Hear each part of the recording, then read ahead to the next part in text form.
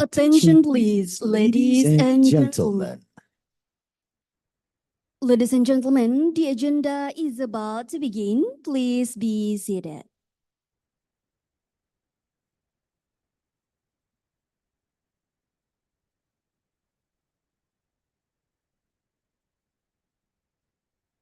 Ladies and gentlemen, once again, please be seated and kindly turn your mobile devices off and switch to silent mode throughout the agenda.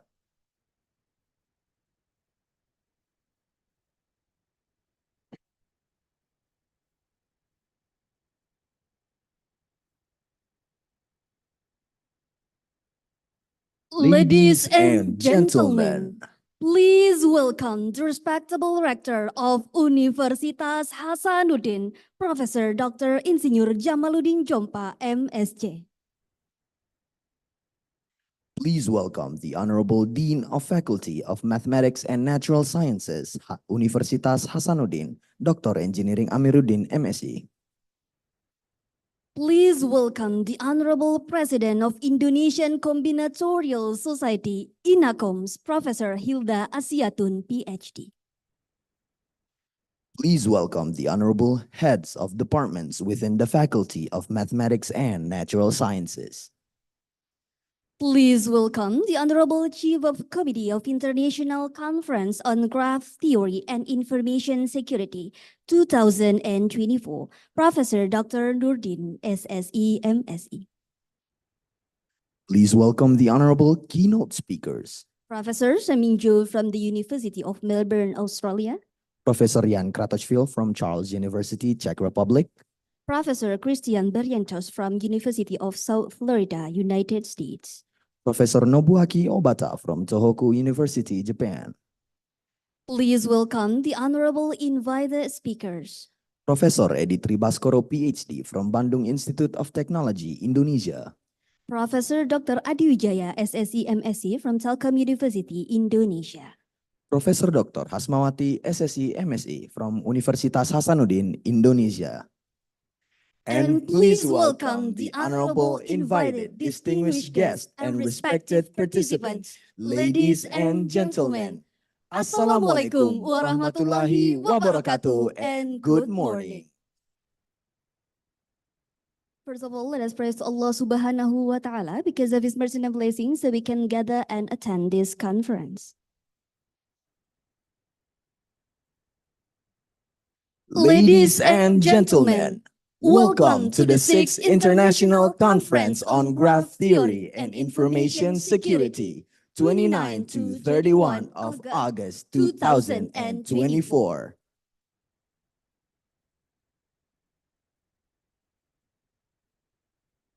Let us introduce ourselves. My name is Emha Ismaulidin. And my name is Arika Mumtaza. And we are so honored and glad to be your masters of ceremony for today.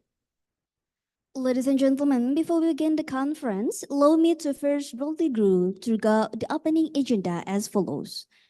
The first agenda is sending the national anthem, Indonesia Raya. The second agenda is joint prayer recitation. The third agenda is comprises of speeches, consists of the 6 ICGTIS Chief of Committee report and speeches of the PI President of INACOMS and Director of Universitas Hasanuddin. And the last agenda is group photo session. Ladies and gentlemen, we would like to inform you that this is an annual event for this occasion and is hosted by Faculty of Mathematics and Natural Sciences of Hasanuddin University in collaboration with Indonesia Combinatorial Society or INACOMS. The conference took the theme, Interdisciplinary Perspectives on Graph Theory and Information Security. Ladies and gentlemen, we would like to start this session by singing the national anthem. Now, please remain standing for the national anthem, Indonesia Raya. Ladies and gentlemen, please stand up.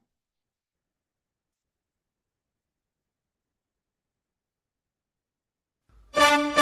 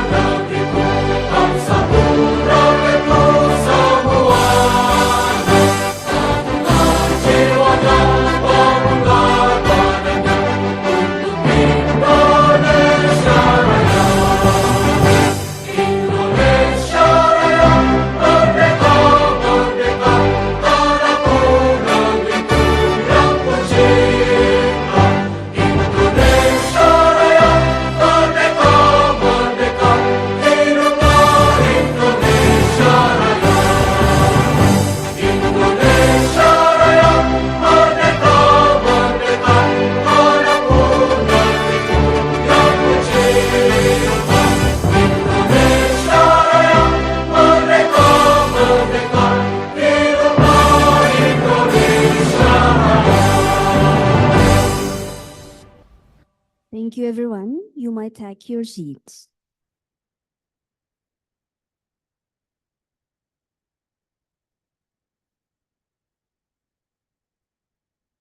Ladies and gentlemen, the next agenda will be joint prayer recitation. Our beloved representation, Abyan Zulikram Zainal, will be leading the prayer session.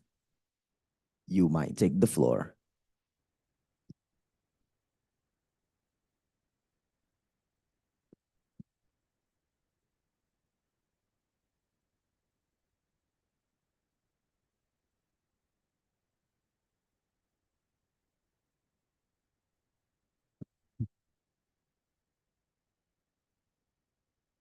Bismillahirrahmanirrahim. Assalamualaikum warahmatullahi wabarakatuh. Ladies and gentlemen, let us bow our heads together for a moment, praying to Allah subhanahu wa ta'ala so that our activities will always be blessed and can be carried out as we hope. Please allow us to recite the prayers in accordance with the guidance of the Islamic religion. And for those present who have religions other than Islam, please pray according to your respective religion and belief. Let us begin. أعوذ بالله من الشيطان الرجيم. بسم الله الرحمن الرحيم. الحمد لله رب العالمين. حمدا شاكرين. حمدا ناعمين. حمدا يوافي نعمه ويكافئ مزيده. يا ربنا لك الحمد كما ينبغي لجلال وجهك الكريم وعظيم سلطانك. اللهم إنا نسألك سلامة في الدين وعافية في الجسد وسيادة في العلم وبركة في الرزق وتوبة قبل الموت ورحمة عند الموت ومغفرة بعد الموت. Ya Allah, the Almighty God, in this morning we prayed before you, holding the 6th International Conference on Graph Theory and Information Security. Ya Allah, make this event the one that you are pleased with and worthy of worship in your sight. Ya Allah, Ya Alim, Ya Hakim, grant us useful knowledge to equip us in living our lives. Bless the knowledge which has been taught to us and strengthen us so that we are able to implement all the knowledge that has been given to us. Ya Allah, Ya Rahman, Ya Rahim, forgive and purify our sins, the sins of our parents, the sins of our lecturers, the sins of our leaders, and the sins of our predecessors. Give us the knowledge and strength to do the things that you approve of and distance ourselves from the things that you are angry of. Give us the feeling of fear to you by which you prevent us from doing disobedience to you. Ya Allah, Ya Ghaffar, Ya Samad, bless this ICGTIS event so that it can run as it should. Make this conference a successful event. Please be pleased with all the knowledge and material that we will gain from this activity. Hopefully, the knowledge gained can provide benefits for ourselves and especially for the society. Ya Allah, Ya Latif, Ya Khabir, it is only to you whom we depend, and it is only to you whom we ask for help. So grant the prayers and requests of these weak servants of yours. ربنا لا تزغ قلوبنا بعد إذ هديتنا وهب لنا من لدنك رحمة إنك أنت الوهاب. ربنا آتنا في الدنيا حسنة وفي الآخرة حسنة وقنا عذاب النار. سبحان ربك رب العزة عما يصفون والسلام على المرسلين والحمد لله رب العالمين. آمين يا رب العالمين. السلام عليكم ورحمة الله وبركاته.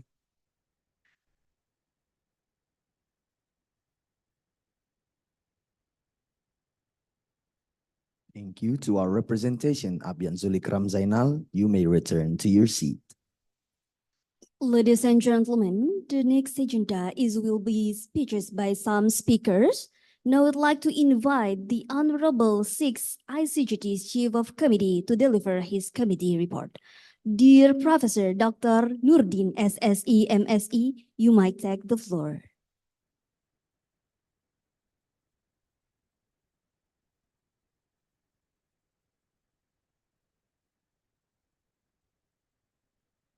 Bismillahirrahmanirrahim. Assalamualaikum warahmatullahi wabarakatuh.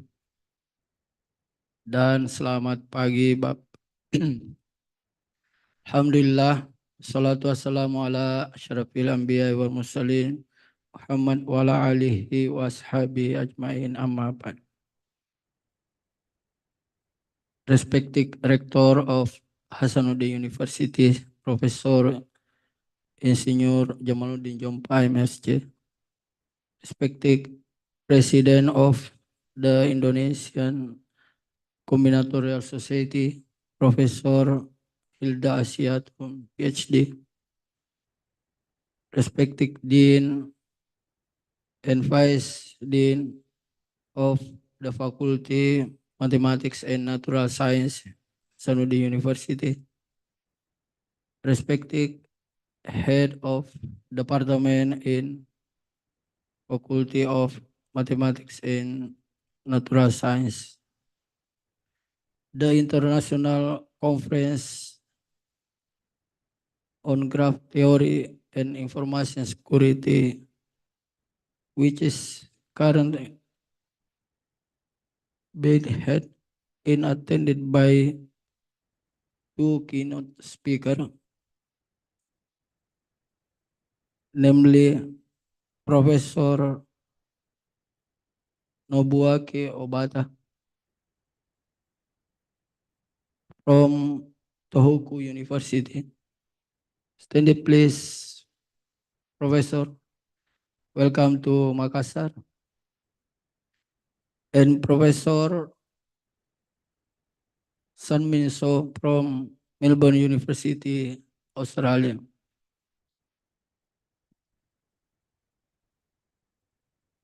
Welcome to Makassar too.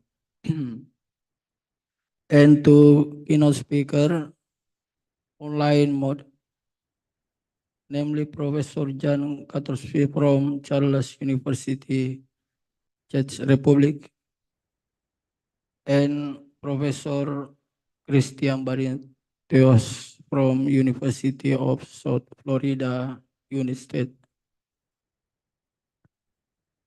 In addition, we have invited 3 speakers. Professor Edi Tribaskoro, PhD from ITB. Professor Adewijaya, SSEMSE from Telkom University Indonesia. And Professor Asmawati, MS from Hasanuddin University Indonesia. Ladies and gentlemen, the conference aims to bring together Indonesian researchers from academic and industry with researchers in this field from abroad to share their recent result. Therefore, we welcome and thank all participants, both various university in Indonesia and abroad, for your participation. This conference will be held in 2 days. There are the presentation session today here and one celebration session to honor Prof. Analado and Professor Oriol Serra from University Politécnica di Catalunya, Spain. The second day, we have paralysis counting of one online session and 8 on-site paralysis in Department of Mathematics. Ladies and gentlemen, this conference was made possible by the finance support of various parties. Therefore, I express gratitude to the leader of Hasanuddin University, the leader of INACOMS, and the Commission for Development Countries of the International Mathematics Union. We also thank the Indonesian Combinatoric Security for trusting Hasanuddin University to organize this activity. We express our deepest gratitude to all the contributors, lecture, education staff, and students. Finally, we would like to convey to all of us that there is a neediness or happiness during this activity. Please communicate it to all colleagues. But it's any errors, our shortcoming are found, please forgive us. Thus, this greeting lets us make this meetings of means of science friendly to establish cooperation in the three dharma of higher education. Thank you very much and Assalamualaikum warahmatullahi wabarakatuh. Thank you, Professor Nurdin SSE MSc for the speech. We kindly allow. Please return to your seats.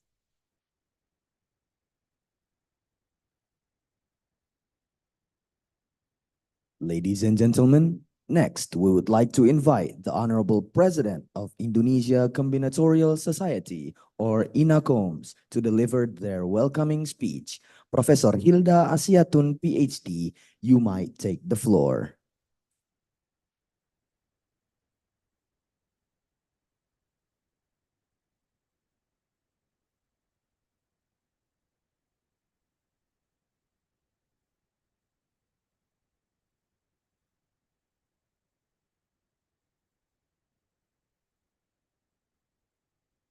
Bismillahirrahmanirrahim. The respected Rector of Universitas Hasanuddin, Professor Jamaluddin Jompa, the Dean of Faculty of Mathematics and Natural Sciences, Universitas Hasanuddin, Dr. Aminuddin, the Head of Department of Mathematics, Universitas Hasanuddin, Dr. Amir, keynote speakers, invited speakers, all participants, and 6th International Conference of Graph Theory and Information Security, ICGTIS. Ladies and gentlemen, Assalamualaikum warahmatullahi wabarakatuh. Good morning, greetings of health and prosperity to all of us. It is my great pleasure to be with you in the opening of the 6th ICGTIS 2024.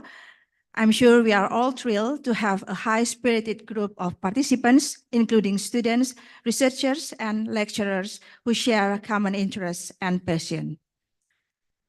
Recently, I have extracted data of Indonesian publication in mathematics from Scopus for the period 2000 until 2024, and I obtained an exciting fact that the publication in the area of combinatorics, in particular graph theory, come in the second place after applied maths, with nearly 900 articles. The Indonesian Combinatoric Society, INACOMS, is quite young, starting around 2000. We are very lucky. We have our founding father of our society, Professor Editri Baskoro, with us today. Currently, we have around 100 members. We are very grateful to the number of people who have contributed so much to our society. That is one of the motives of organizing the serial ICGTIS. We always dedicate ICGTIS to special people who have helped and supported the development of the Indonesian Combinatoric Society.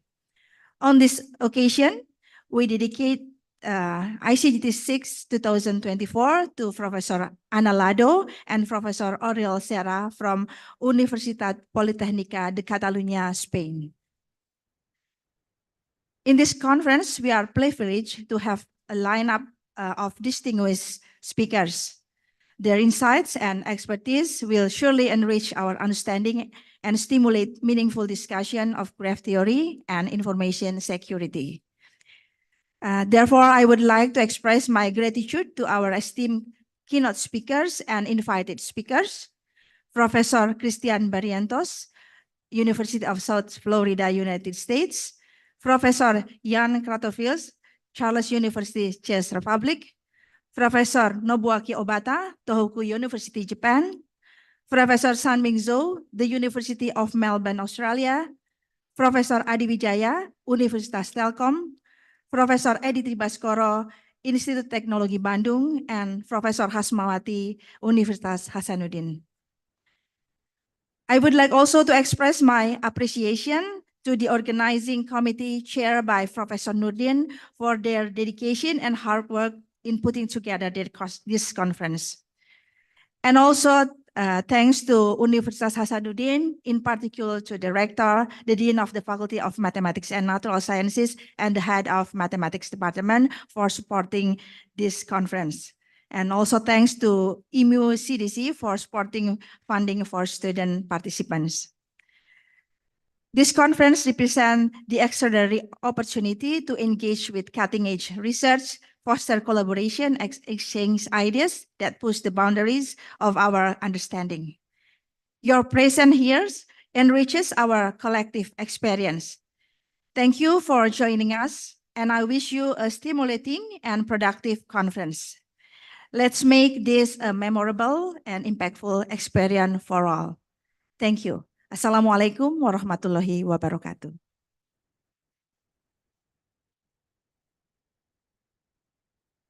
Thank you, Professor Hilda Siatun, PhD, for the speech. We kindly allow, please return to your seat. Ladies and gentlemen, we hereby invite Rector of Universitas Hasanuddin to give a speech and to officially open this conference. Dear Professor Dr. Insinyur Jamaluddin Jompa, MSc, you might take the floor.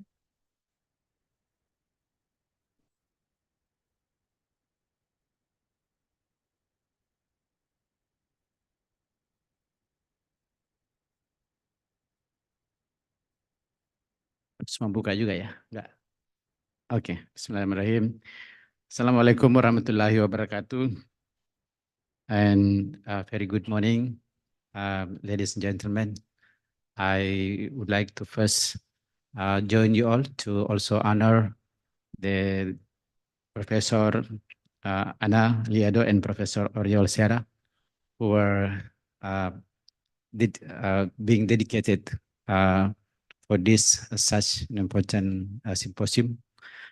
So I think Prof. Eddie, this is a very good example. I'm learning the respecting, honoring our scientists. I think is a really crucial value that we need to all embrace and respect it, because we are all going to be, you know, a senior scientist in the future. We do hope this is a kind of good practice also for the rest of scientists.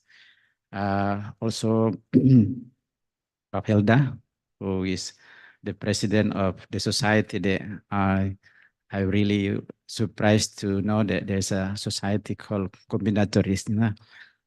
So last night I was a bit tired, but when Pak Amir sending me, what is society all about? It's a combinatory. What is combinatory? Yeah, combining so many things. Okay, that's good. So I really glad to be able to be with you all. I respect mathematician. I think you are the solution for all many problems that we are facing in the world. The complexity of the problems need to be solved by mathematician. But more specifically today, I'm meeting with all of you who are very specific in your disciplines, combinatory. And so I'd like to also, again, congratulate you, especially our guests who are here, Professor Obata and Professor So. Thanks for joining this symposium here at UNHAS. And we do hope that you enjoy your time here. So as a president of Hasanuddin University, I would like to also welcome you all again to this campus, to this. So this hotel belongs to the university. So 100% belongs to Hasanuddin University. So this is also part of our university. Can you give applause for that? Yeah. I know many big university in Indonesia do not have 4-star hotel. I think very rare. And this is, a good for Indonesia, especially from Eastern Indonesia.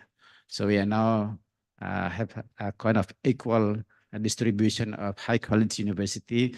So of course, it's not being judged by the quality of the hotels, but at least this is to show that our academic atmosphere need to be improved, not only in laboratory, in the classroom, but also in the vicinities, including the campus area, hotels and convention centers, and all of the facilities, sporting, and so on. So maybe if you have time, please go around to look at our campus. Of course, our campus is multiple campuses. Pak Amir do not bring them to all our campuses because we also have campuses in many districts, all in South Sulawesi. And by the way, we also have a new campus in Jakarta. So I know ITB, Prof. Helda, Prof. Eddie, when Prof. Reni tell me on the meeting that we have now let's meet in our ITB campus Jakarta. I said, haha. UNHAS also have Hasanuddin University Campus Jakarta. Oke, ini untuk mempromosikan UNHAS juga ya. Tugas rektor mempromosikan universitasnya. Juga untuk memastikan, sorry, I'm speaking bahasa. Everybody can speak bahasa, right? Except Prof. Obata and Prof. So. Also you speak bahasa? Not yet. Okay, no worries. So this university is a comprehensive university. We have 17 faculties and school now. But I think I'm just learning now that they all need combinatories. Yeah. Give a round of applause for combinatories today. We all need mathematics. Everything's, our lives now actually determined by mathematician. Maybe I can say this because I'm not a mathematician. Yeah. I used to, when I was a high school, I really wanted to be a mathematician at the time because I have a good mark in mathematics and so on. But at the same time, I also wanted to be marine scientist. But then I chose marine scientist at the time, but I still believe applied mathematics actually still relevant to all of these studies. So I do hope in your symposium seminars, the approach for interdisciplinary approach for this combinatories. I know the topic is very specific for graph theory and dimension of information security, which is really, I think, up to date now. Indonesia and I think around the world require much better information security. And again, your jobs, your tasks must be honored, must be respected. And so I'd like to also congratulate you all for having this such nice society. Maybe it's smaller than the rest of the society, but I think it's not the size matter, but the role, the function, and I hope Hasanuddin University can learn from all of you. So I would like to request Pak Nordin, Prof. Nordin, Ibu Hasma, Prof. Amir is physician, yeah. not mathematician, but he's the dean of mathematics and natural sciences. So please do optimize the presence of all college from all over Indonesia and around the world to make sure that our university, Hasanuddin University, can be part of this very trendy field. I asked Prof. Eddie, whether we can open now a study program on combinatories, but he told me that this is still part of a branch of mathematics. I think in the future, I believe we have become more specialized, and doesn't mean that we don't touch the interdisciplinary, but everybody need to have a more specific specialties in order to be able to go deeper. But in order to connect it to the all other relevant aspects, we still need to develop our capacity into interdisciplinary. So I really wanted all of you to be with us, to also help us to develop other sciences. I told Pak Dekan, Pak Amir at the time, before I became a president, I said, I really expect that our university, actually one of the fundamental ideas of the science, actually from basic science. By the way, I'm also part of the Indonesian Academy of Science on a basic science committee. So I'm also actually basic science committee and the IP member of Indonesian Academy of Science. And I keep telling the government, also our leaders, that we need to have a much stronger basic science than we have now. So please do be motivated, and inspire each other to keep going and to keep growing, and more specifically to enjoy this symposium for how many days? 2 days. Yeah. If I may suggest, please also enjoy your stay in Makassar. Do not only, study mathematics, combinatories, graphs, securities, you need also to enjoy the cities, and maybe also bring them to Maros, Pak Dekan. Yeah. Raman-Ramang, is that on the part of the schedule already? Okay. Then you can use your science in Raman-Ramang also to use the combinatory science, how to connect the dots. For your information, in the past, people believe the oldest modern painting that being found in this world actually in Europe. But now the science is already published in Nature. Actually, the oldest kind of a modern product of maybe early Homo sapiens or even before, actually here in Maros, in South Sulawesi. So you need to go there and please connect that dot into the storyline, to the history. How come, where is the origin of the people really come from? Maybe we can put another theory that actually the origin of the people, the modern people, come from South Sulawesi, based on the symposium of graphs and security information security using these combinatories. That's my own theory, But I mentioned this because I wanted to make sure that all of your science, please also telling the rest of the scientists that we have this combinatory science that can help them actually simplify many of these complex problems in the future, so we can work together in strengthening or other applied sciences. I know there is applied mathematics, but we still need to make sure that we can help each other in solving complex problems in the world. So with that, I really would like to invite you all to recite Basmalah, Bismillahirrahmanirrahim, to officially open this symposium. Thank you. Lebih kurangnya mohon maaf. Billahi taufiq wa hidayah. Wassalamualaikum warahmatullahi wabarakatuh. Thank you very much. Sorry that I need to leave the room because the Minister of Marine and Fisheries are now approaching Hasanuddin University. So mohon maaf. Yeah. And now, before we proceed, we would like to invite all participants to join a group photograph session. We would like to invite Rector of Hasanuddin University, Professor Dr. Insinyur Jamaluddin Jompa MSc, Dean of Faculty of Mathematics and Natural Sciences, Universitas Hasanuddin, Dr. Engineering Amiruddin MSc, President of Indonesian Combinatorial Society or INACOMS, Professor Hilda Siatun PhD, heads of departments within the Faculty of Mathematics and Natural Sciences, Also, our keynote speakers and invited speakers, our Chief of Committee of the 6th International Conference on Graph Theory and Information Security, Professor Nurdin, MSc.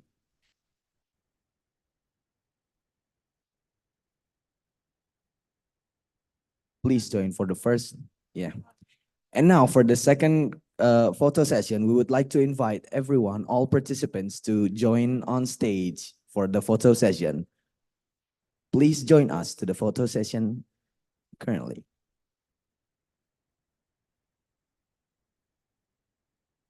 The second group, we would like to invite all participants to come on the stage and join the group photo session.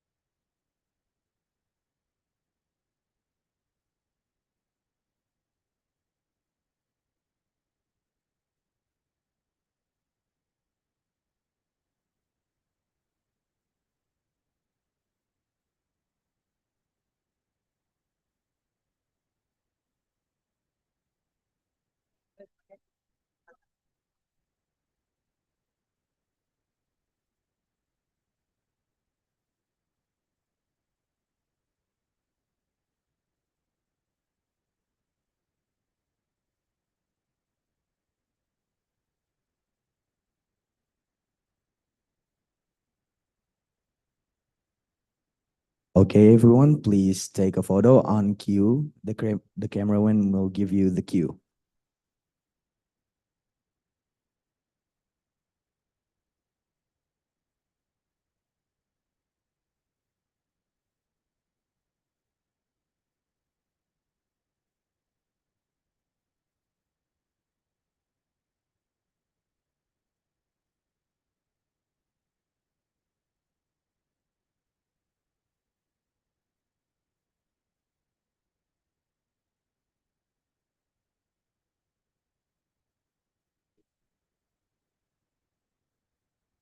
Thank you very much, everyone. Kindly back to your seats.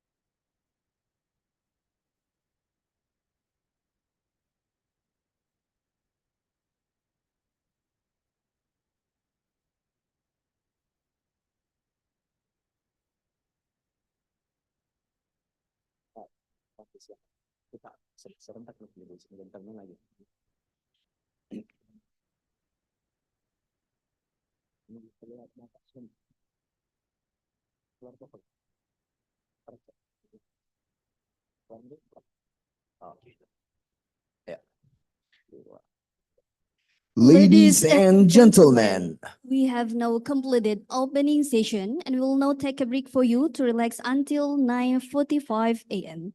Please ensure you return back on time as we will be starting again promptly. Thank you very much, everyone. So please enjoy your break and see you back here in 9:45 p.m. a.m. Sorry. Thank you.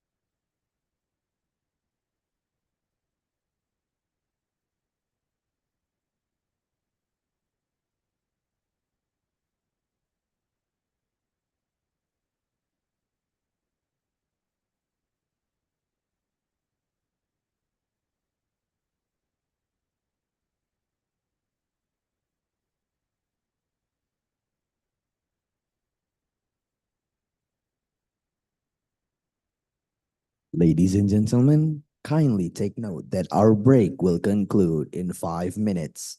I hope you all had a refreshing break. Please take your time. We kindly request all participants to gather back in the main hall promptly. Thank you for your attention, and let's continue with our next session. Thank you.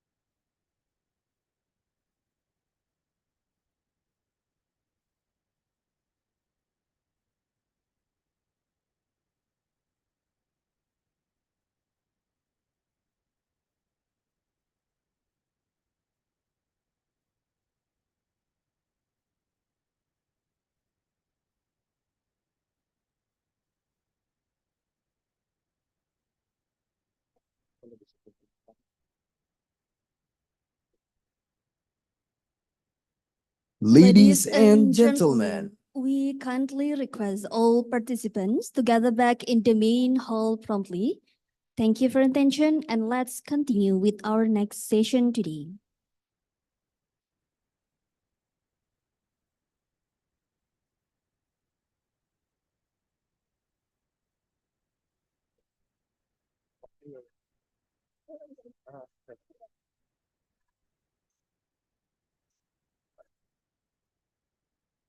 ladies and gentlemen, the break session will conclude soon. So we kindly request for everyone to take a seat, and we will proceed promptly into the next session.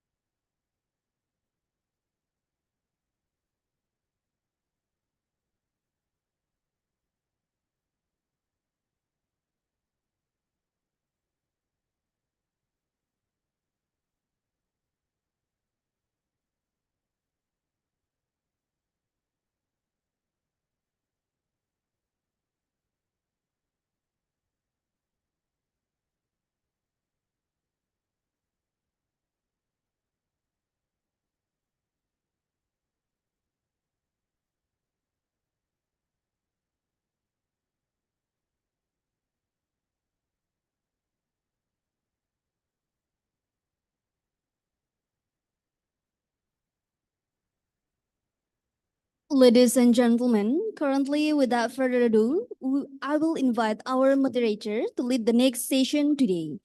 Dear Professor Kiki Sugeng, PhD, you might take the floor. Please give a round of applause.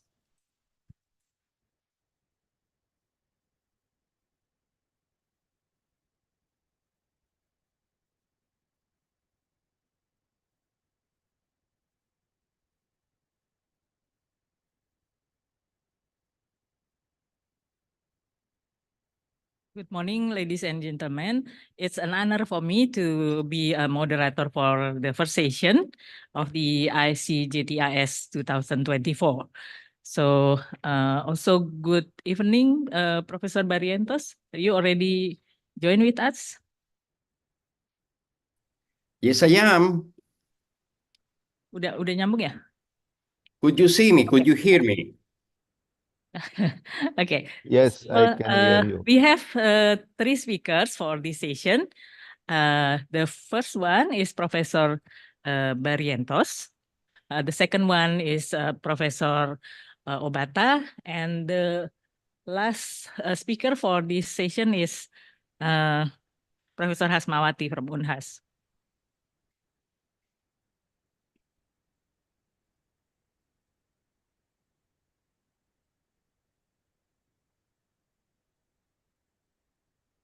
So are you ready, Christian? Yes, I am. We are just doing the last connection and everything is ready. Okay. So I would like to introduce our first keynote speaker is Professor Christian Barrientos. He is an assistant professor in University of South Florida. So for the first session, I would like to invite Professor Christian Barrientos to present like his talk, and the time is 40 minutes, including question and answer. So please, Christian. Okay, thank you. Good morning, everybody. First of all, I would like to thank the organization for the invitation, and I hope that you can enjoy what I have prepared for this presentation. So, first of all, I'm going to describe basically what I'm going to do, that is going to talk about a subject that I have been investigating for about 20 years, that are the alpha labelings. So the beginning of this research is based on a question that eventually all of you know, that is posed in 1963 by Gerhard Ringel, where he was asking if it's possible to decompose the complete graph K2n plus 1 into copies of any tree of size n. And 60 years later, we are still thinking about the same problem, but recently, in 2020 and 2021, two different proofs of the conjecture were presented, and essentially one of them have been published and the other one is still under review. And that was the beginning of the subject that is like a passion for me to study graph labelings, and in particular, alpha labelings. So I'm not the only one dealing with this kind of situation.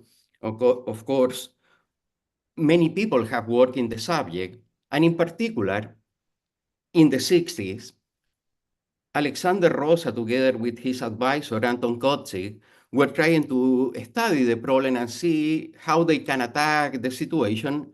And when they were doing that one, Rosa defined 4 different labelings, graph labelings, that allow him to decompose the complete graph into any tree of the corresponding size. And in particular, the one that becomes the most popular of all those labelings that eventually many of you are familiar with is the concept of a graceful labeling.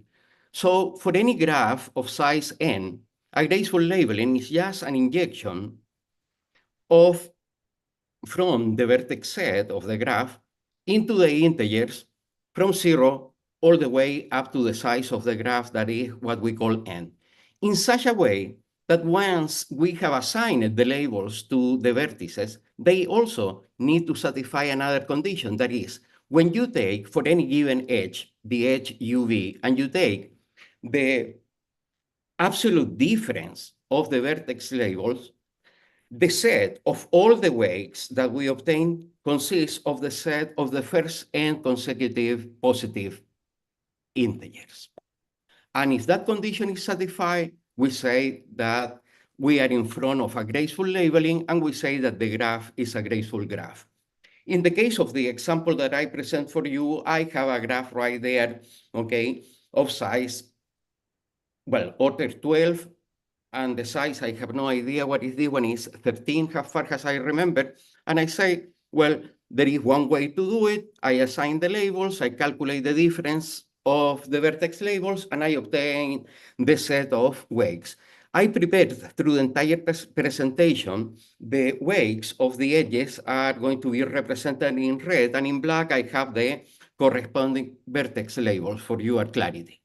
So I have a graceful labeling, but our subject is not the subject of graceful labelings. Our subject is what is an alpha labeling. An alpha labeling is, roughly speaking, a graceful labeling for a bipartite graph, but with a special characteristic. That characteristic is that the smaller labels are always assigning to the vertices of one of the two stable sets.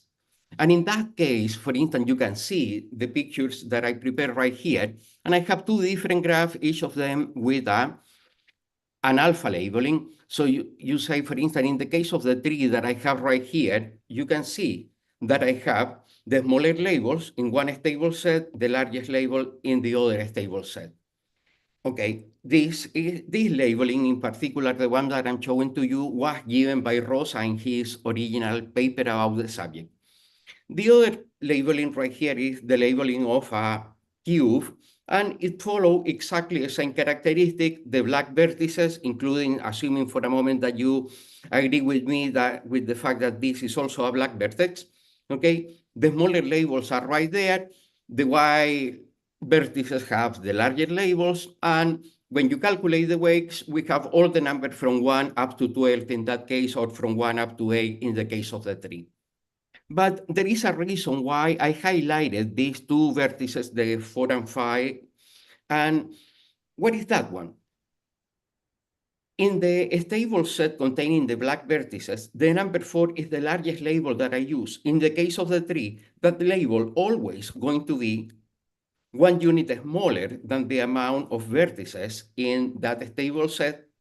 In the other case, in the case of the cube, that number is nothing. But that is the number that we call the boundary value, that divide the labels assigned to the vertices of the graph in two groups. One group is at least equal to the boundary value. In the other case, all the labels are larger than the boundary value. And that is the main characteristic that we are going to see about the alpha labelings.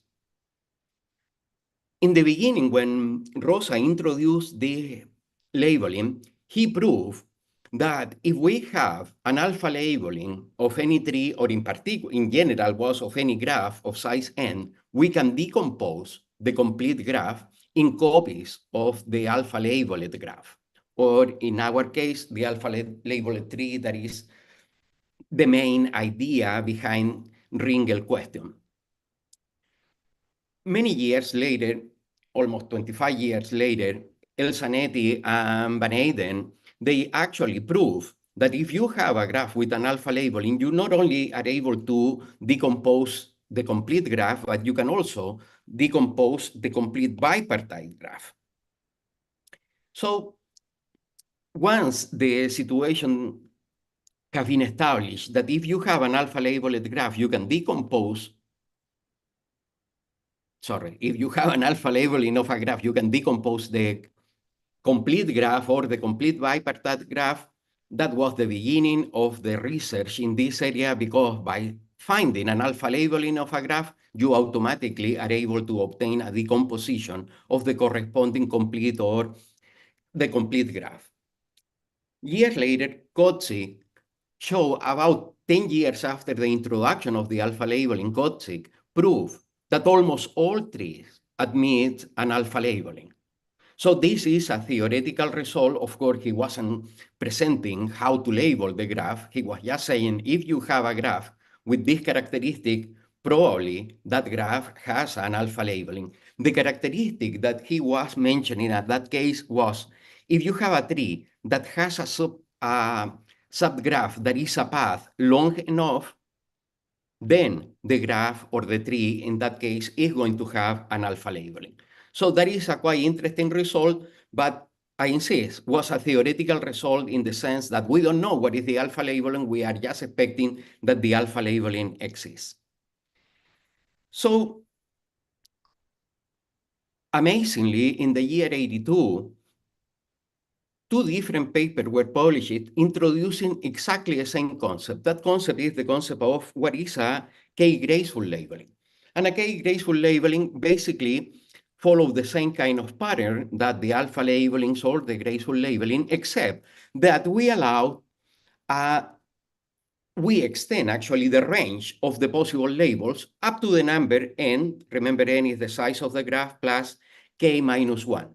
But what we are asking right now, that the set of weights consists of n consecutive weights, but always starting with k and going in an arithmetic progression all the way up to the n plus k minus 1. And when we have something like that one, we call that kind of labeling an arbitrarily graceful labeling, arbitrarily obviously because we are starting with any value of k that we want. They prove, when they introduce that definition, that actually any graph that admits an alpha labeling also admits a K-graceful labeling. And if you have noticed, I call this slide the main transformation. And why I say that is the main transformation, because it is a strongly powerful property of the alpha graph that allow me over the year to do many different things, and that is what I'm planning to show you in the coming minutes. So first of all, let me show you how that labeling works. So I have right here a graph, a bipartite complete graph, K24, and I'm labeling the black vertices with 0 and 1, and I label the y vertices with 2, 4, 6, and 8, and this is the standard labeling of the complete graph introduced by Rosa. So one stable set has consecutive labels, the other one are jumping every 2 units. Why every 2 units? Because the other stable set has 2 members. So you say, okay, we have right here an alpha labeling, but how do we transform this one into a K-graceful labeling? Pretty easy. You just fix the labels of the black vertices, and you add a constant on the labels of all the other vertices. What is the constant? Any constant K that you may want. In my case, I was adding the number 3. And you may notice that right here, I increment every Y label, if you allow me to call it in that way, by 3 units. What is happening?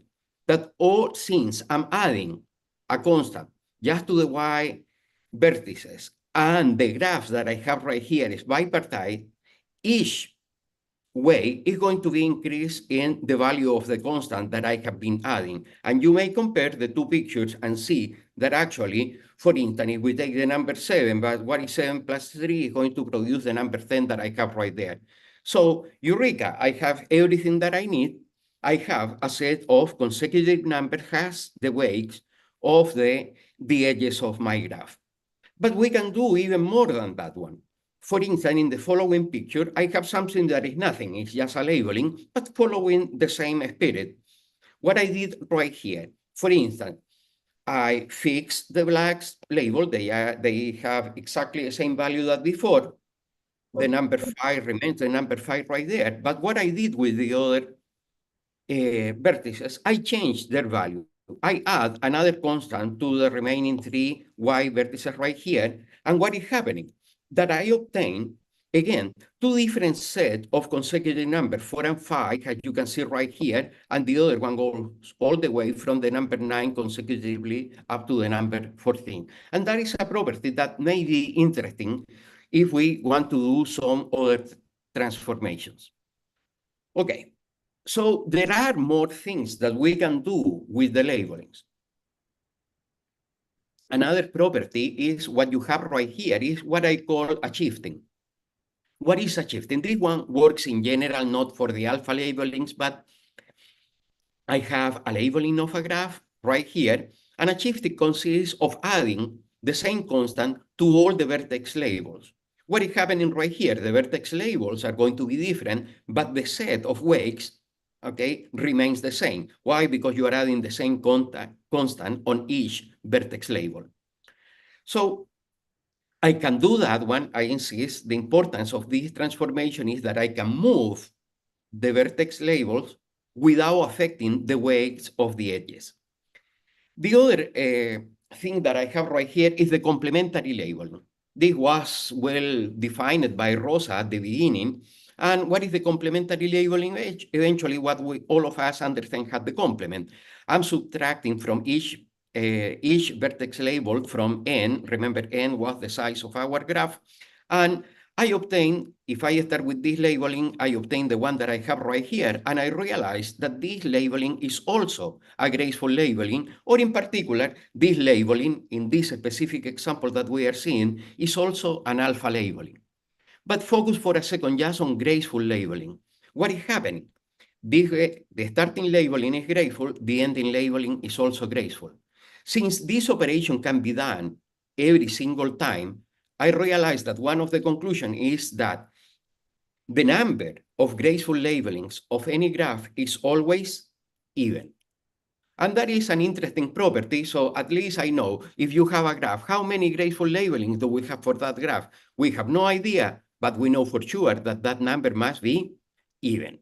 So it's a little result, but has an interesting property later. Now, another property or another labeling given by Rosa was the labeling of a path. And I want to emphasize, and I would like that you pay attention to the labeling in the following sense, the simplicity that we have right here. You can see that the labels on the black vertices are consecutive, and in my representation of the labeling, they are increasing when we are going from the left to the right. The labelings on the white vertices, they are increasing, but from the right to the left, or if you want to read all the time from the left to the right, they are decreasing. So one sequence is increasing, the other sequence is decreasing. And that is a property that is going to be extremely useful for some of the transformation that I have been able to do later. But right now, I just want that we remember, if we are labeling a path, okay, the alpha labeling, the most elementary alpha labeling that we know is the original labeling given by Rosa. There are more alpha labelings of the path, but this one is the one that I call the standard alpha labeling of the path.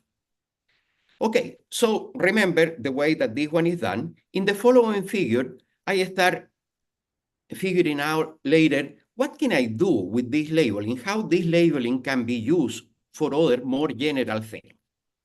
So the result that you have in front of you right now was also proven by Rosa at the beginning, but the way that Rosa proved this result was completely different. He was providing a labeling. And what I would like to show you right now is a property of the labeling of the path that allow me to transform the path into a cycle and keep the condition. If I start with this alpha labeling, okay, I'm going to obtain also an alpha labeling of the cycle when the cycle has size n that is divisible by 4, or when the size of the cycle that I'm obtaining is congruent to 3 modulo 4. So what is the technique? What is the thing that I'm going to do? So I represent the labeling of the path in this way. Why this way? Because it's convenient for me, because of the location of this line that is right here, conveniently chosen to be exactly in the middle. So I have a path of size 11, and I label using Rosa's labeling, so the same one that I showed you before. But in order to create the labeling of the cycle, what I do, I'm going to take this set of vertices with the corresponding labels, and I'm not going to do anything. I just keep them in exactly the same way. But what I do with the other half of the vertices? So I analyze that one, and I'm going to fix the labels of the black vertices as I did before, because what I want to do, I want to produce a K graceful labeling. So I fixed them, I didn't do anything, but I increased the Y vertices in this half in 1 unit. So instead of having the weights from 7 to 11, right now I have the weights from 8 to 12. But this horizontal line that originally has weight 6, right now has weight 7. But what is happening? If you notice at the bottom, because I didn't modify these two labels, the distance between them or the weight of this edge, artificial edge, the edge that I'm introducing is 6. So you say right here in the first half, you have all the numbers from 1 to 5, all the weights, I mean, from 1 to 5. Right here in the horizontal lines, I have the 6 and 7, and from the other set, I have from 8 to 12. So what do I have? Is a labeling, graceful labeling, but moreover is an alpha labeling. In the case that you want to produce a cycle where the size of the cycle is congruent to 3 modulo 4, okay, the labeling is not going to be alpha anymore, because remember, alpha labelings only exist for bipartite graphs. An odd cycle is not bipartite. Therefore, what do I obtain using the same trick is an alpha labeling, a graceful labeling. So in addition, Rosa proved in the original paper the fact that the other cycles, I mean, congruent with, where the size is congruent with 1 or 2 modulo 4, they are not graceful. So at least I have right here an alternative proof of a result, okay, that otherwise need to be proven by providing the specific labeling. And this is a more theoretical result. But I want to concentrate on the alpha labelings. One of the results given by Rosa was that the caterpillars are alpha graphs. So I have right here the standard labeling, alpha labeling of a caterpillar.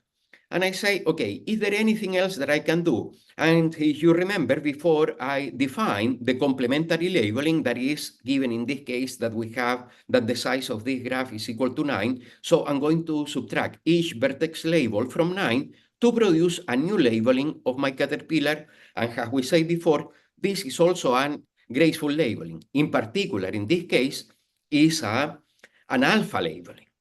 But you say, is there any other alpha labeling that we can create? The answer is yes. And that is what we call the reverse alpha labeling. If you compare these two labelings that I have right here, the only thing that I did to produce this other alpha labeling was to reverse the order in which I was assigning the numbers. So as I tell you before, oh, this sequence is increasing from the left to the right now is going to be decreasing. And this sequence that is decreasing from the left to the right now is an increasing sequence. That is the reason I refer to this label as the reverse labeling, because I'm just changing the order. And of course, if you have an alpha labeling, you can take the complementary labeling to produce another alpha labeling. So wait a minute, what do I have right here? What is the situation? What is the observation that I have? If I have an alpha labeling of a graph, automatically I'm able to create 3 other alpha labelings of that graph. So in general, I have an observation that if you have a graph that admits an alpha labeling, in general, the number of alpha labelings for that graph is divisible by 4. But I say in general, this is not the same, the case every single time, because it's going to depend on the symmetry of the graph that you are having. Right here in this example that I produced, the graph is not symmetric, so we see that the 4 labelings are different. But if you have a symmetric graph, eventually some of these labelings are going to be the same. So they are going to be at least 2, but in general terms, this number, the number of alpha labelings, is divisible by 4. Another small result that may be useful. Okay, so once that one is said, all the time in graph theory, we are thinking about representation. So is there any other way that we can represent a graph, or in this case, a labeled graph? And traditionally, the other alternative that we have is using matrices. And in particular, I'm going to assume that all of us are quite familiar with the adjacency matrix. But in the case of the alpha labeling, I modify a little, I abuse essentially the concept of the adjacency matrix to create this concept of what is the alpha matrix. So I have two different examples right here that we explored before, and I want to concentrate on the caterpillar that is easier in one moment. So I'm going to represent in the rows of my matrix the vertices of one stable set. In the columns, I have the vertices in the other stable set. And of course, this is a 0-1 matrix. So the highlighted cells that I have right here are supposed to be the number 1, and the Y cells are going to be the number 0. But I prefer this representation because visually it's easier for me at least to identify what is the pattern that we have right here. And I would like to call your attention to the fact that the alpha labeling, this standard alpha labeling of a caterpillar, follows all the time this zigzag pattern that I have right here. They always do that one. And eventually you have seen many other combinatorial games of path or self-avoiding walls or big paths where we have this kind of configuration. So it's an interesting thing that we have about this labeling for caterpillars. In the case of the hypercube that I have right here, the associated alpha matrix that I have is this arrangement that I have in this section, and I want to call your attention to two different aspects right here. You may see in the case of the caterpillar that I don't have any empty row or column.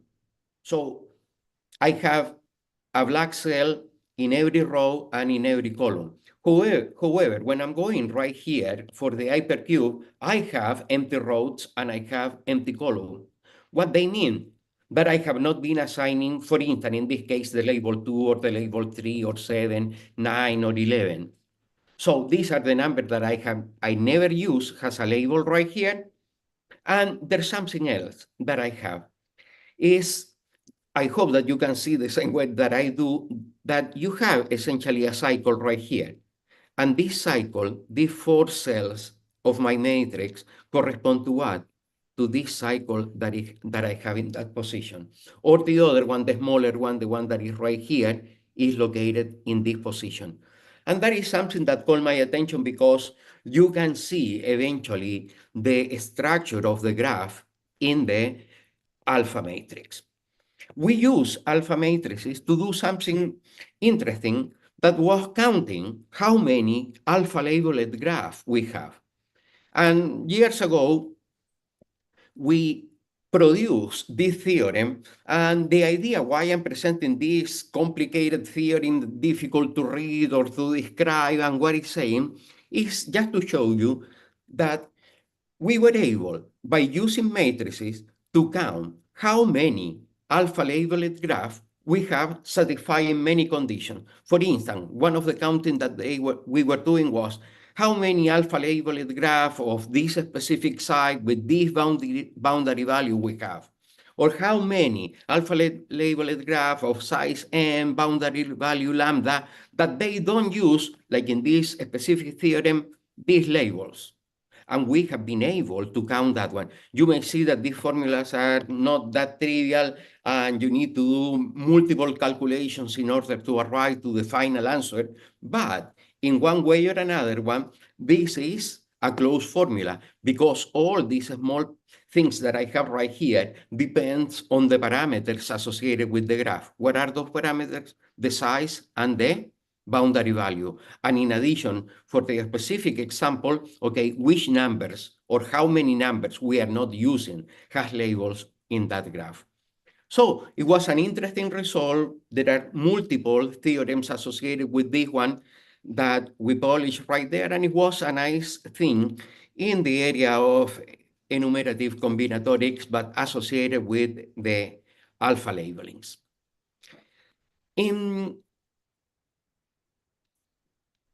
At the end, no, in 81, I think, if I remember correctly, Rosa, that was working at that time in design theory, talking about Steiner's triple system, introduced the concept of what is the triangular cactus.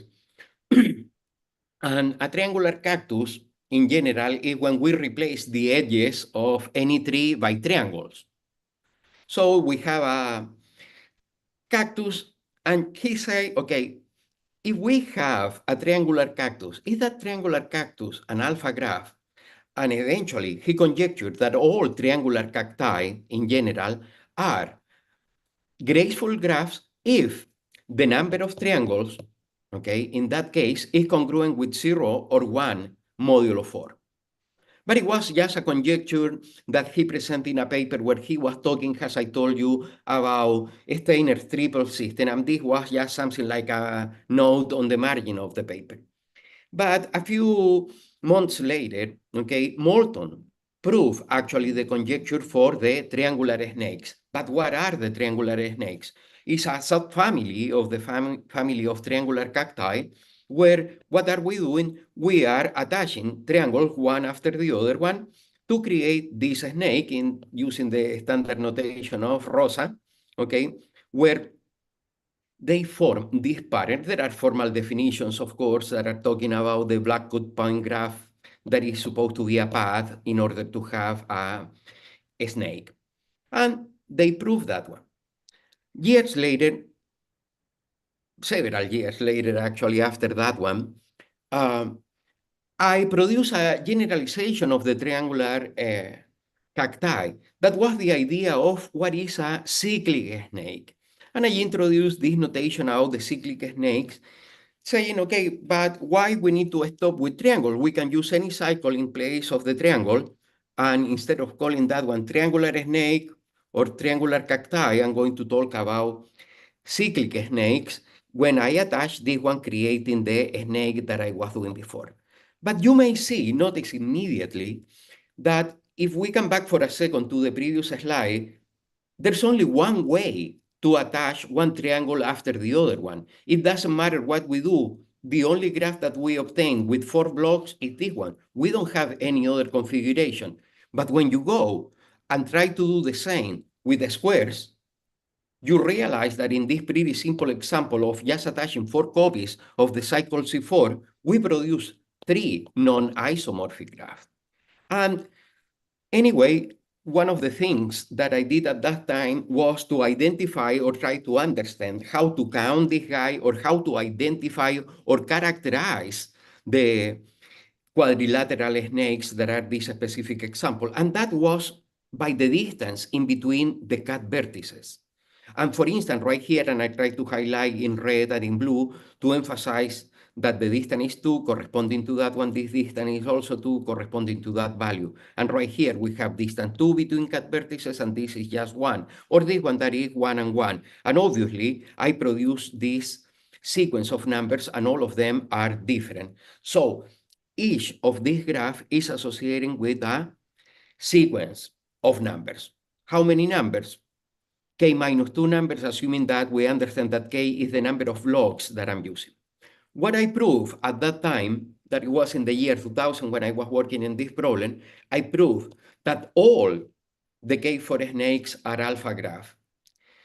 It have been published other results, okay, saying that they had proven the same, but the results have not been covering all the possible cases. Usually they are just working with this case, where the distance is a constant, in this case, half of the size of the cycle, or the distance between the cut vertices is all the time equal to 1.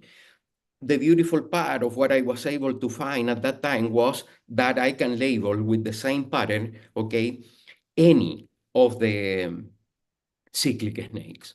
So that was the first thing. And another problem that caught my attention many years ago was the problem of the polyominoes. For all of you that are not familiar with the concept, a polyomino is a geometrical structure of this kind where we obtain, okay, a polyomino by attaching by the edge, okay, squares of side 1 or side whatever that you want, but they need to be congruent in such a way that they share all the time one edge. So you say right here we have a polyomino. This concept was introduced by Golom many years ago, And it has been at the beginning, at least at the introduction, for the first years after the introduction, just like a subject discussing, I don't know, something like interesting, but not so mathematical, because what we can do with that one. But from the beginning, there were two lines of investigation. One of those lines was, okay, what can we do with this one? Could we count how many polyominoes we have with a specific number of cells? That was one of the problems. And the other problem associated with this one, it is possible to tile the plane with polyominoes. So this has been the thing. But in the 80s, Acharya posed a question working with graceful labeling of this graph. He was asking, are the polyominoes arbitrarily graceful? And what he mean by arbitrarily graceful? Do they have a K-graceful labeling? Or in general, in my terminology, do they admit an alpha labeling? So he was able to prove that all the convex Eulerian polyominoes, they admit an alpha labeling. So that was a pretty good starting point to think about the problem. And when I read that paper for the first time, I didn't know anything about polyominoes, and the figures called my attention a lot. I say, oh, these things are so beautiful, and I don't know, are they arbitrarily graceful? And since then, many years ago, I was an undergraduate student when I saw this one for the first time. I say, oh, I would like to work on that problem. So later, reading, another specific polyomino was studied. Of course, they didn't think that the graph that they were studying was a polyomino, because actually they were working with the graph or the Cartesian product of PM cross PN. And it was Jungri and Reed who did this one as part of a research project that they have as undergraduate student. And they study actually the alpha labelings of Cartesian products. And one of the results that they obtained was this one. So I say, okay, we know right now that the Cartesian product of two paths is all the time an alpha graph. So later I was thinking, what is happening? What the labeling that they have works so nicely? What is the situation? What these two graphs has in particular? Well, they are paths. They have that beautiful labeling that I showed you before at the beginning, the labeling given by Rosa. And I say, okay, but path, one of the characteristics that they have is that if n is even, that means that they have a stable set with the same cardinality, or eventually the cardinalities of the stable set differ by 1 unit. And in that case, I say, may I replace the path for any other graph? And the answer was yes. I was able to prove that T, if we replace the P and the P sub n and the P sub n by any other trees satisfying the same characteristic, I mean, having a stable set whose cardinalities differ by at most 1, then if those trees are alpha graph, then the Cartesian product is also an alpha graph. May I ask you how I'm running on time? How much time I have?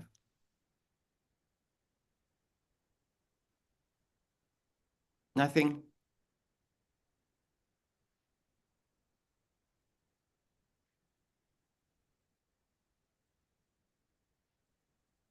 Sorry, Christian, 5 minutes, please. Thank you. 5 minutes. Okay, thank you. So I'm going to rush a little. I'm just going to show you one extra result because obviously I have been talking too much and not moving fast enough.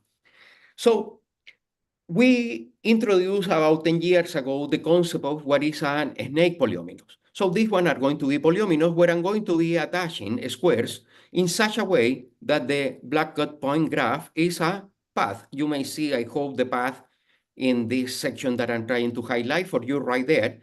And I say, well, these are a kind of polyomino. These are elementary enough in order to attack the problem of finding alpha labelings of the polyominoes.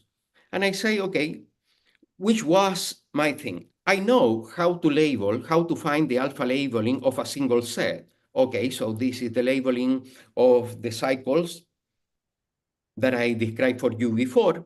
And I say, okay, what is the first polyomino that I'm going to be able to create? Well, obviously, if I only have two cells, there's only one polyomino with two cells. That is this guy that I have right here. And I say, okay, how can I find a labeling of this graph? And in order to find that labeling, we were working with the concept of the edge amalgamation. What is going to be the edge amalgamation? I'm going to have two copies, two cells, and I'm going to identify an edge from each of these two cells in order to produce the graph. But in order to have an alpha labeling, what I'm going to do? So I take the first copy, and believe it or not, these two labelings that you can see right here, they are this alpha labeling, but modified. For instance, if I go to this one, this is just a shifting. I flip it right here in this way to produce that labeling, but I just add 1 unit to each vertex label. And what is this other labeling? This other labeling is an amplification, okay? So this is a K, graceful labeling of that one. So I say, I have right here in the polyomino that I'm looking for 7 edges. So what I'm going to do, I'm going to amplify my alpha labeling in this case in such a way that the largest label that I obtain is the number 7. But since the amplification produces consecutive numbers, I realize that I have the weights 7, 6, 5, and 4. But if I go to the alpha labeling of the graph, the weights in the original alpha labeling go from 1 up to 4. And you may notice that after doing those transformations, these two edges have exactly the same labels and the same weight. So I may identify, in other terms, edge amalgamate them to produce an alpha labeling of that graph. So that was the origin of the idea that I have later. And I say, okay, if I want to find an alpha labeling of this graph, what I should do eventually to find another criteria that allow me to do edge amalgamation to do that one.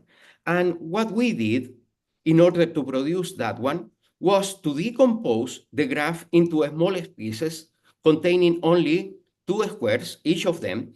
And I was finding right here different alpha labelings that put the edge of the maximum weight with the edge with the minimum weight on each of these different polyominoes that I have right here, or dominoes that I have right here, in order that I can ensemble by connecting or merging a red edge with a green edge in all the possible combinations to be able to describe all the possible snake polyominoes that I have.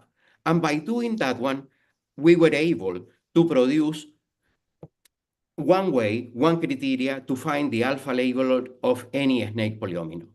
And I didn't introduce the label right here, but if you put the labels of the models in this decomposition, if you want, that I have right here, you are going to be able to find an alpha labeling of this snake polyomino or any other snake polyomino.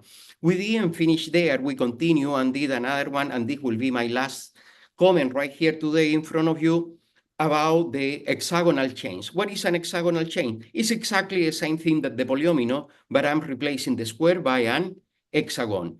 And in this case, we did exactly the same thing. We find alpha labeling of smaller pieces, and those smaller pieces, ensembling them in all the possible ways, finding all the possible labels, we can produce an alpha labeling of any hexagonal chain.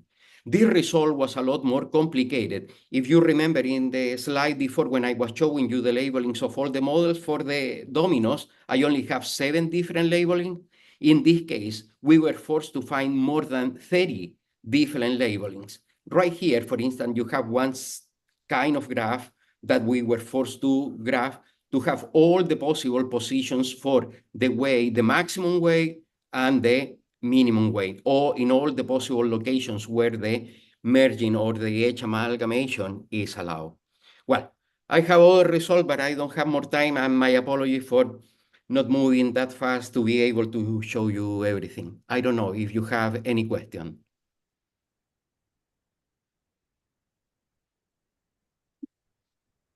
So thank you very much, Christian. So, and also thank you very much to wake up like late for giving the presentation for us. So any Thank you. question? Short question for Christian, for Professor Barrientos?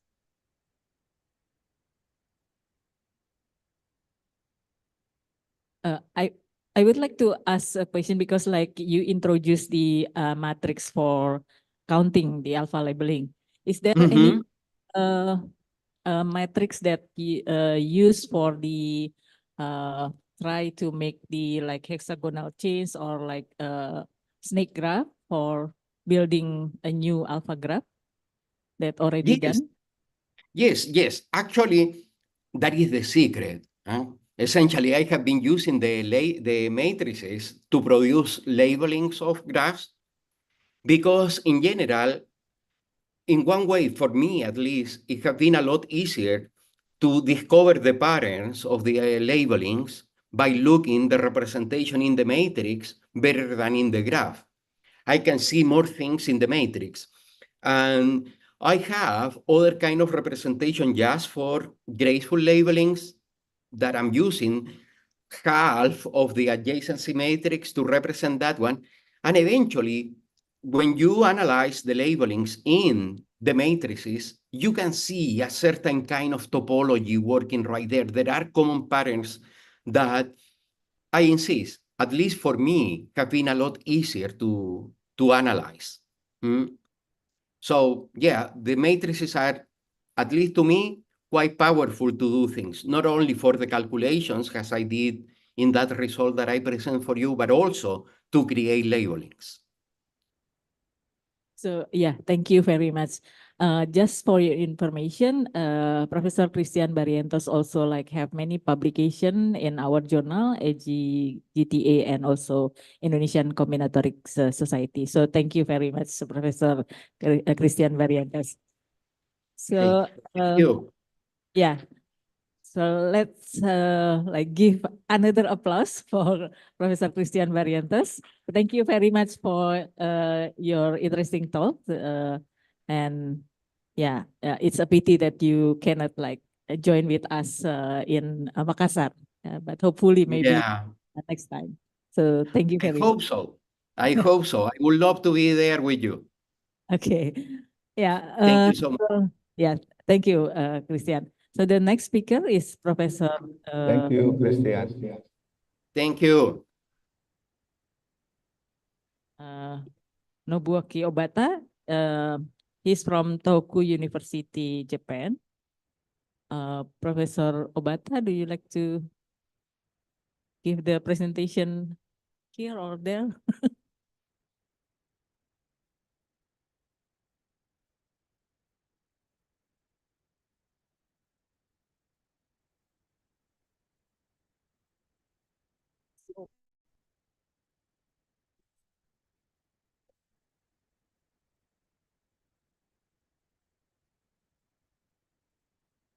So yeah, Professor Obata will give the talk about the characterization of graph using quadratic embedding constants, and your time is 40 minutes. So please, Professor Obata.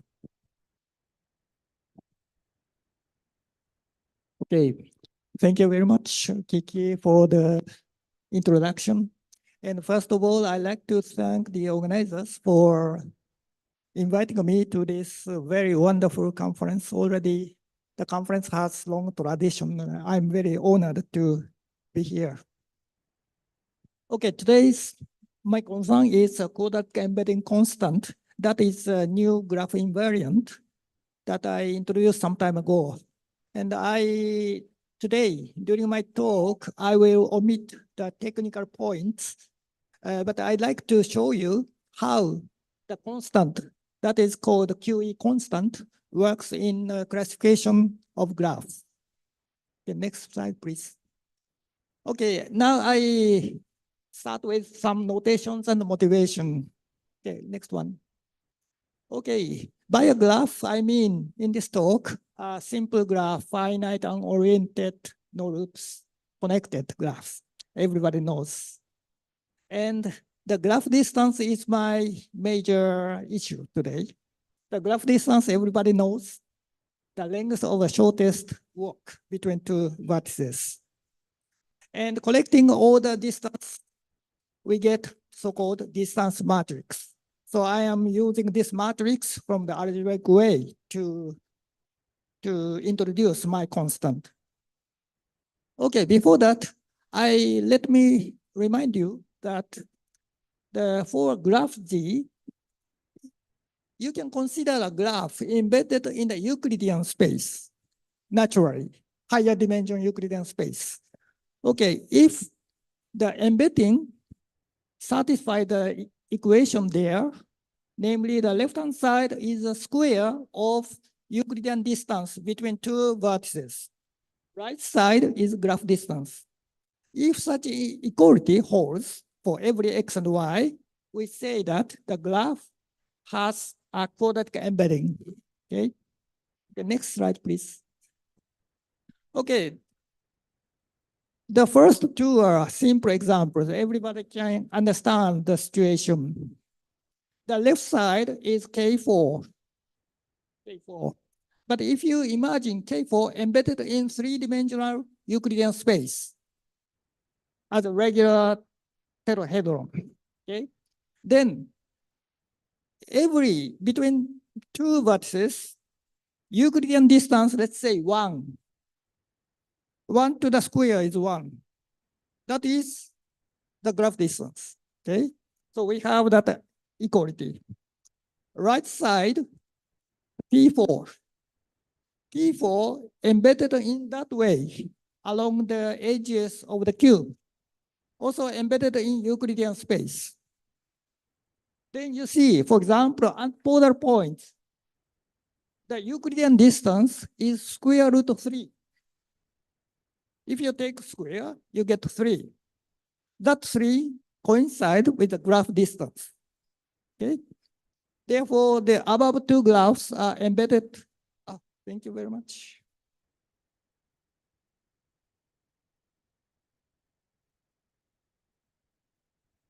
Okay.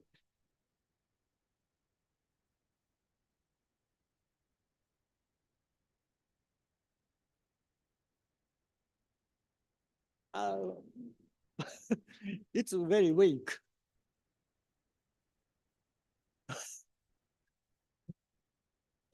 Oh, thank you very much. It's okay. So maybe.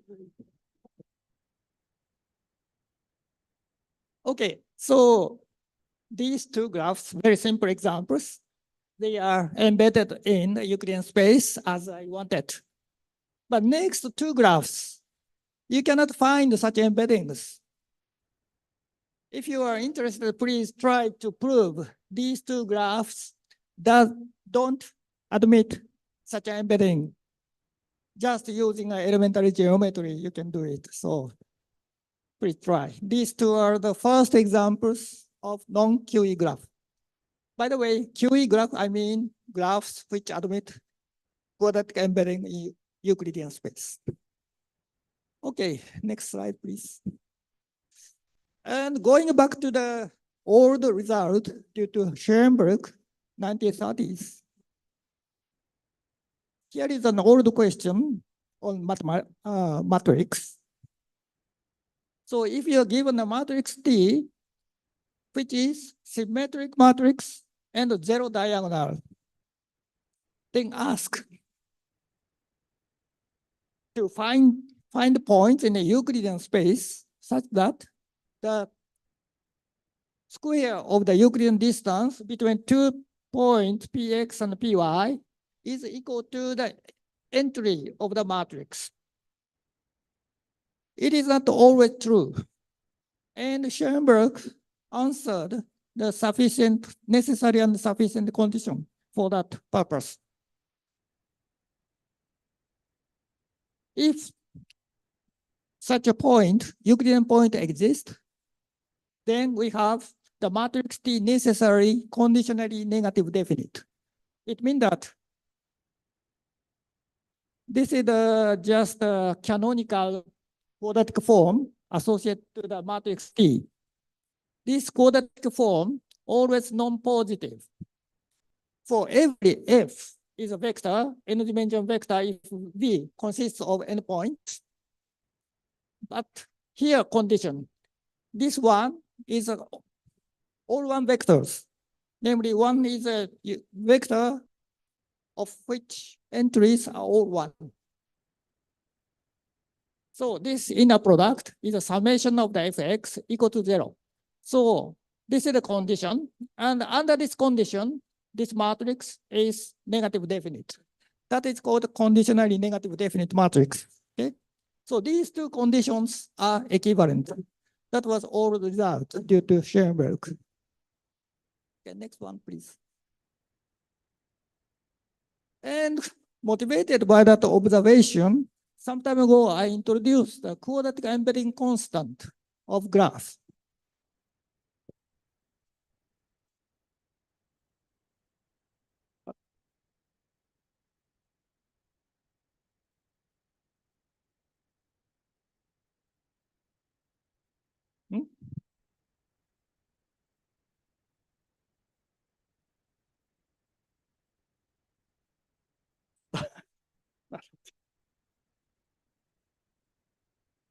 Okay, so I introduced the constant QEC as the maximal value of the quadratic function under the condition that the norm of f equal 1 and the inner product with 1 equal to 0.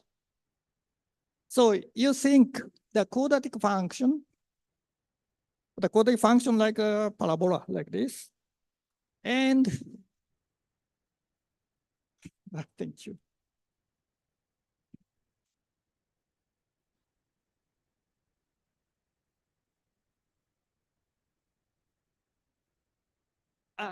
Okay.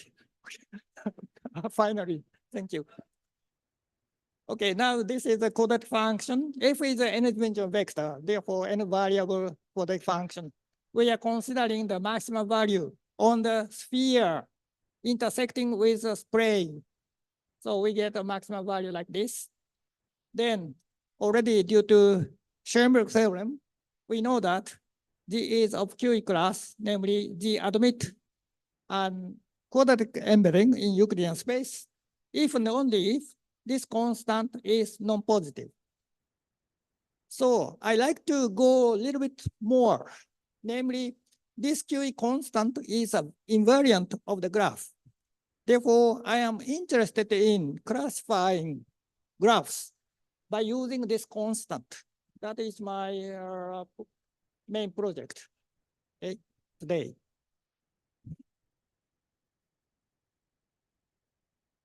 Oh. Okay, I skip it. And I show you how to compute, how to calculate that constant. Of course, that is a conditional maximum problem. Therefore, we can apply the famous Lagrange multipliers. So the first one is just a definition. And then we put, excuse me, it's very weak. But anyway, we need to introduce two new parameters called Lagrange multipliers because we have two conditions. And these new parameters are called lambda and mu. And we consider a new function and we need to find all stationary points, namely the derivative equal to what? 0. We get some equations. Then the solutions, we get S of G. Then among that solution, we get the maximum value. Then fortunately, the maximum value is exactly lambda here. So solution should be consist of f and lambda and mu. Therefore, this lambda gives you the QE constant. That is the result. So applying this one, and I can show you some simple examples. All complete graphs has QEC -1. Complete bipartite graphs, we can compute like this. Complete multipartite graphs also we can compute like this. Formula is complicated, so I omit here, but already published. Some more examples related to complete graphs. If you delete one edge from complete graph, the QE constant given by this. But if you delete two or more disjoint edges, the QE constant becomes 0. QE constant equals 0 is interesting point to see. And also complete graph deleted by P3 or complete graph deleted KR, small complete graph like this. So you can compute. Another one, there are some graph operations. So complete graph adding one vertex like this, or one vertex having this one. This is K1M, so-called star, like this and this. So those graphs, in some sense, easy to compute and to get QE constant explicitly. But here, I like to remind you that some relation to distance spectra. Of course, we are working on the distance matrix, and we are interested in the maximum value. Therefore, of course, you can imagine there must be some relation to eigenvalues of D.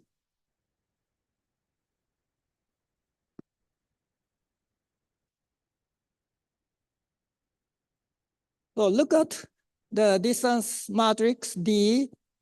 D is real symmetric matrix. Therefore, all the eigenvalues are real numbers.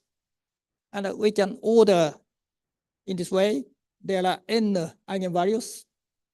And by famous Perron-Frobenius theorem, we know that the largest eigenvalue is simple eigenvalue. And the second one comes delta 2.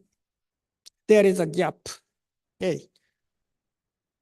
Now our constant lies between these two eigenvalues. Our constant is strictly less than delta 1, the largest eigenvalue of the distance matrix. And we have our constant is greater or equal to second largest eigenvalue. So we have this inequality. So of course, then we are naturally interested in when the equality happens here. We hope to characterize such a graph G such that our constant is equal to the second largest eigenvalue. But the question is not so easy, still open. I will show you some simple criteria. A graph G is called transmission regular if the distance matrix has constant row sum. Row sum is this. Okay, here dxy is an entry of the matrix, and y, taking the sum of such entries over y. This is called row sum of the matrix. And this row sum is independent of the choice of x. The value is denoted by delta. Then we know that very easily. Constant one vector becomes an eigenvector with eigenvalue delta. Therefore, delta is the largest eigenvalue of this matrix D. Then, by applying some so-called minimax theorem, we say that we get it. If D is transmission regular, we have the QE constant is equal to the second largest eigenvalue. In particular, if G is a distance regular graph, there is a familiar class of graphs called distance regular graphs. So if D is a distance regular graph, we have the equality. On the other hand, there was a study on distance regular graphs, of which the second largest eigenvalue is non-positive.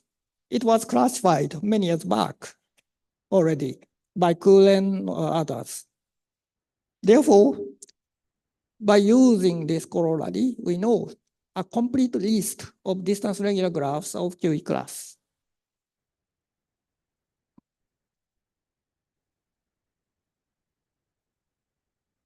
Probably simplest example of distance regular graph is cycle Cn.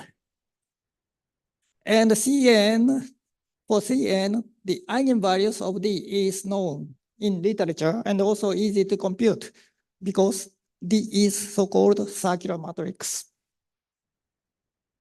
And therefore, we know our constant Q is constant of Cn is same as second largest eigenvalue of Cn. And actually, we have these values. For odd, even cycles, the QAC is 0. But odd cycles, we have a negative value.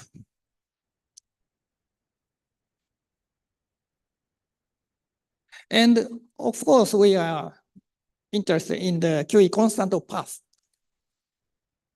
But for a few years, we tried to compute. It was very difficult. But finally, Motkovsky get the exact value of QE constant of path. On the other hand, the second largest eigenvalue of path is already known by these people.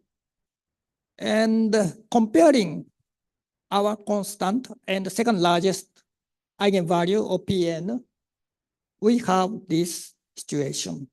It is quite noteworthy because Pn, of course, this is not, it is not so highly symmetric. Actually, this is not transmission regular. Nevertheless, we have equality for n is even case. For n odd, we have strict inequality. We already showed you that the transmission regular graphs are always satisfy this identity equality. But path is not transmission regular. Nevertheless, we have this equality. It suggests that the question to characterize the graph G with this property is not trivial. It's still open.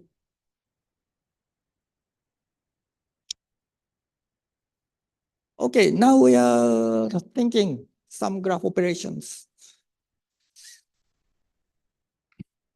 Because time is limited, so simply I showed you some information about the result, okay?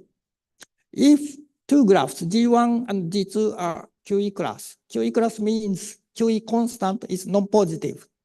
Equivalently, they do admit quadratic embedding in Euclidean space. Okay. If both G1, G2 are of QE class, then the Cartesian product also. And moreover, the constant is, it's quite significant. Okay. Second operation is quite natural operation to get new graphs. We have two rooted graphs. Roots are denoted by O1 and O2, like this. And joining together these two graphs at the vertices O1 and O2, you get new graph. It is also called vertex amalgamation. In the last talk, there appears such kind of amalgamation too. And here is a basic result. If G1 and G2 are of QE class, so is the star product. Therefore, we are, of course, interested in the formula for QE constant, but it's not easy to get. We have just estimate of this constant. So this is the QE constant of the star product. It's bounded from below and above like this. I don't go into the detailed discussion why we get this one, but just I wanted to show you what can be said about QE constant today. Okay, now corollary, if QE constant of G1 and G2 both negative, then stack product as well. If the QE constant of G1 is 0 and the other one is non-positive, then star product is QE constant of star product is equal to 0. And here, open question. In my opinion, in my feeling, it is quite hopeless to get exact formula for QE constant of star product. But if you restrict some class of graphs, you may hope to get some useful formula. For example, trees, but it is the open question. And here is a graph drawing, maybe time limited, so.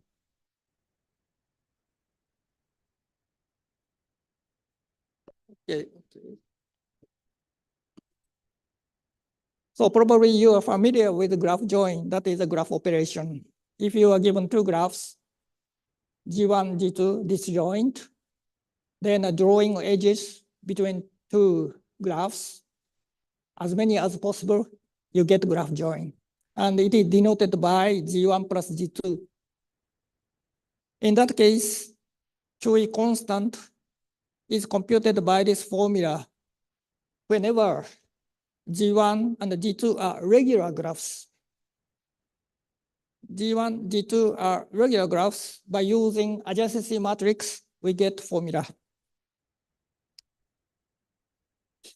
Here are some examples, but I omitted.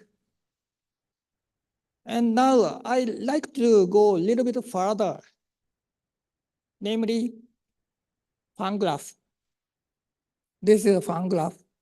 It is a graph drawing of K1 singleton graph and path, Pn. This is a graph drawing. But the path is not a regular graph. Therefore, we cannot apply that formula. And already we know that the computation of QE constant of path is highly non-trivial. I said that some years ago, 2 years ago, Motokovsky get the result, but if you see the computation, it's highly non-trivial. So this case also not so easy we can expect, but recently we get the result. So I like show you. First of all, we are writing down general formula for QE constant of Km bar plus G. Km bar is just an empty graph on M vertices, and G is arbitrary graph on N vertices. So to apply Lagrange multipliers method, we need to solve some system of equations like this. Here J is all one matrix, M times M. Here Jn is N times N, all one matrix. And A is adjacency matrix of G. G is here. I will apply this G to taking Pn later. And solving these equations in some way. And we get a formula like this. Here, alpha tilde is the here minimum alpha appearing in the solution to these equations. And then QE constant is minus alpha tilde minus 2. This is our formula. This is quite formal formula. And actual computation, we need to find out all the solution of this equation. It's not so simple, but divided into 4 parts, and so according to alpha belongs to the eigenvalue Jm or eigenvalue A, etc. Then we can describe this formula. And now this is the result. A little bit complicated, but the purpose of my talk today is to show you what can be done using this constant. So just so you look at this expression. We introduce some polynomials, already a little bit complicated. Here, UN is so-called Chebyshev polynomial of second kind. Chebyshev polynomial second kind naturally appears from the adjacency matrix of the path. If you know some spectral theory of path, then Chebyshev polynomial is the most important polynomial for that analysis. And using Chebyshev polynomials, we form new polynomial phi n. And after some analysis of this polynomial, we get the minimal root of this Pn x equals 0. Then our constant is minus alpha tilde minus 2. This is our result. Now, actually, after some explicit computation, we get this one. If n is even, this minimal root coincide with the minimum eigenvalue of an. A is adjacency matrix of path, and every eigenvalue is known like this. So we get explicit value of our QE constant for Fan graph. If n is odd, situation is not so easy. We have only inequality like this. And by the way, this phi n is a new polynomial related to Chebyshev polynomial, and it has some interesting properties, but I don't go into that discussion today. Okay, now more classification of graphs. Okay, 10 minutes more. Okay. So this work has been done with Professor Bascolo recent years. So main motivation is this. We consider a path PD, and the QE constant path is known explicitly like this. It is increasing sequence from -1, QE constant P2 equal -1, and increasing sequence converging to -1/2. Okay, so here the sequence of QE constant path. Question is to characterize the graphs having this condition. The first one, QE constant of G is less than -1/2. Therefore, we have a scale like this. This is the QE constant, and here -1/2. So we want to characterize the graphs lying between -1 and -1/2. More precisely, we like to characterize the graphs which has exact value of QE constant of PD, namely the graphs sitting in this endpoints like this. And also, we are interested in the graphs lying between these two QE constants like this, intervals. This is our question. And today we discuss only the first one. And I will report to you our result.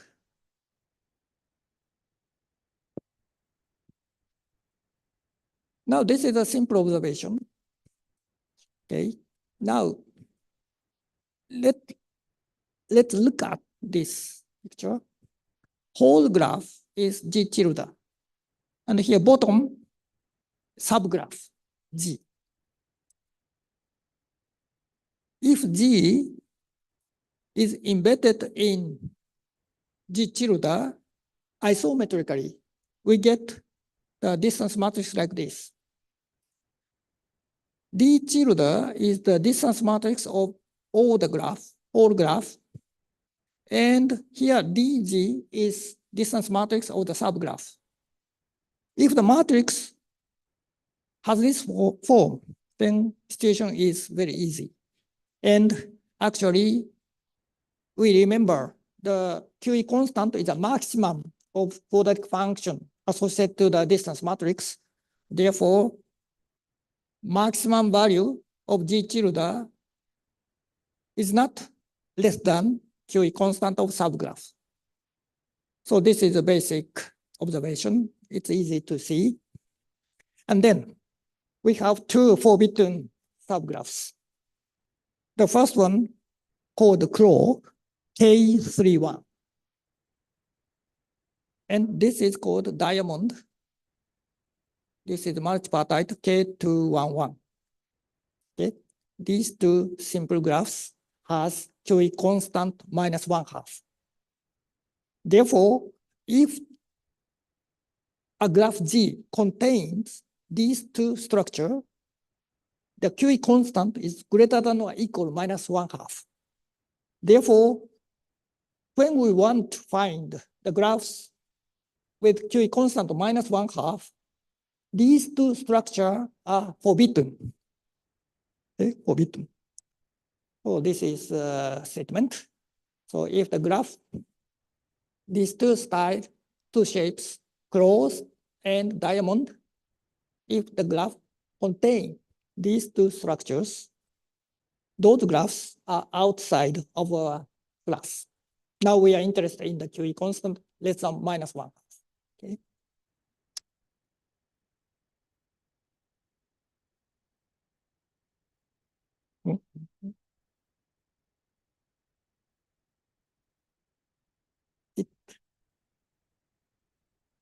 It doesn't shift.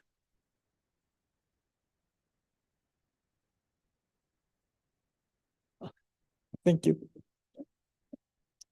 To analyze such a structure, it is very useful to think creek graph. Creek graph. Creek is a maximal complete subgraph. Okay. I wanted to draw by using pencil, but here, please imagine. Look at this graph. There are many creeks. Creek is a complete subgraph. For example, this one is complete graph. Therefore, this is creek. One edge, this is creek. Triangle, creek. Here again, two triangles, both are creeks, and edge creek. So we pick up the connecting information among these creeks to get new graph. This vertex corresponding to this K5, this corresponding to this triangle, and so forth. So we get creek graph. It has information about the connection between two creeks. Here is a lemma. First of all, we have this inequality for diameters. And moreover, if the creek graph, gamma G is a creek graph, okay, creek graph is a tree. Unfortunately, this is not tree, but if the creek graph is a tree, we have equality. So such kind of observation is useful to get result. So if a graph G quadratic embedding constant less than 1/2, then the structure, it has such a structures. First one is creek graph is a tree. Very significant, I think. Creek graph is tree. And creek graph describes the connecting information between two creeks. So if two creeks, maximal creeks, different, then the intersection of these two creeks consists of at most one vertex. They are disjoint or they are connecting at single vertex. That is the statement. If you take three maximal clicks, then intersection empty. So by using this kind of QE constant, we picked up such structure of the graph G. How it look like? So let's consider this G, okay? There are many clicks, maximal clicks so-called, K4, K5, K4, K2, K2, and so forth. If you pick up the clicks here, just a single vertex corresponding to these clicks, and click graph gives you the information about the connection between two maximal clicks in the left side graph.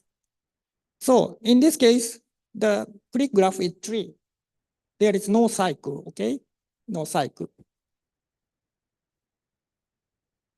So our result said that any graph G of QE constant less than -1/2 satisfy these three conditions. And as a result, we get a so-called cactus-like structure. In the last lecture, it appeared cactus graph, but a cactus graph usually mean that instead of complete graph, they use cycles. But here I use complete graphs. So in that sense, my graph is not cactus graph in literatures, existing literatures.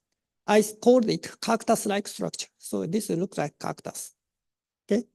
Here, if you have three maximal clicks, they don't touch at a single vertex. That is the structure.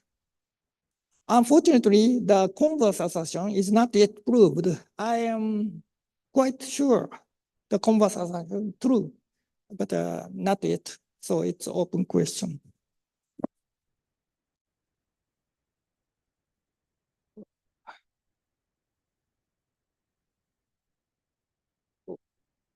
So now coming to the end, I have one more sections. So far, we are interested in QE graphs, but of course, there are some questions about non-QE graphs. I omit this, this, and this. Okay. Up to 6 vertices, I examined to find out non-QE graphs.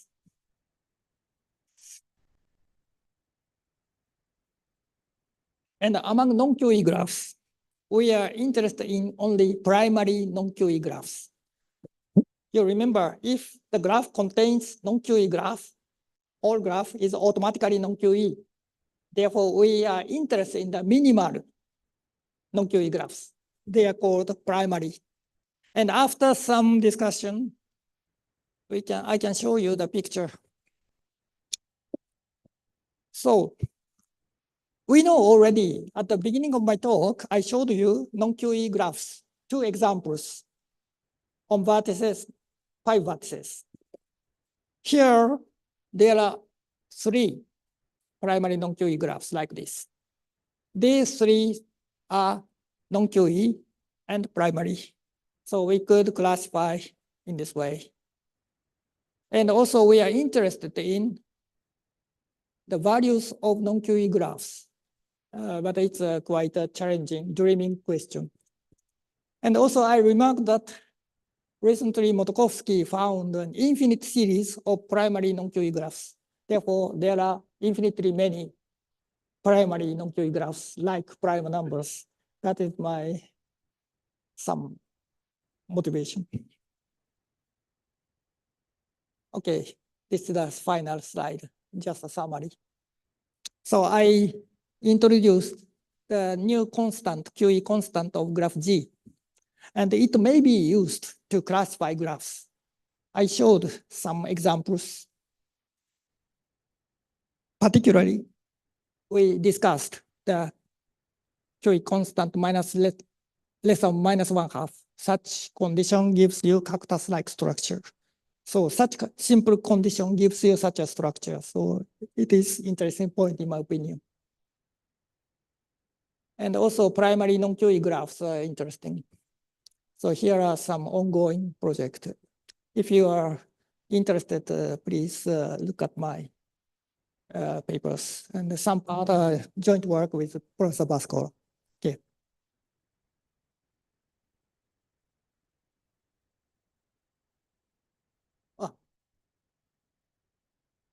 Okay, thank you very much for your attention. Okay. Thank you very much, Professor Obata. Any question, comment? Yeah, Professor Sami, please. Oh, yes, please. In one proposition, you mentioned that the claws and diamonds are forbidden subgraphs for QEC Oh, yes. to be strictly less than 1/2. Is it possible to obtain a complete list of forbidden subgraphs? Can we characterize those graphs with QEC less than 1/2 by some complete list of forbidden subgraphs? It's a good point. Yeah, Good point. more forbidden subgraphs included. It's just like the similar to the characterization of line graphs. For line graphs, yes, we have yes, a yes, complete, yes, yes. complete list Yeah. of forbidden subgraphs, right? For QEC less than 1/2, is it possible to obtain a complete list of forbidden subgraphs? For the moment, I cannot answer to your question properly. Actually, it's a good point. And so there are many works on some forbidden, some claw-free graphs or some such kind of subject. And I need to compare somehow. And also, this is not exact characterization. I believe that it is a final result, but the compass is open still. But nevertheless, it's very interesting to study. Thank you very much for your comment. Thank you. Okay, so both of you have a new problem to solve, right? Professor Sarming and Professor Obata. Just also the information, Professor Obata also published several papers that he mentioned in his talk in ICGTIS, our journal. So let's have a big applause for Professor Obata. Oh, thank you Thank very you much. very much. Yeah, Thank you thank very you much. for joining with us. So our last speaker for this session, the first session, is Professor Hasmawati from Universitas Hasanuddin. So please, Professor Hasmawati, I think like almost everyone knows Professor Hasmawati. Okay, your time is 30 minutes.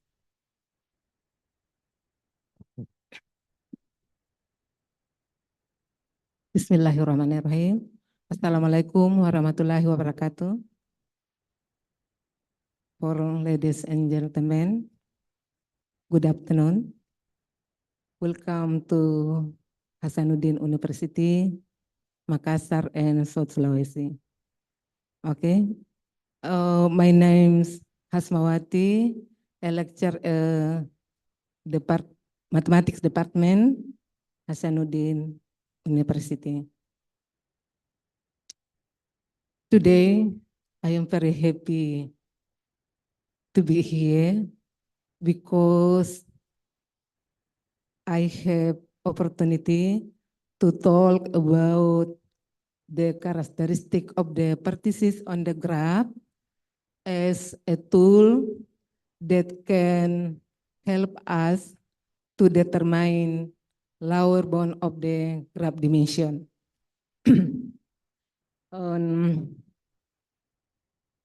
Why do I think this problem important to discuss here? Because in my experience in guiding my student so far, sometimes very difficult to determine the lower bound of graph dimension. So we need a tools, and one of them is characteristic of the vertex itself. Okay, in this presentation, maybe I focus of the talk about the lower bound of the vertex metric dimension and edge metric dimension. And if there are time for me, I talk also about the lower bound of the partition dimension. In the first in this first presentation, I will talk about the lower bound of the vertex matrix dimension. Next.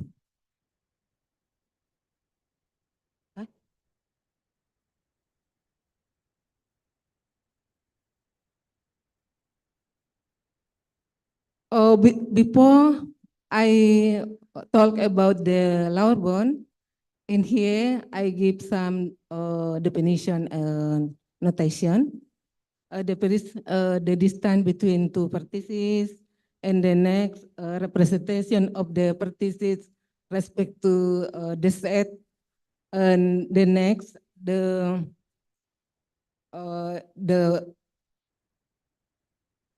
this,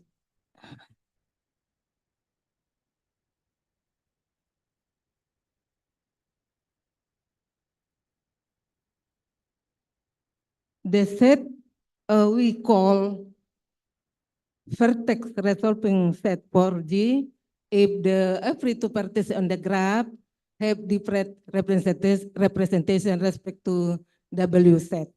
And minimum cardinality of the set vertex resolving set is dimension of the graph. And the next, this is partition of the graph, and the next K vector R V V. This is mean representation of the vertex V respect to partition V, and minimum cardinality of the resolving partition of graph G is partition dimension of graph. And the next, this is the distance between HE with vertex V is minimum of the distance between N vertex of the HE with the vertex V.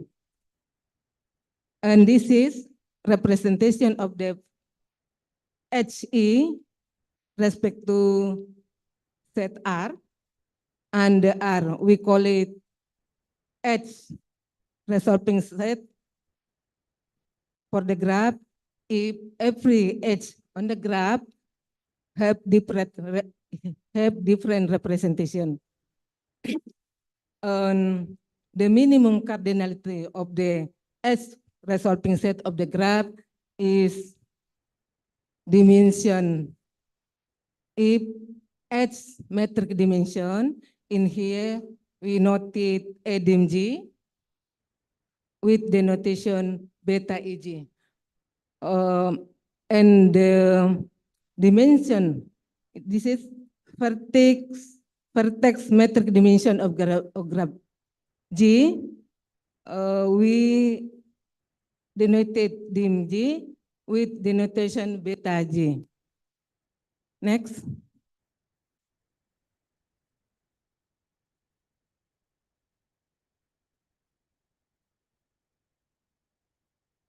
In this presentation, maybe I focus the vertex metric dimension and edge metric dimension. When we say beta G equal K, this mean beta G between K and K. On the right K,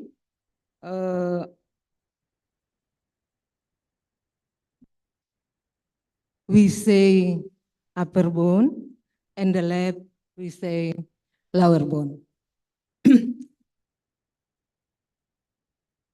When the beta G more than K, this means the lower bone of the beta G, this means for every set with cardinality less than K is not vertex resolving set. In here, we must check one by one that the set is not resolving set. And sometimes in this problem, sometimes difficult. So we need the tools. In here I say lower bound of the Bascoro theorem. In his book 2023. This is Leggi non-trivial connected graph with order n and x it vertex in G, graph G. If their vertex on the graph is adjacent to K vertices with degree 1, then the lower bound of the beta G is K min 1.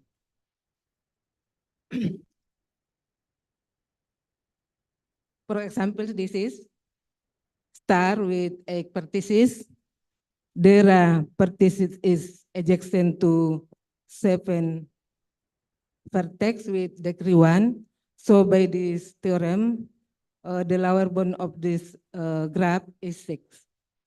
So how about of the graph, their vertex is adjacent the vertices with the degree more than 1, maybe 2, 3, and so on.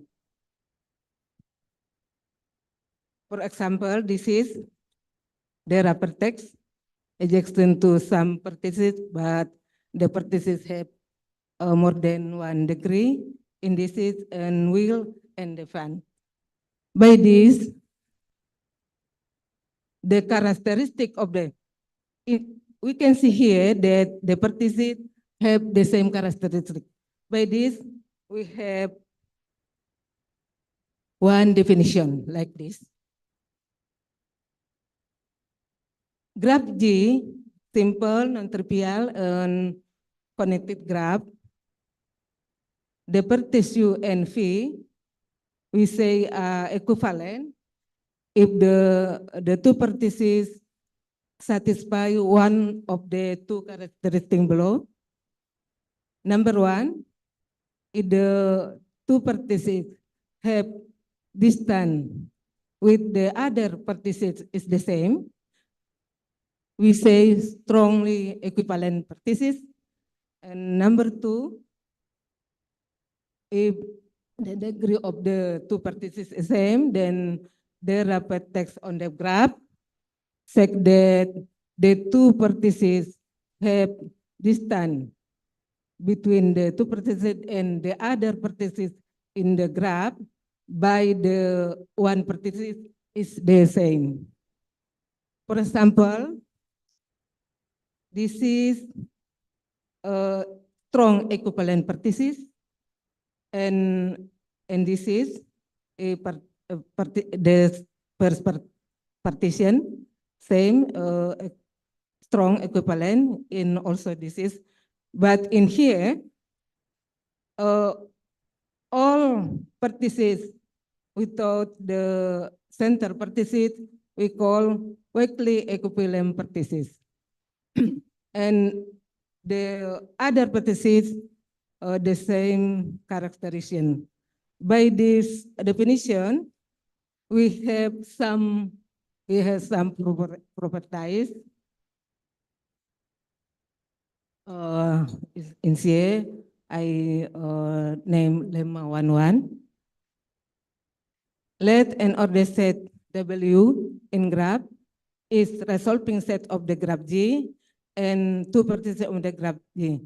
If the vertex U and V is strong equivalent, then vertex U and V is element of the set W.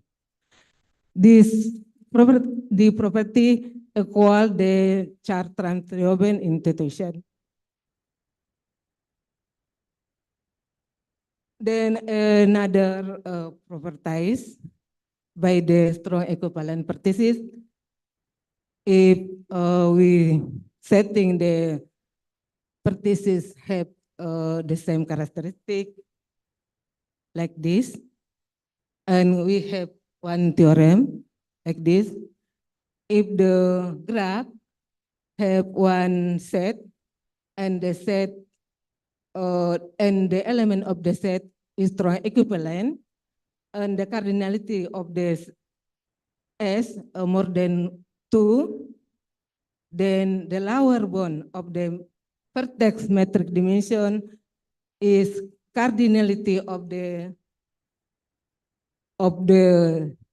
set is strong equivalent minus 1. And this theorem equal Baskoro lower bound. This theorem equal Baskoro's lower bound if the degree of the element of set S is 1. But in here, the degree of the element of set S not only 1, but can more than 1. So how about if on the graph have some strong equivalent set? For example here, this is have 3 strong equivalent set. Inspiring by theorem 1, we have theorem 1, 2, and this is if the graph have more than 1 strong equivalent set, and the lower bound of the graph that have some equivalent set is sum of the cardinality of the strong equivalent set minus 1, where y equals 2 until v. This is more general lower bound. And the next, I talk about the lower bound of the graph if the graph contains weakly equivalent set. For example, if we have graph have diameter 2, there are vertex like that every 2 vertices here have distance their distance with the other vertex is 2. If we have the set contains only 2 vertices here, then the set is not resolving set. Maybe from here, or maybe from not respectively, and so on. Every set with the cardinality 6 divided by 3 is not resolving set. By this, we have one properties like this. If the set, every set here with cardinality, 1/3 of the number of the weekly equivalent vertices, and the set is not resolving set. Every set with cardinality, 1/3 of the weekly equivalent set. So we have the theorem 1/3. The number of the cardinality of the weekly equivalent set divided by 3 plus 1 is the lower bound of the vertex dimension graph. And the next, how about the graph contains some weekly resolving set, not only one, but more than one. By the term preceding, we have the general theorem like this. The lower bound is sum of the cardinality of the weekly resolving set divided by 3 minus divided by 3 plus 1, I equals 1 until P. This is a general lower bound of the graph which contain weekly equivalent set. And the next, I will talk about the H matrix dimension. This is the notation EG. We begin the definition of the distance between vertex between H with vertex P. This is definition. The distance between each A and V, vertex V, is minimum of the N vertex with the vertex V. Because the S have N vertex, so the minimum of the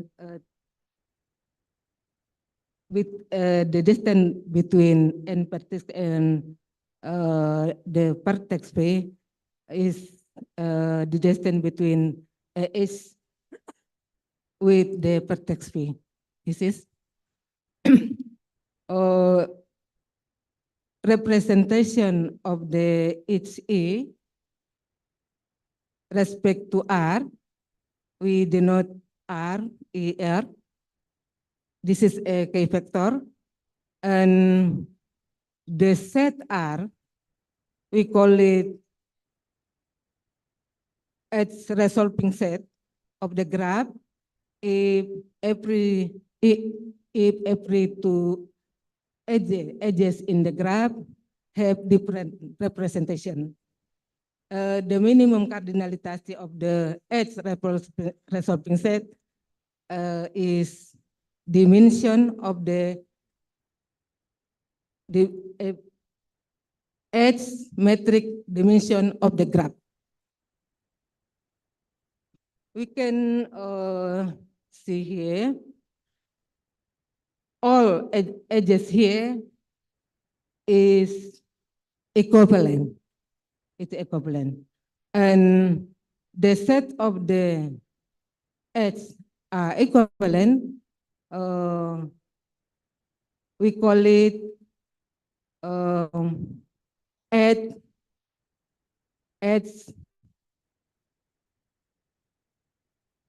equivalent set, not edge equivalent set.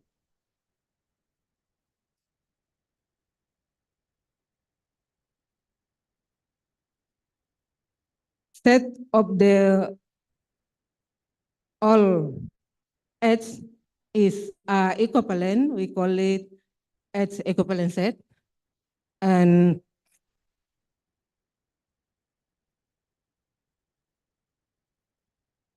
from here, we have one properties like this. If the R vertex subset on the graph G and the edges in E2 is adjacent, we say the two edge is equivalent if the end of the end vertex of the edges must in the edge resolving set. Inspiring by this, we have the theorem of the lower bound of the graph which contain the weakly equivalent set like this. If the set R of the graph is edge equivalent set, then the lower bound at of the edge metric dimension is cardinality of the R minus 1. So how about if in the graph have some, how about if on the graph have some edge equivalent set, more than one, maybe 2 and 3. So by that, we have the general lower bound of the graph which contains weakly equivalent set like this. For example, this is the rapport set of the edge equivalent. And the next,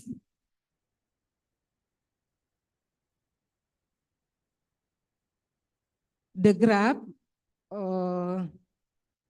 that has been obtained in the lower bound is corona graph. This is the lower bound of the corona graph. Maybe because time is up, so I can to present about the partition dimension. Okay, thank you. Yeah, 3 minutes. Okay, and in the next presentation, I talk about the partition dimension. I have 2 minutes, say, or moderator. In the partition dimension, this is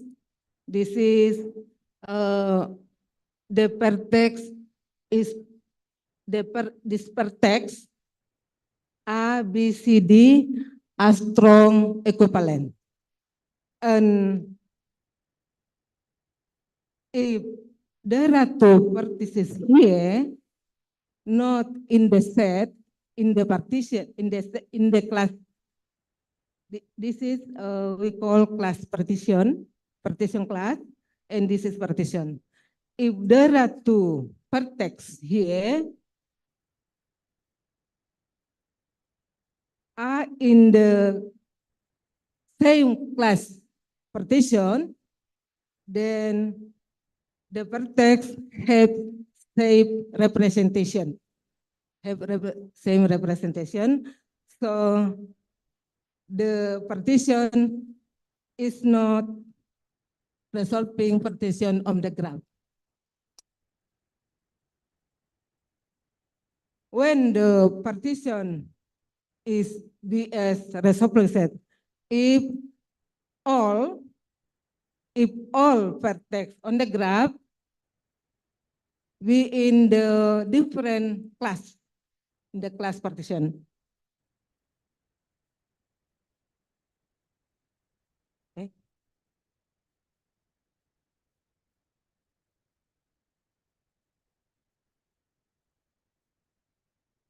Next. Cannot.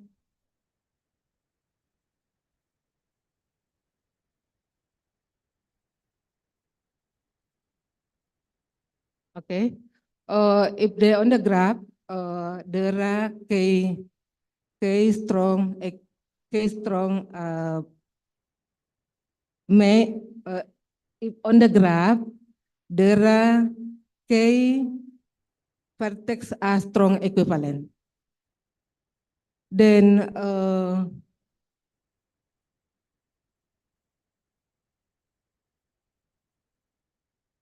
if the P is resolving pertence of the graph G, then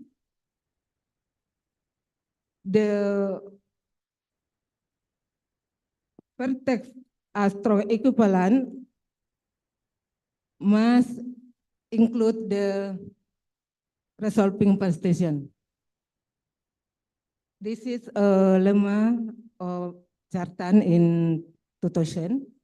So how about if in the graph have many vertex strong equivalent? Like this.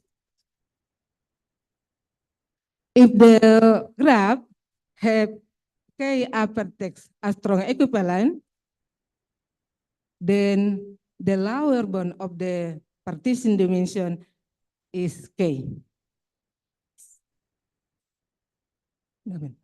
And how about if the graph have some set of the strong equivalent? Have a strong equivalent set?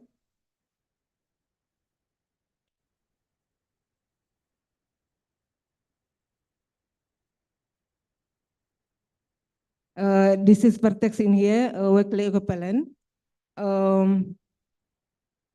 If in the graph, there are two vertex weakly equivalent, and the neighbor of the graph is the same class partition, then the partition is not resolving set for the graph. Like this. When the partition to be a resolving set, the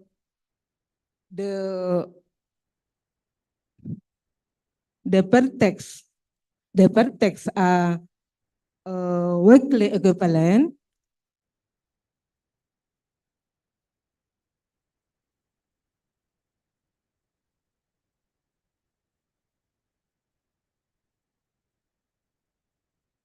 This is vertex U and P are equivalent.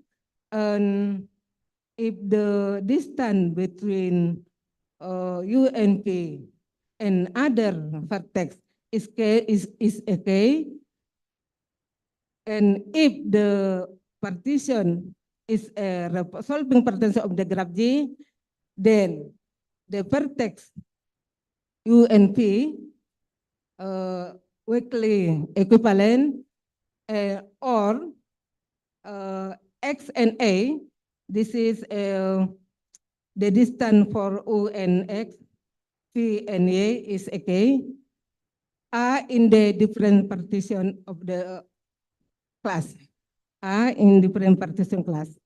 If P is resolving set.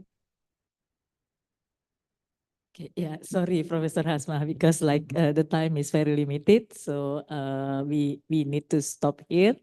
We will have a break after this. So if like you have a question for Professor Hasma, so you can ask by yourself. But so let's give applause for Professor Hasma.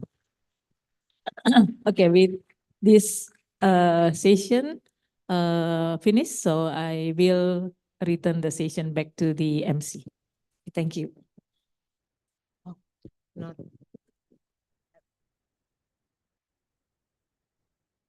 Thank you very much for Ladies and gentlemen, we would like to thank to our speakers for the lighting presentation today.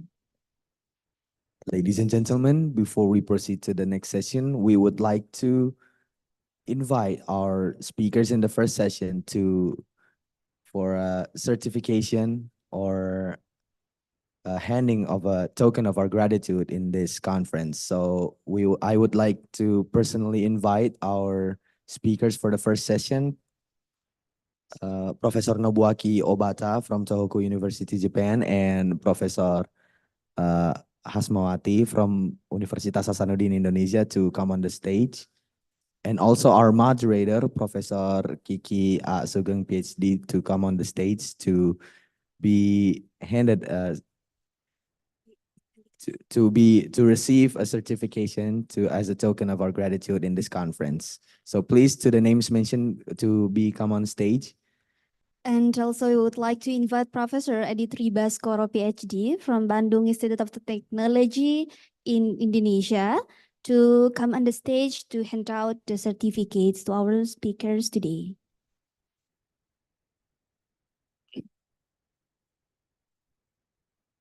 Please give another round of applause for our speakers for the first session.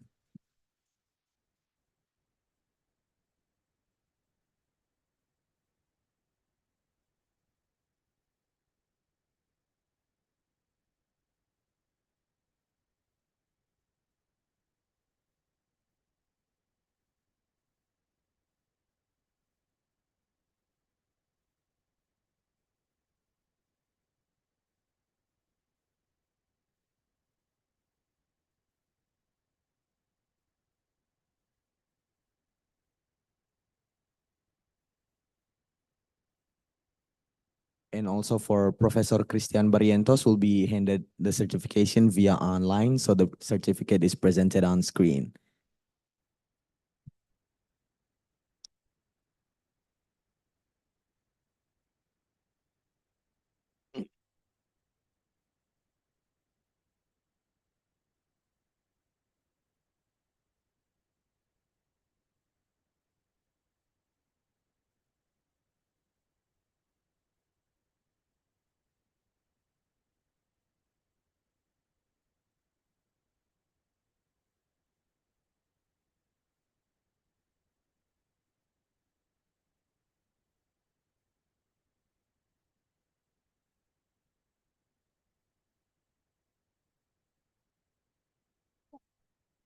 Please, for the speakers of the first session to take a photo together.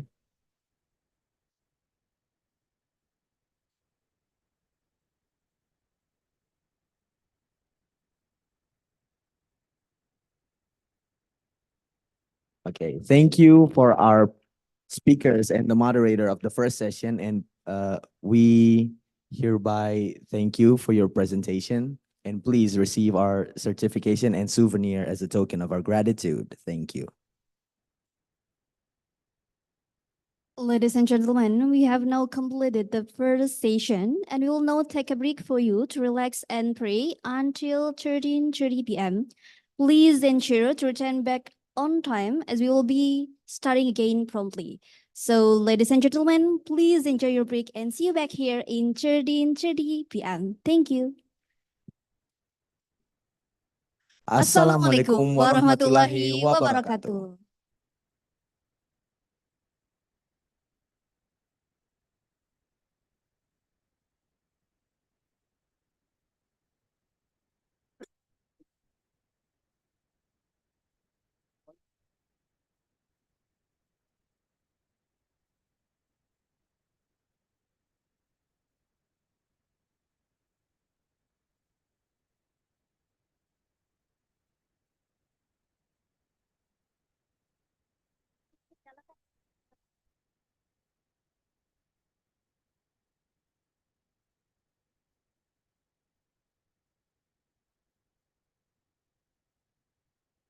Mau di sini aja? Oh, boleh. Ribet itunya. Apanya? Oh iya. Iya. Iya, iya. Saya dua kita.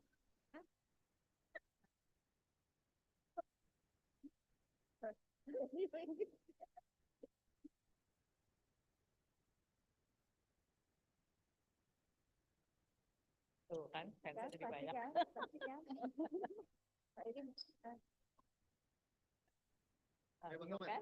Dua kiri kanan bisa nggak? Ayo Wintan. Pengantin ini Pakai tas dia. Iya, adat Sulawesi.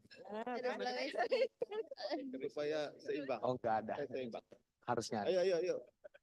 Ya, Itunya tolong ke bawah ya. Imunya ke bawah. Mana imunya? Imunya jangan lupa ya. Paling kiri. Yuk, paling Didan, kanan, tiga ini tuh kamu.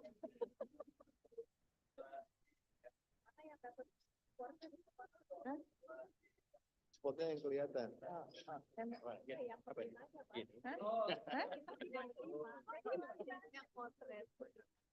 Kepalanya. Mana? Jempol dulu. Oh, jempol dulu. Oh, jempol. Pak Nurdin, ya. Ayo, itu satu lagi. Punya siapa itu? Yang masih Pak Nurdin, cepetan gabung. Itu satu lagi masih ada tuh. Nggak tahu ininya siapa. Kita diunat begini kalau ini. Oh, semangat. Harus kanan ya? Ya, berterima kasih foto. Tas gini ya. Sama-sama. Iya. Kita dari univ mana? Saya dari ITB. Oh, ITB. Padang. Ada Taruh Padang. Mirip. Kalau sini apa namanya? Baju bodoh. Sana sunting. Oh, sama baju bodoh. Mirip. Gitu ya. Baju pinter ini, Mas. Baju pinter. Terima kasih. Sama-sama, Ibu. Terima kasih. Tinggal disuruh.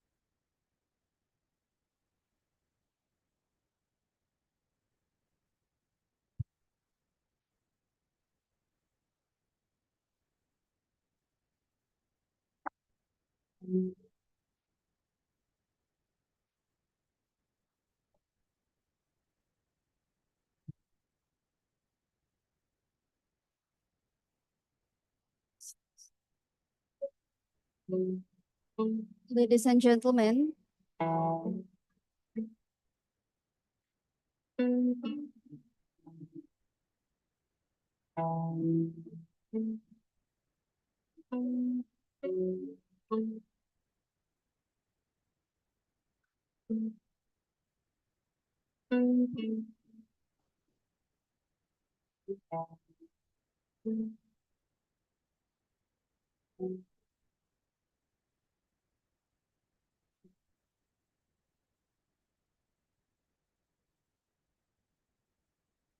Ladies and gentlemen, dear all participants who would like to observe the Zuhur prayers, a prayer room is conveniently located near the restroom and also available on the second floor.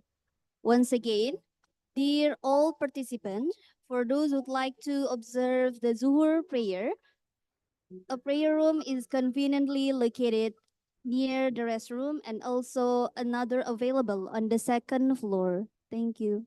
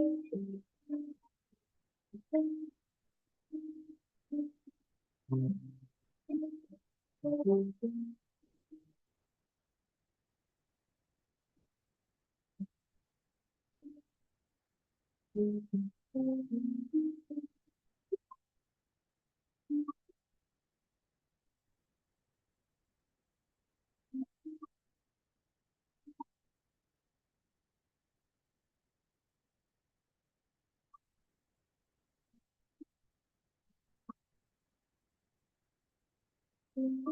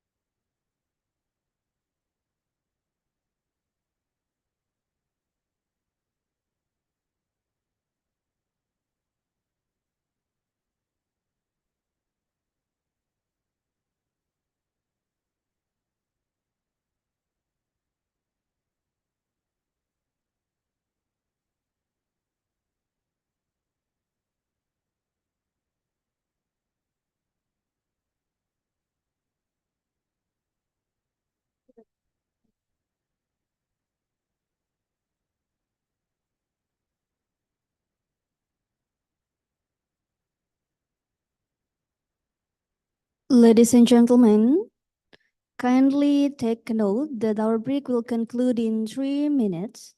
I hope you all had a refreshing break, and we kindly request to all participants to gather back in the main hall promptly.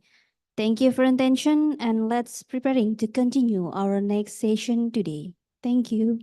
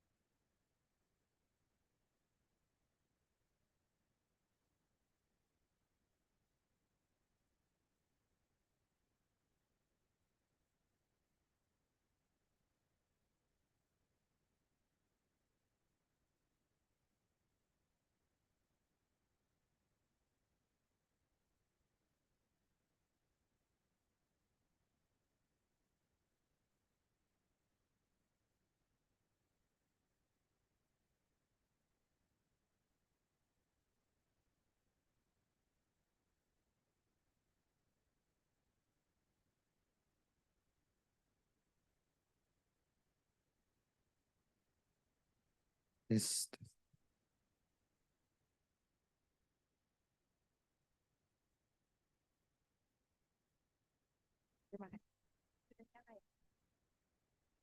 Tes.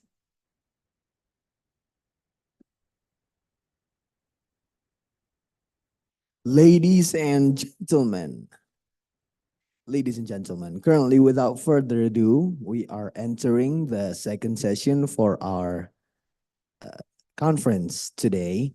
So, to be a reminder for people that we are beginning into the second session. So, I will hereby invite our moderator to lead the second session for the keynote speaker presentation today. Dear Professor Hilda Siatun, PhD, you may take the floor.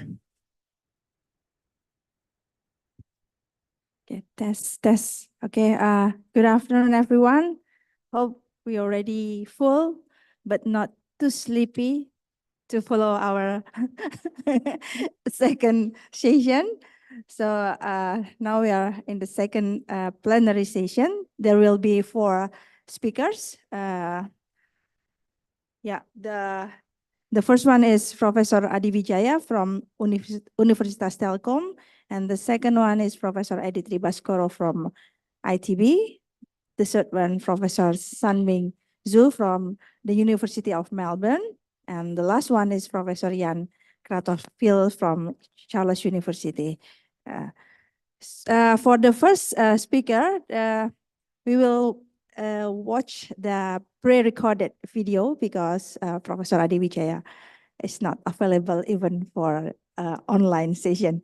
Okay, so the committee, could you please?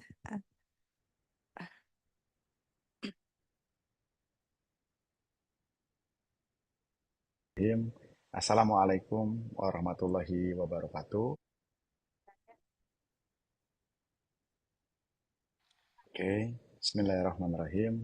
Assalamualaikum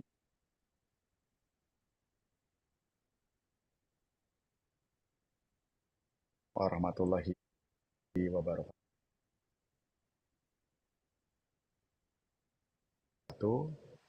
Good day, everyone.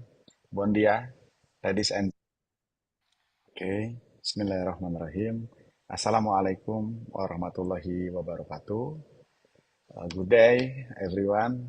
Bon dia, ladies and gentlemen. First of all, I would like to thank Professor Nurdin and the committee of ICGTIS 2024, University Hasanuddin, and INACOM for the invitation. I apologize for not being able to attend in person in Makassar because there are matters that cannot left in Bandung. Salam hormat Ibu Presiden, Professor Hilda, and also Professor Edi, and my colleagues from INACOMS. Before I start my talk, let us praise our gratitude to the Almighty God because of His blessing. We can attend this event in the healthy condition. I am very pleased to be able to give speech for the 6th International Conference on Graph Theory and Information Security, ICGTIS 2024. Today, I would like to present a part of my research in Telkom University with title is a random forest on cancer detection based on microarray data classification.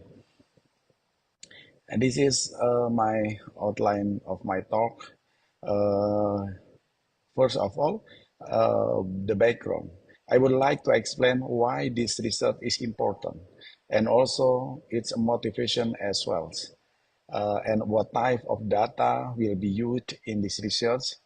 After explaining the objective and related works, I convey the methodology for the system build. And finally, I will give some performance results and the discussion in the cancer detection using random forest. Based on the website of World Health Organization, cancer is the second leading cause of death globally, accounting for estimated 9.6 million deaths or 1 in 6 deaths in 2018. This deadly disease could attack everyone, either children or adults, but generally it attacks people with age 40 or above. This disease attacks every part of human's body. The lung, prostate, colorectal, stomach, and liver cancer are the most common types of cancer in a man. While breast, colorectal, lung, cervical, and thyroid cancer are the most common among women. There are various cancers to detect cancer in the human body, one of which is through the analysis of gene expression in each individual. There are various ways to detect cancer in the human body. The human body has thousands of genes and they have unique characteristics in each individual. This gene expression data or collection of genes can be extracted into data with millions of elements and tens of thousands attributes. The use of DNA microarray technology results in long gene extraction, reaching tens of thousands of dimensions. The information from this data is classified according to each class, determining whether the gene is affected by cancer or not. Okay. In the table, microarray data has a huge dimensional. This problem affects the performance of computational time of the system. Therefore, it's necessary to perform feature selection to select attributes that are important in the classification process.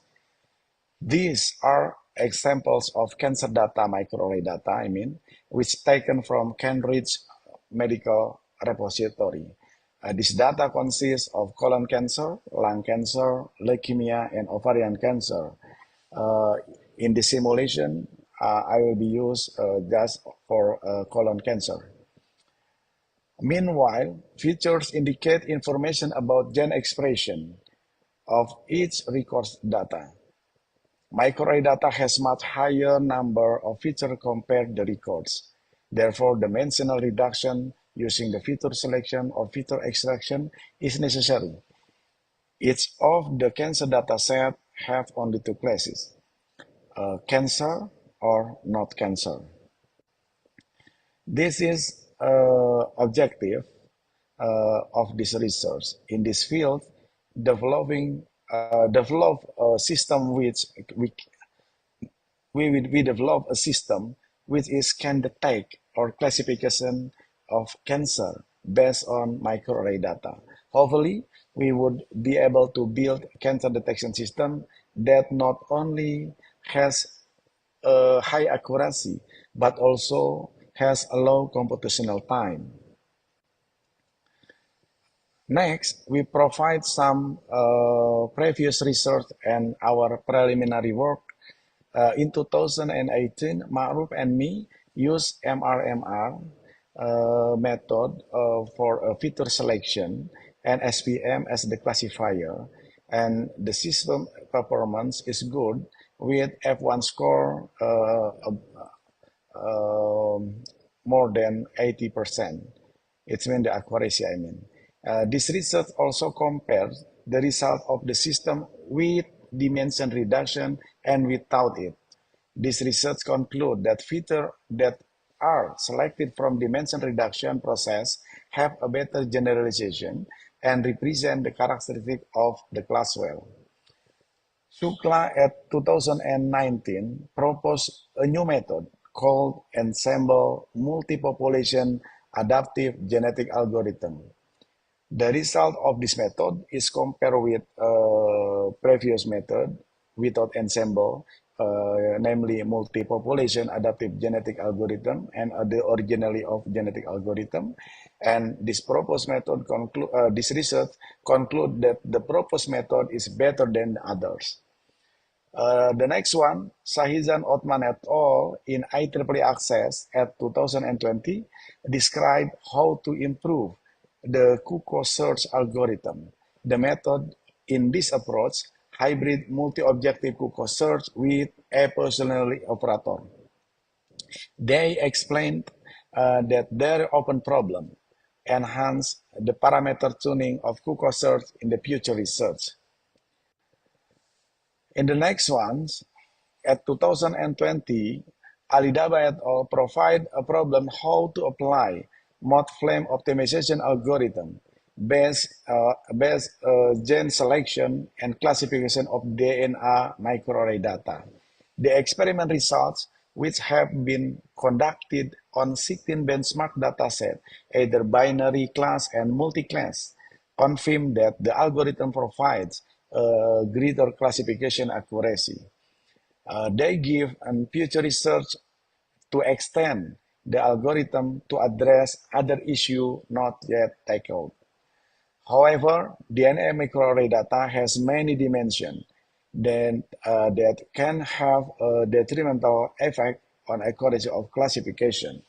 In 2021, Hakim and me provide a feature selection technique in order to eliminate a feature that don't have important to support the classification process. The feature selection technique use relief and correlation-based feature selection and classification technique in this study using the support vector machine, SVM. Based on several testing, it saw that relief outperformed compared with CFS as microarray data classification approach. The future work is improving the CFS SPM testing scheme using algorithm for searching such as forward selection and with a CFS threshold. Last but not least, at 2023, Atska and me realized that there is a problem related to the characteristic microarray data, which has a small sample yet many attributes. Moreover, this problem could lower the accuracy of cancer detection system. In this paper, we implement deep learning method, namely convolutional recurrent neural network, to build a lung cancer detection system. CNN are used to extract feature and recurrent neural network are used to summarize derived features. Thus, The results show that CRNN gave a higher accuracy than CNN and RNN, that the CRNN method achieved the highest accuracy at 91%, while the CNN and RNN method achieved just 83% and 71% respectively. Preliminary works can be seen in this slide. And then how about the methodology? In this slide, step by step, who we are doing this research is provided in the flowchart as follows. The overview of system in the study consisted of pre-processing dataset, feature selection, splitting dataset, classifier model, and the system evaluation. The first one about data pre-processing. The features in the dataset has wide range of value which could affect the performance of the system. Therefore, the normalization process will be applied to each of the dataset so that the value of features would be around 0 to 1. The next one is dimension reduction. Dimension reduction of pre-processing dataset was reduced using feature selection. Some method will be explained later. The point in this step, how to reduce redundant features. In this step, we use MRMR. MRMR is minimum redundance and maximum relevance as a feature selection. The next one is splitting dataset. In this process, the data with smaller dimension from feature selection progress will be divided into training dataset and testing dataset. Furthermore, the ratio of training dataset and the testing dataset was 70% and 30% respectively. And the classifier method, in this stage, we use two of the classifier. The one is decision tree and the second one is random forest classifier. Sometimes we consider that classifier to overcome the overfitting. Therefore, the model will be able to obtain the optimal parameter, which is called a classifier model. And the last step in the result of comparison analysis, it was to evaluate performance of the system by calculating the accuracy. The result of a classification process or predicted value will be matched with the actual value to obtain each value by using confusion matrix. This is the random forest. There are several type algorithms that can be used for data analysis. One such type tree-based algorithm, which include decision tree and random forest algorithm. Both decision tree and random forest algorithm are supervised learning algorithm used for classification and regression tasks. What is decision tree? Decision tree is a structured tree model that begins with root nodes where decisions start, and internal nodes represent the feature of dataset, while the branch represent the decision rules, and leaf nodes represent the outcome or the final decision. Next, what is random forest? Random forest consists a multiple decision tree applied to various subset of a specific dataset. The random forest aggregates the prediction from each tree and determine the final outcome based on the majority vote of the prediction. The greater the number of tree, the higher the accuracy, which also helps in preventing the problem of overfitting. How about the result experiments? The test scenario was carried out for the type of colon cancer in these experiments. We use feature selection, the MRMR method, as I mentioned before, and the classification using decision tree and random forest. And then the performance measurement using the accuracy and computational time. The proportion of feature, the number of features selected in the feature selection process, 1%, 2%, 3%, until 5%. It can be seen that in terms of computational time, there is only significant difference. Comparison between decision tree and random forest algorithm. And then how about the accuracy? The graph in this slide show that both decision tree and random forest achieve the highest accuracy when the proportion of selected feature is 5%. This is so the number of selected feature already cover important and relevant information to improve the model's ability to classify the data more accurately.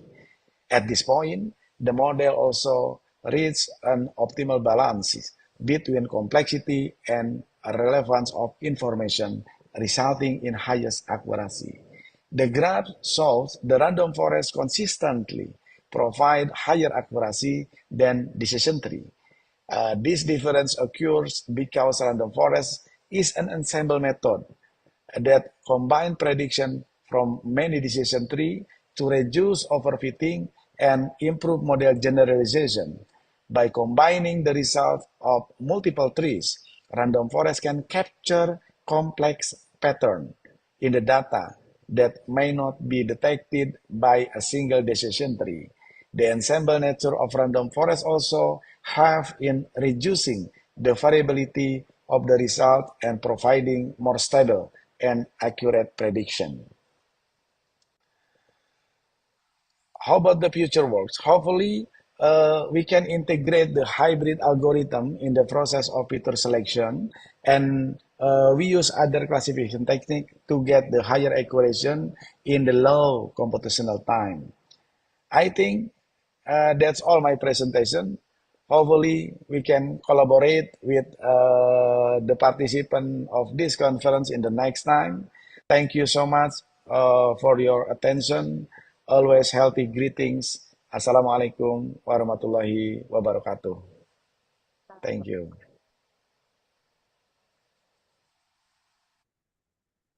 So we thanks Professor Adi Wijaya in absentia, but because Pak Adi is not available, so we will skip the QA session. And yeah, you may contact Pak Adi Wijaya directly if you would like to know more about his research. So, oh yes, I think we can move on to the next speaker. The one and only, our founding father, INACOMS, Professor Edith Baskoro.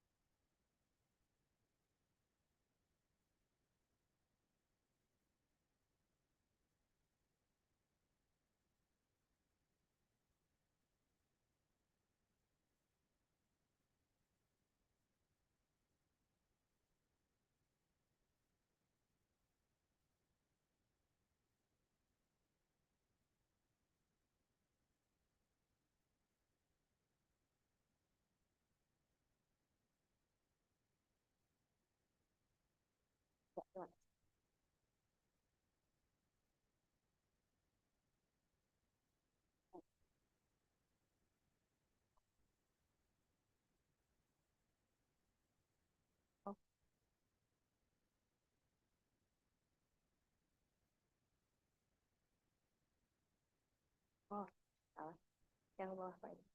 Yang paling bawah. Okay, Pak Edi, you have 30 minutes including QA session.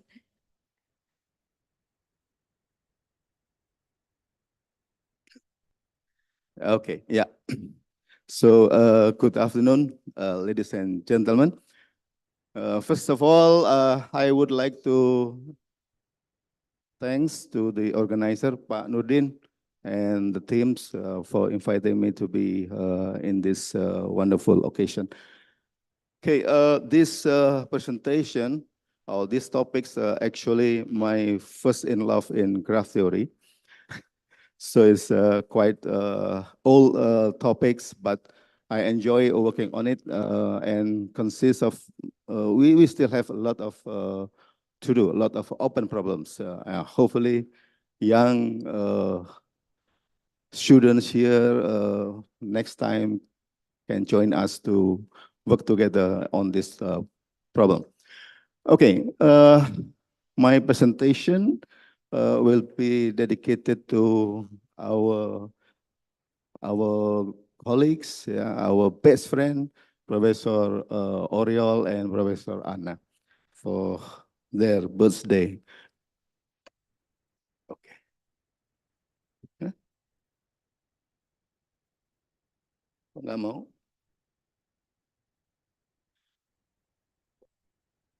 Kok nggak ini ya? Coba kok kepotong. Okay, yeah. So this is part of our memorial photos with, with Professor Anna and Professor Oriol. So they are both, I think, give us a lot of contribution in developing of our society, combinatoric and graph theory in Indonesia. Okay, this is the menu for this afternoon in our talks. I'll give you some introduction, of course, and then I will present some current update on the almost Moore diagram with self-repeat, and then without self-repeat, and so on. I will close with some open problems. Okay, now, so what we mean by Moore diagram? Moore diagram is a diagram of a maximum odd degree D and diameter K, and the number of vertices is as much as possible, as many as possible. So if you have such diagram, then the number of vertices is that number, 1 plus D, yeah, D to D square up to D to K. This is because the diameter is K and the degree is the maximum odd degree is D. And we would like to know whether this graph is exists or not. But if we consider this result by Plasnik and Snam and also British and Tweck, they show that this graph exists only for trivial cases. That means for the degree 1 or the diameter is 1. For degree 1, we have directed cycles with K plus 1 vertices. For diameter 1, we have a complete diagram. Yeah.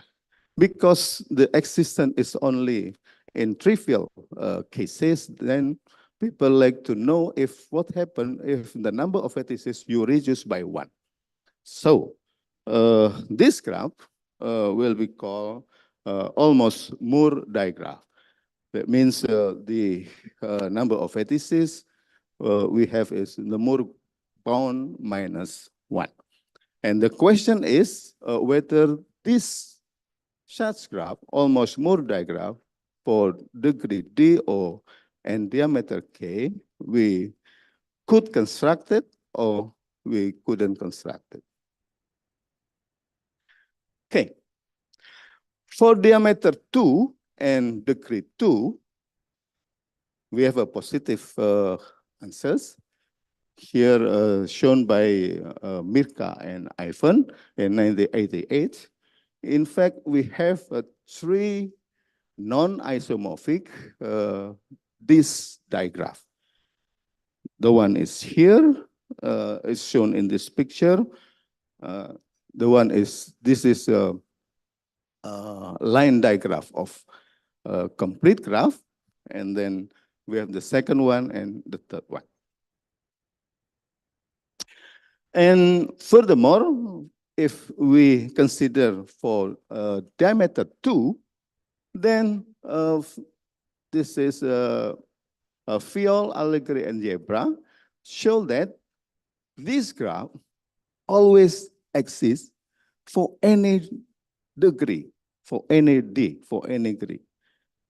One of the example is the line diagram of complete graph, yeah, with d plus 1 vertices, yeah. And in fact, after that, Johan Kimball in 2001 showed that the line diagram is the only such a diagram for any degree, but here for diameter 2. Yeah. But now what happened if the diameter is greater than 2? Okay, we have negative answers here. For small degree, yeah, for degree 2 and for degree 3, yeah, and for any diameter, at least 3, we do not have such a diagram, almost more diagram. Yeah. And this is a current result by Joseph, Rino, and Sergey in 2023. They consider the possible permutation cycle structures for degree 4 or 5, and diameter is large, yeah, at least 3, yeah. But again, we still do not know whether they exist or not. But probably, yeah. They do not know. They do not exist for this condition for degree 4 or it tends to be hard to be constructed. And then for small diameter, again, the answer is negative, yeah, by Conde, Gimbel, Gonzalez, Meret, and Moreno. This is for diameter 3, and also the second one for diameter 4. So here, if the diameter is greater than equals 3, then this graph, yeah, is hard. I mean, it's hard to be exit. But again, the remaining case are still open. If we have the degree is at least 4 and the diameter is at least 5. So in the remaining slides, I will present you some notion or some methods for analyzing this kind of diagram. Okay. Now we start with the regularity. Yeah. So this graph, almost more graph, odd degree is a very simple, a proof just by counting argument, but they turns out must be in regular too, in regular, yeah. So, but this proof by Miller, yeah, and then Kimball, Siran, and Slamin in 2000. And note that if almost more digraph, if the defects is 2, then they may not regular if the defect is 2. Yeah. But if the defect is 1, it's proof that this almost mode digraph must be deregular of degree D. So next, we always consider that almost mode digraph always deregular of degree D. Yeah, not only regular in odd degree, but also regular in degree, in degree. Okay, now we like to see a nice property of this graph. So let's G is a almost more digraph with degree D and diameter K. And now consider a vertex X here. Yeah, is in G, and from X you always have a vertex Y, so that there is two distinct walks from X to Y with length is less than or equal K. Why is that? Because the number of vertices of this graph is more bond minus 1. So that means here we will have, sorry. That means here we will have some vertex here, we call it Y, which is a repetition of some other vertex. Yeah, because the number of vertices is more bond minus 1. So this vertex Y, we call it a repeat of X. Yeah, because we have a two walks here from X here to Y here, and because Y is repetition, some vertex here. For example, this vertex is also a Y, so we have a walk from X to Y here. So there will be always from one vertex, there is vertex Y that we call it a repeat of this vertex. Yeah, with having two walks of length less than or equal K here. So here we have every vertex X, we have a vertex Y that we call it repeat of X. And if Y is equal X itself, then we call it a self-repeat. And we can show easily that function R here is automorphism on vertex set of G. That means that if you have an ax from X to Y, then you also have an ax from Rx, this is a repeat of X, to repeat of Y. Yeah. And because this is automorphism, then we can define an order of a vertex. Yeah, we call here the order of vertex X is the smallest possible integer, such that R to omega, yeah, to omega X to X equal X. Yeah. Okay. For example, here, if you look at again the almost more digraph of diameter 2 and degree 2. Here we have three such digraph. The first one consists of all self-repeat, because one is self-repeat because there are two walks, yeah, of from 1 to 1 with the length at most 2. Yeah, diameter is 2. Yeah. So the first one is a walk here from 1 to 2 and then 2 to 1. This is a walk from 1 to 1 of length 1, of length 2, and then a walk from 1 to 1 itself, yeah, of length 0. Yeah. So we have two walks here, and then if you consider, sorry, if you consider 2, also we have two walks, yeah, of length at most 2, and then 3, 4, 5, and 6. Yeah. So that means here all vertices are self-repeat. In the second graph, we have all vertices are of order 3. One, the repeat one is 2 because we have two walks this is the first walk, and then this is the second walk. And from 2 to 3, repeat 2 is 3, because we have, this is first walk, and then this is the second walk, and so on. So that means here, every vertex has order 3. And in the third one, we have 2 orders here. One is order 2, and the other one is order 4. Yeah. The one who order 2 is 1 and 2. Here we have a 2 walks from 1 to 2 here, and then this one, another walk in the second walk. And then from 2, we also have this walk.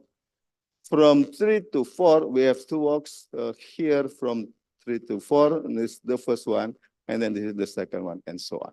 Okay, so in this graph, they have a different property of repeats. Yeah, one containing all self-repeat, and then the other one, the other 2 do not have self-repeats. Yeah, but the second one have only 1 order, which is order 3. And then the second one, we have 2 orders, 2 different orders, which is 2 and 4. Yeah. So in general, we have this lemma. This lemma, I think, is as a base of I mean, our results. Yeah. If we consider the success of this graph. Okay, let's have a G as a almost more digraph, and then U and V is vertices with distance less than K, and then consider these 2 walks. The first walk is from U to V, and then the second walks, you just have RP to U, yeah. So actually you apply this walk, you apply R to P to this walk, to all the vertices in this walk. And what happened here, if P is the least common multiple of these 2 order, the first order of U, and then this is and the order of V, then you will have R2P of Y, R2P of Y must be Y. Yeah. For every Y in the middle of this one, or internal, we call it internal vertices. Yeah. Why is that? If not the same as Y, then you will have the repeat of U is equal V. Yeah. Then the repeat of U is equal to, and this is too short, because V here is in distance at less than K. So it's not possible, yeah, for this kind of configuration. So that means we have the omega, the order of Y, here must divide P. Yeah, the order of Y here must divide P. P is the least common multiple of orders U and V. Yeah. Hence, we will have this lemma. So if UV is a vertices in G, and if W is a walk, length less than K from U to V, then the orders of each internal vertex of W must divide least common multiples of order of U and order of V. And if we extend the length of the walk here, not necessarily less than K, but can be equal K, then we will have this lemma. Yeah, then we will have this lemma. Here, the order of each internal vertex still must divide the least common multiple of order of U and V, provided the length of walk from U to V is less than or equal K. Yeah. As a corollary, If one of them, the order of U or V is 1, that means if V or U is a self-repeat, then we will have this very nice property that we call it monotonic divisibility, because each is internal vertices, yeah, in this walk must divide, yeah, from one to another, yeah, from one to another, yeah. So in sequence, of course, yeah. So that means we call it a monotonic divisibility. Okay, and the second one, if the order of U and V are the same, then and the order of U is the smallest order in G, then the order of each internal vertices equal the order of U. Yeah. So these two corollaries are very important, and we will use it, yeah, to have more general results. Yeah. Okay. Note that if almost more digraph exists, then we have two kinds. The first one, this graph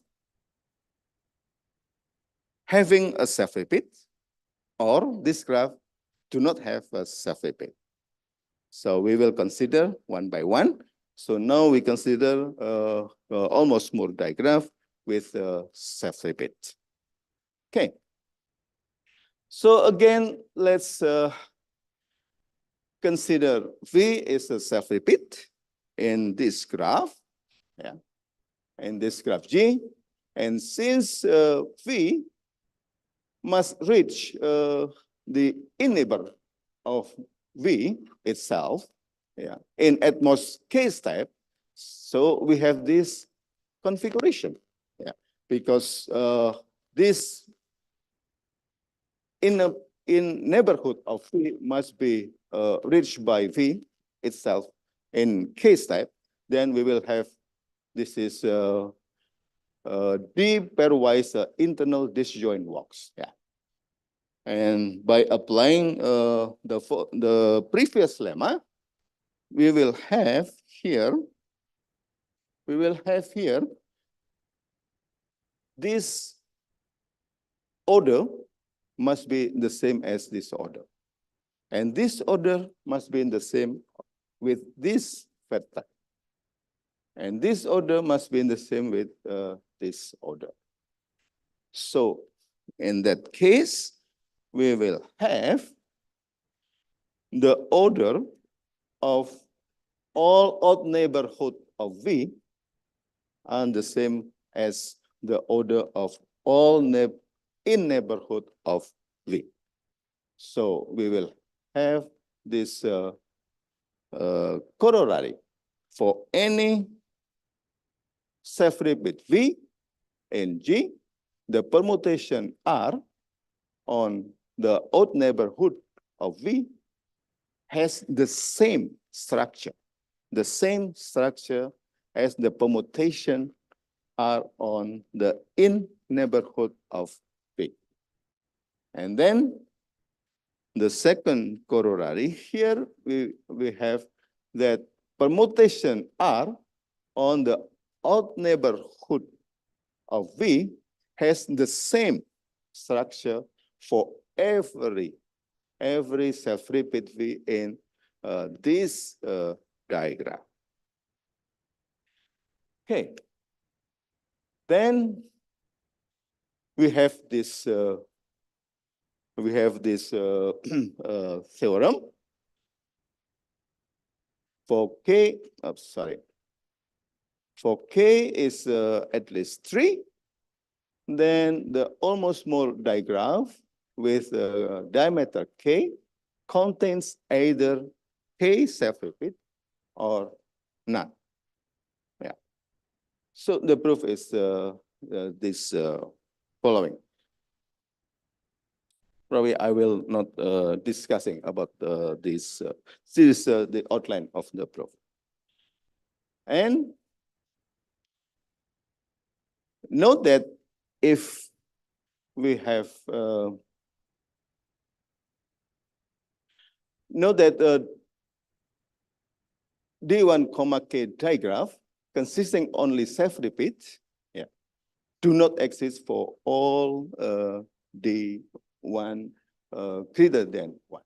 And this is the proof. I think I skip it. And from that, we will have this nice theorem. So if we have V1 is the set of all self-repeat, and then the induced subgraph by V1 is either empty graph, or either empty, or form a K cycle. Yeah. So that means if you consider almost more digraph, D comma K digraph, G, with diameter K, then this graph contain zero self-repeat, that means no self-repeat, or if they contain self-repeat, they contain exactly K self-repeat. Yeah, cannot be more than K self-repeat or less than K self-repeat. So in that case, we will have here decay digraph G has got K if and only if G contains self-repeats. Otherwise, the cut is K plus 1. Okay. And moreover, in the previous theorem, we collect all the vertices which are self-repeat. But now, let's consider here if G is almost more digraph with self-repeat, and then Z is a self-repeat in G, and then A, if A is the order of some vertex in G, then now collect all the vertices, yeah, all the vertices with the order is with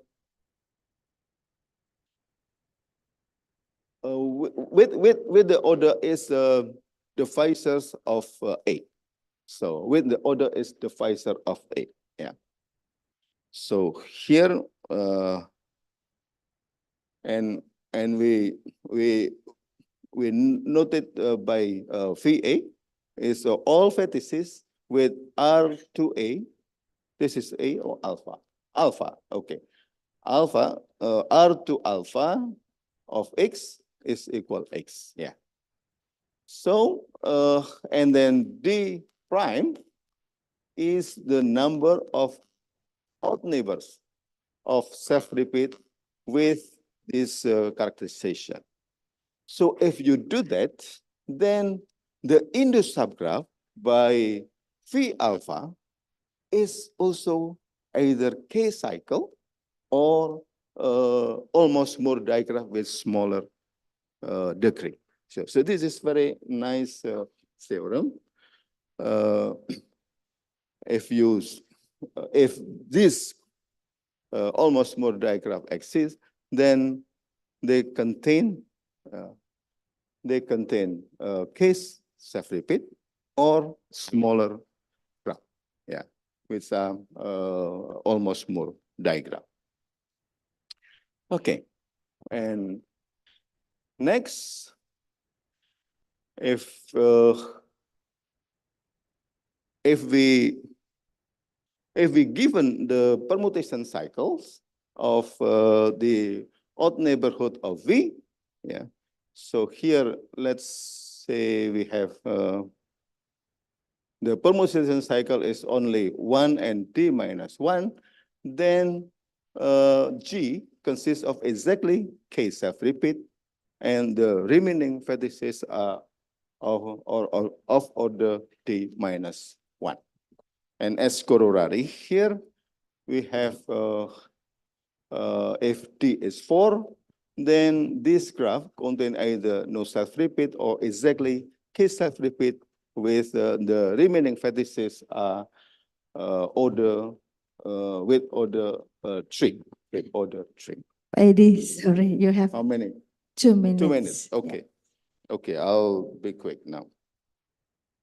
Okay, so this is the other results containing almost more digraph with self-repeats.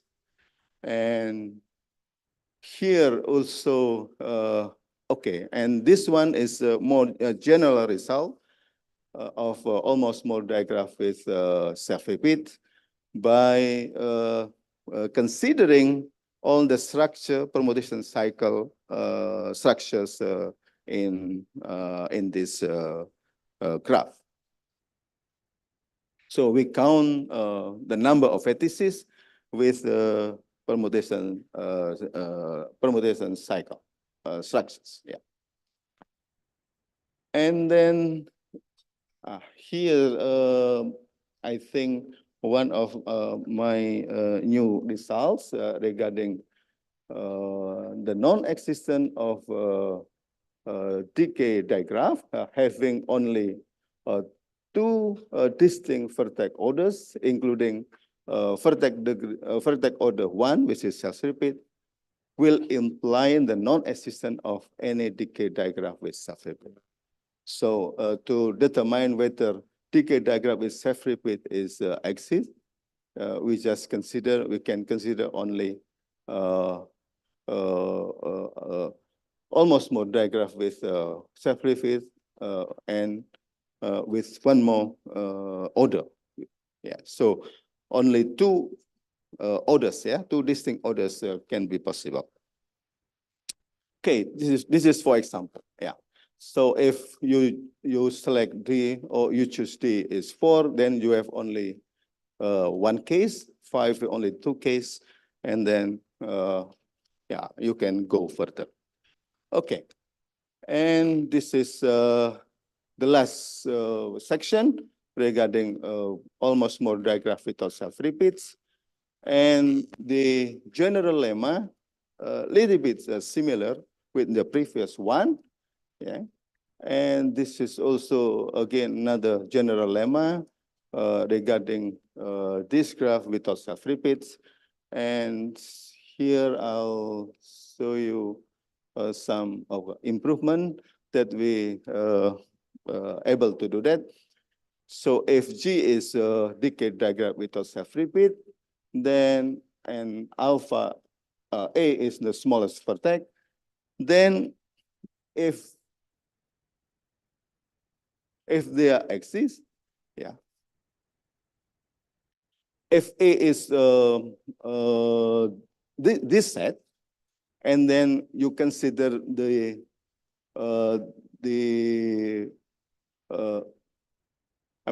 induced subgraph by this set, yeah, with the order of each vertex is in A, so it's a multiple of A with this kind. Yeah. Then the induced subgraph of this is decay comma is almost more digraph with some decay. So this is the proof, and as a corollary, we have this one. The problem of the existence of decay digraph without self-repeat, yeah, reduced to the problem of decay digraph with all vertex orders in the set A.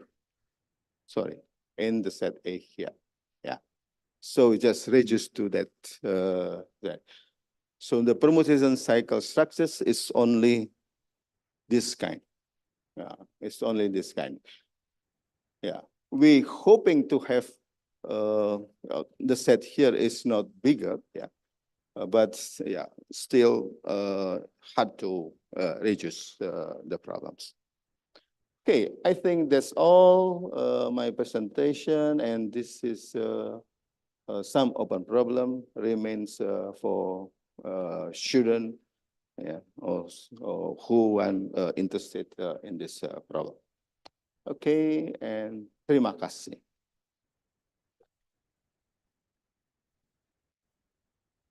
Okay, thank you, Pak Edi. Actually, we already run out of time, but maybe just for one quick question, if any. Yes, please. Itu mic-nya di mana?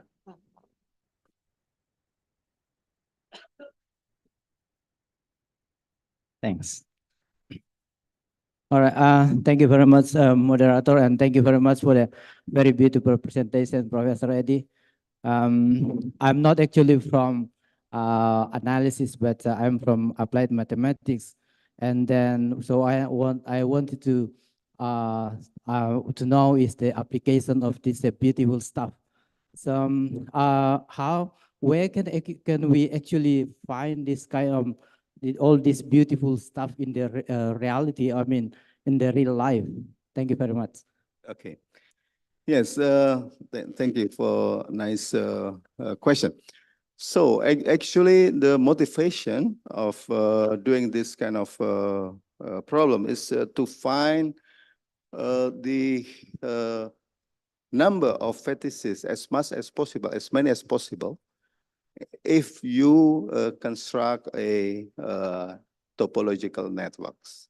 So if you given degree must be specified, yeah, must be small, yeah, and the diameter is also given, then people usually like to know, yeah, the number of, the nodes, yeah, the number of the fetishes that we can employ in this topology network.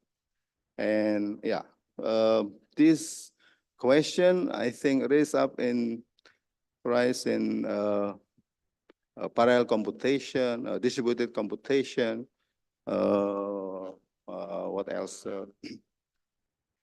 Yeah, yeah, in many things, yeah, in many things. So this is one of the fundamental, I think, problems that we consider or people consider in the topological networks, yeah, construction. Yeah, because the bandwidth of the graph must be limited, and then diameter means the number or the communication time, yeah, from one to another must be limited, yeah, given, and we like to have more fetishes in that topology.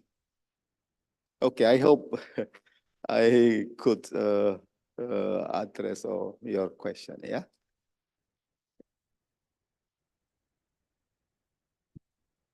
Okay, thank you very much, Professor Edi Baskoro.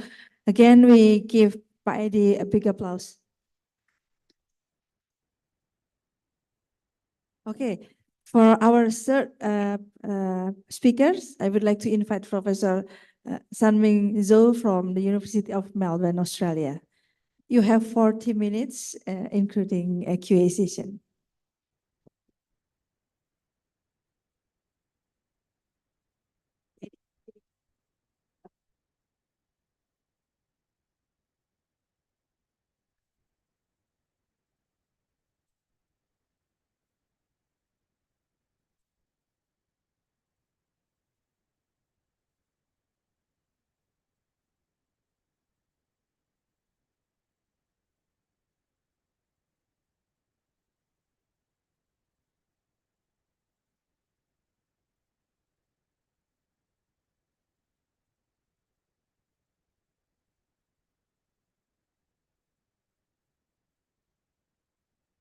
To start?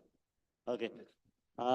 First of all, I would like to thank the organizers of this conference for the invitation. It's a great pleasure to speak here. I'm especially happy to give a talk at this conference because it's in honor of my friends and co-authors, professors, and Nato and Sarah. I visited them a little bit more than 10 years ago. and we started project at that time. But for some reason, there were some delays. And finally, we finished that project and published our paper in 2021 with both of them.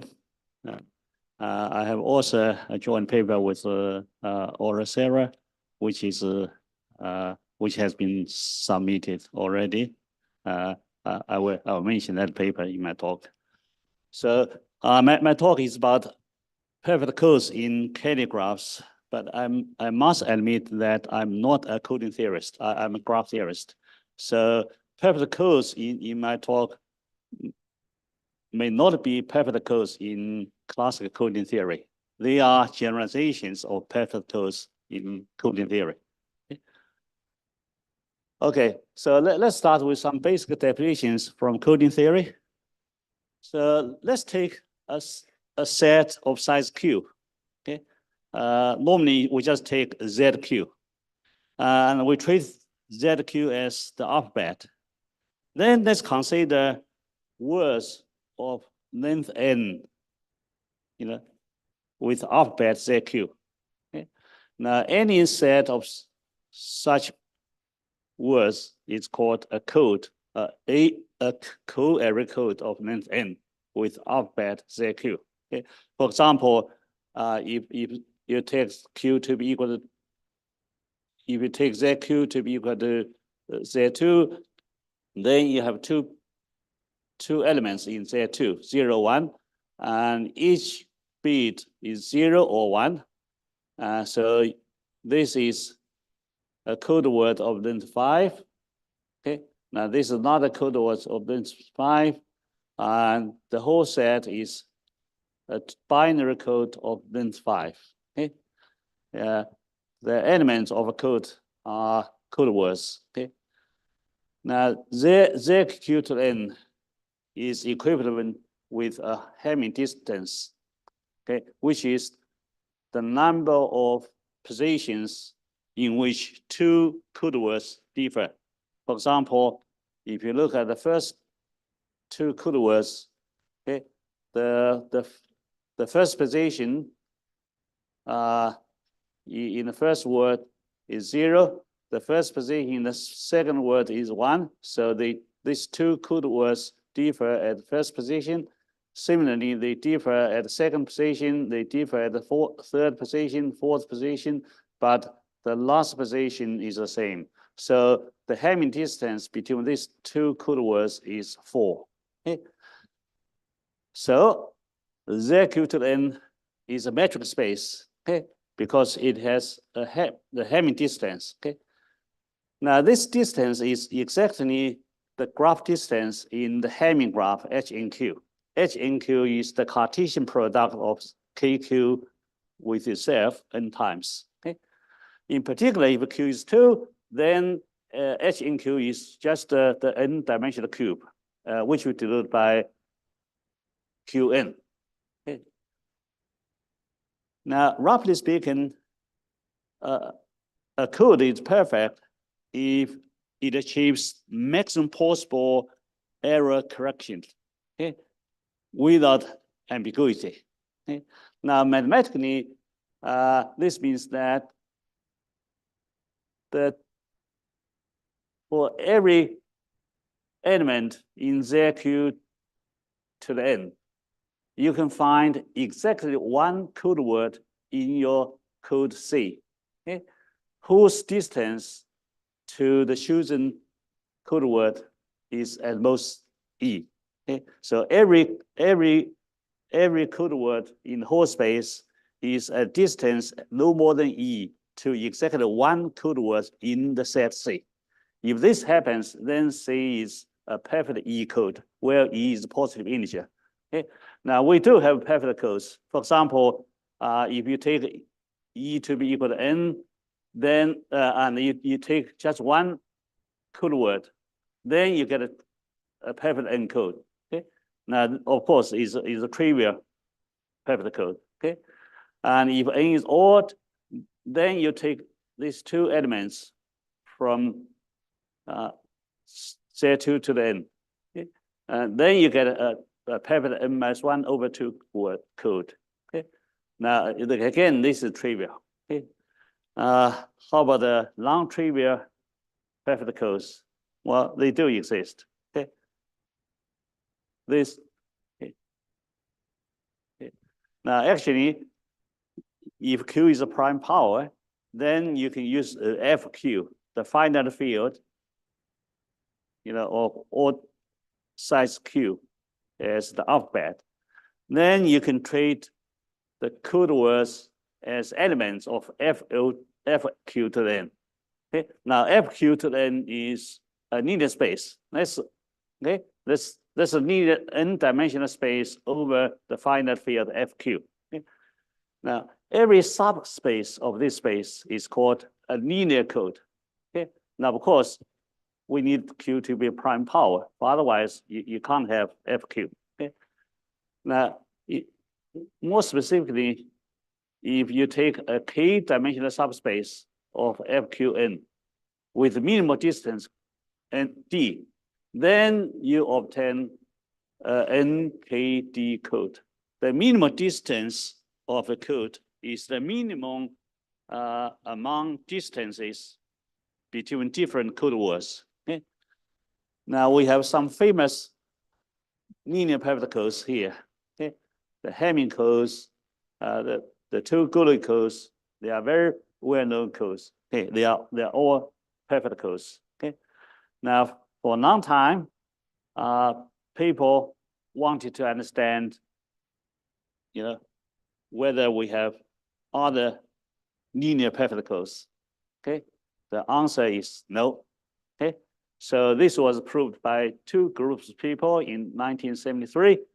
So it says that the Hamming codes, the two Goodly codes, are the only non-trivial linear perfect codes. Okay, but of course, if you don't require your perfect codes to be linear, then we do have many other non-linear perfect codes. Okay?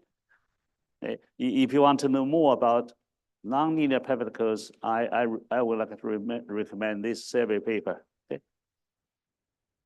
Now let's talk about Lie metric. Okay, well, the Lie metric between two code words is defined here. Okay, so you just consider the smaller between these two numbers. Okay, and then you take sum. Okay, yeah. If you just look at each term, actually is the circular distance. Okay, along a cycle of length Q. Okay, now this is actually the graph distance in this Cartesian product. Okay, which is the Cartesian product of cycle CQ with itself n times. Okay, now I denote this Cartesian product by L and Q because it refers to Lie distance. Okay, so the Lie distance is exactly the distance in this graph. Okay, now in the same fashion, we can define perfect equals with respect to Lie distance. Yeah, it's based on the same idea. The definition is shown here. Okay, a code C is called a perfect E code on the Lie distance if the balls of radius E with centers in C form a partition of the whole space. So this basically means that every element of ZQ to N is a distance no more than E to exactly one element in C with respect to the Lie distance. Okay? Okay. Now this is a big conjecture, which is still wide open. Okay? There are some partial results around this conjecture, but the general case is still open. If you would like to know more about this conjecture, here is a very nice survey paper. Okay? Now let's move on to perfect codes in graphs. Okay? Well, the definition is the same as before, but this time I use distance in graphs. Okay? So let's just consider any graph gamma. Now we can take any subset of the vertex set as a code. Of course, this is very general. Okay. Now, a code C is a perfect E code if every vertex in gamma is a distance no more than E to exactly one vector of C. Now, this is essentially the same definition as before, but this time I use graph distance. Okay? Yeah, I need the condition that every vertex in whole graph is a distance no more than E to exactly one vector in C. Okay? Yeah. Now we can form this definition by using closed E labels. Okay, so a code C is a perfect E code in gamma if and only if the closed E labels of the vertices in C form a partition over the whole vertex set V. Okay, so it's a partition problem. Okay. Now we have a little observation here. Perfect E codes in H and Q are exactly perfect E codes with respect to Hamming distance. And similarly, perfect E codes in L and Q are perfect E codes, with respect to need distance. Okay. Right. Now, this is a toy example. This is Q3. If you consider this red vertex and this green vertex, you get a perfect code. Okay. Now, the closed neighborhood of the red vertex consists of the red dot itself and the 3 red ticks. Okay. The closed neighborhood of the green vertex consists of itself and 3 green ticks. So these two sets form a partition of the whole vertex set. So you have this perfect one code. Now you can do translation to obtain 3 other perfect one codes here. Okay. Now this is another example. Well, the graph shown here is a second graph of order 12. Okay. Now if you consider 0 and 3, you get a perfect one code. Okay. The closed neighborhood of 0 consists of 0, 1, 11, 6, 7, 6, 5. And the closed neighborhood of 3 consists of 3, 2, 4, 10, 9, 8. Again, these two sets form a partition of the whole vertex set. So you get a perfect one code in this second graph. Okay. Now here's a brief history of the study of perfect codes in graphs. Is initiated by Norman Biggs, who studied perfect codes in distance transitive graphs. Well, he did so because H and Q is distance transitive. So he tried to generalize some results in classical coding theory to distance transitive graphs. Now, in the same year, Desargues studied perfect codes in association schemes. Okay? And in 1997, Young Protachville studied perfect codes in general graphs. Young is the next speaker. Okay, so I'm so happy, to have something with in my talk related to Young. Okay, and there are many results on perfect codes in graphs so far. Okay. Okay, let's move on to Kelly graphs. That's the main business. Now the definition of a Kelly graph is shown here. You just take a group G and a subset S of G without including the identity element. Then you can construct a graph, which is the Kelly graph of G with respect to the connection set S. Now the vertex set of this graph is G. This means you treat each element of G as a vertex. Now for every vertex X, the labels of X in the Kelly graphs S times X, where S belongs to big S. Okay? Now, if you require S to be inverse closed, namely, whenever an element is in S, then its inverse element is also in S. Then this Kelly graph is undirected. Now, we will only consider undirected Kelly graphs in my talk. Now, both H in Q and L in Q are Kelly graphs. And also, perfect equals in these two graphs are exactly perfect equals with respect to Lie distance and Hamming distance, respectively. So this means that perfect codes in Kelly graphs are generalizations of perfect codes in classical coding theory. Okay. This was our motivation to study perfect codes in Kelly graphs. Okay. Now there's another motivation for our study, namely factorization or tinings of groups. Now, by a factorization of group G, we mean a pair of subsets of G, say A and B, such that every element of G can be written in a unique way as little a times little b, where little a belongs to big A and little b belongs to big B. Okay. Now, in this definition, we don't need A and B to be subgroups of G. Okay.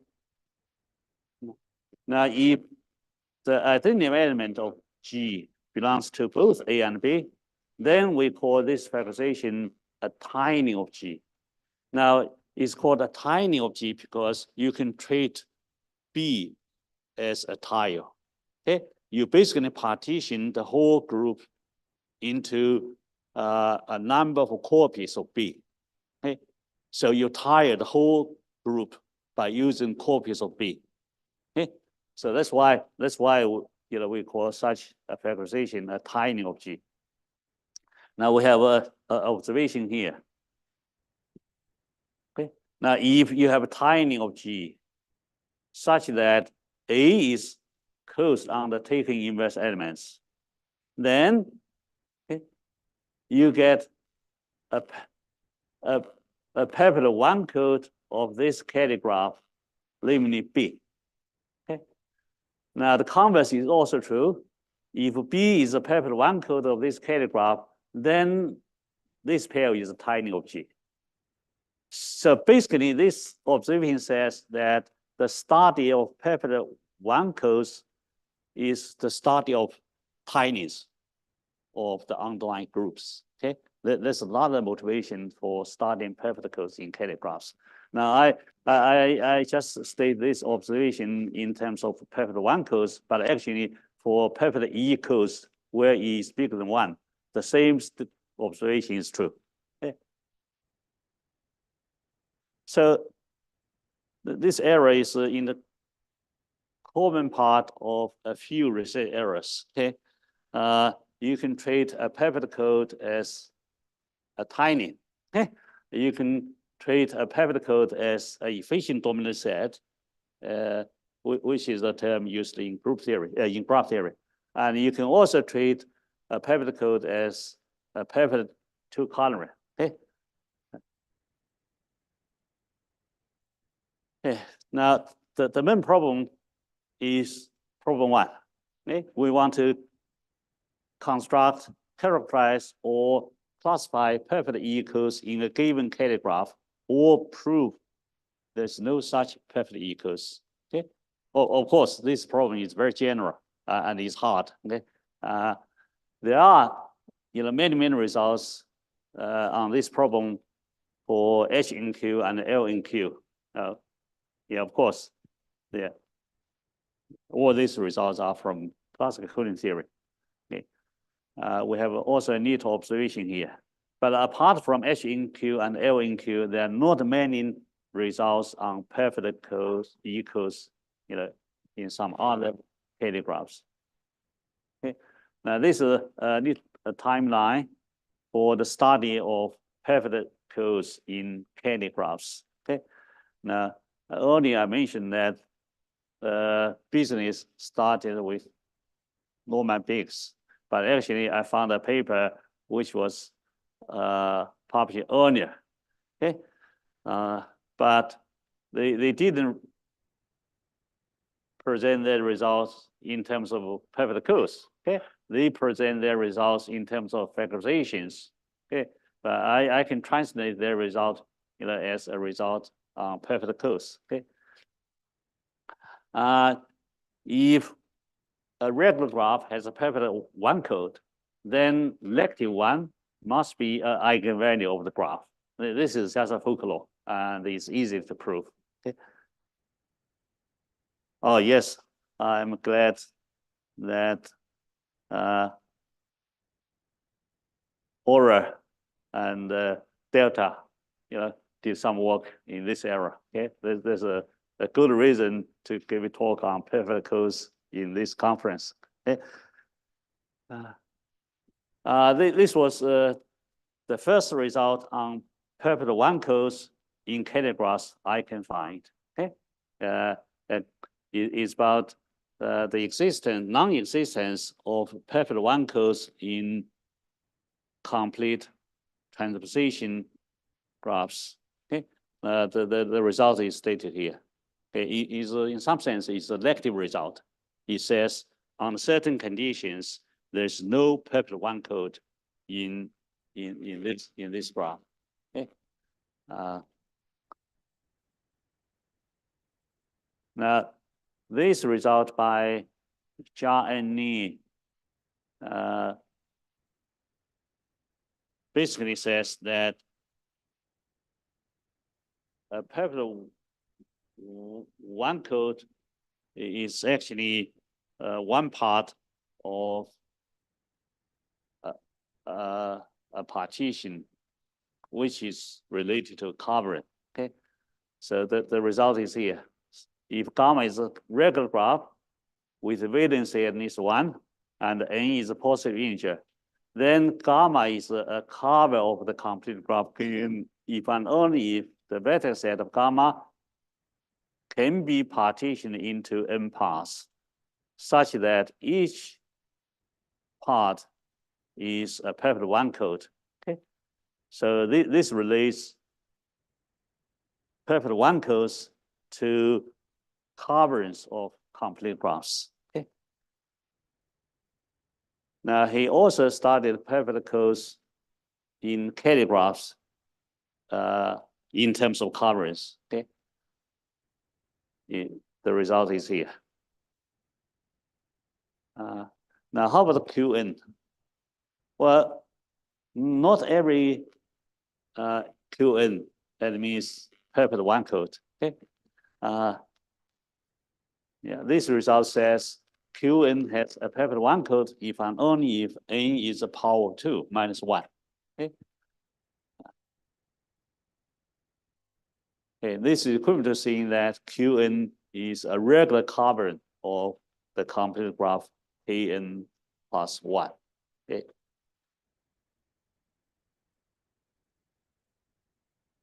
Now, if you want to do anything about perfect one codes in Kelly graphs, you need to start with simplest possible Kelly graphs, namely second graphs.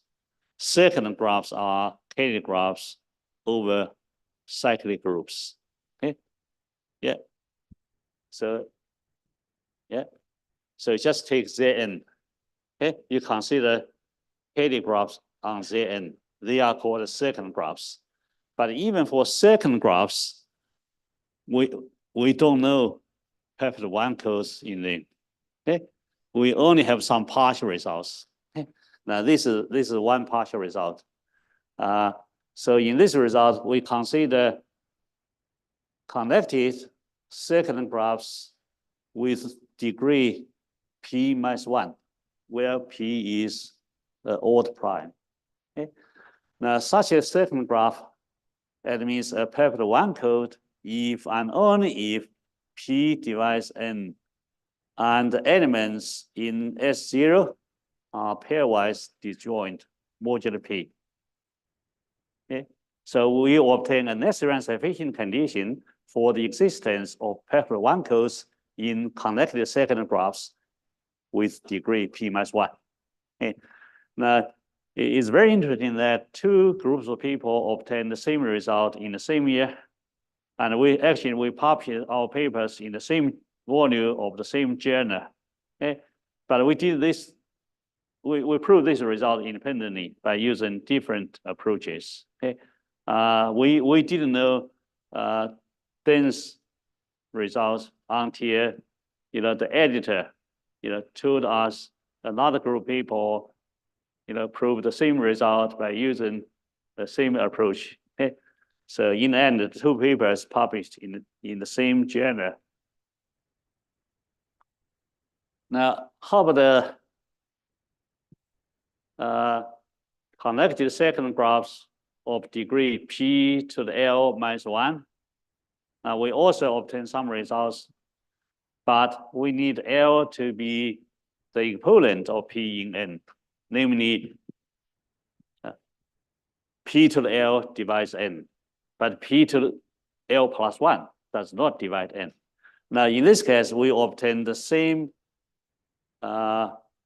result, okay? Now, this second graph admits a peptide 1 code if and only if the elements of S0 are pairwise distinct modulo P to the L. Okay. Now this is the tool we use to prove our result.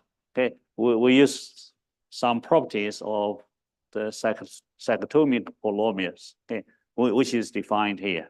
Okay, then we can translate the problem for a peptide 1 code in a second graph in terms of the existence of a polynomial like this. Okay.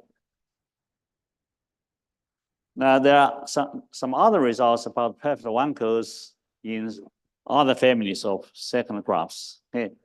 For example, if the degree is PQ minus 1 for some primes P and Q, such that PQ is less than N and N over PQ and PQ are Q prime, and S0 is periodic, then there are peptide 1 codes in the corresponding second graph. Okay. Now, if you take some special orders, and then again we obtain similar results. Okay. But in general, even for second graphs, okay, we still don't know all peptide 1 codes over there. Okay. We just have some partial results. Okay.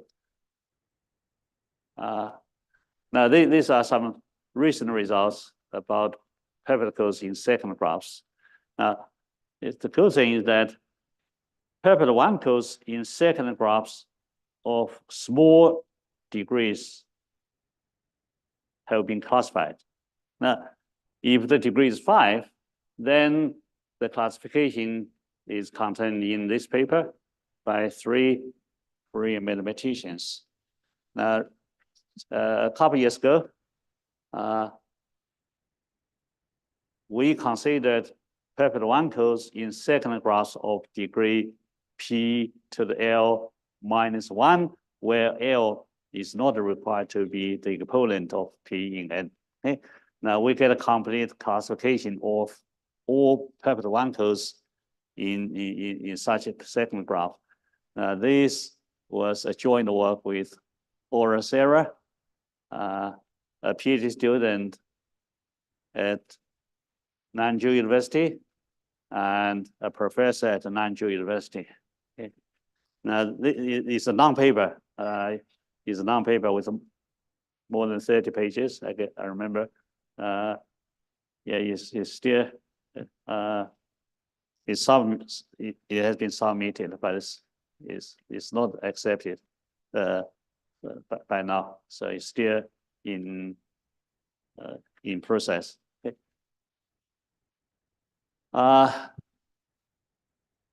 There are some results on peptide codes in Kelly graphs over abelian groups. For example, we can generalize theorem 6 and 7 to some Kelly graphs of abelian groups. Okay? Now, this was joint work with Peter Cameron and Yip. Okay? Now, I should also mention another result proved by Joseph Hafte. Now, he classified all peptide wankels in Kelly graphs over some good abelian groups. Okay.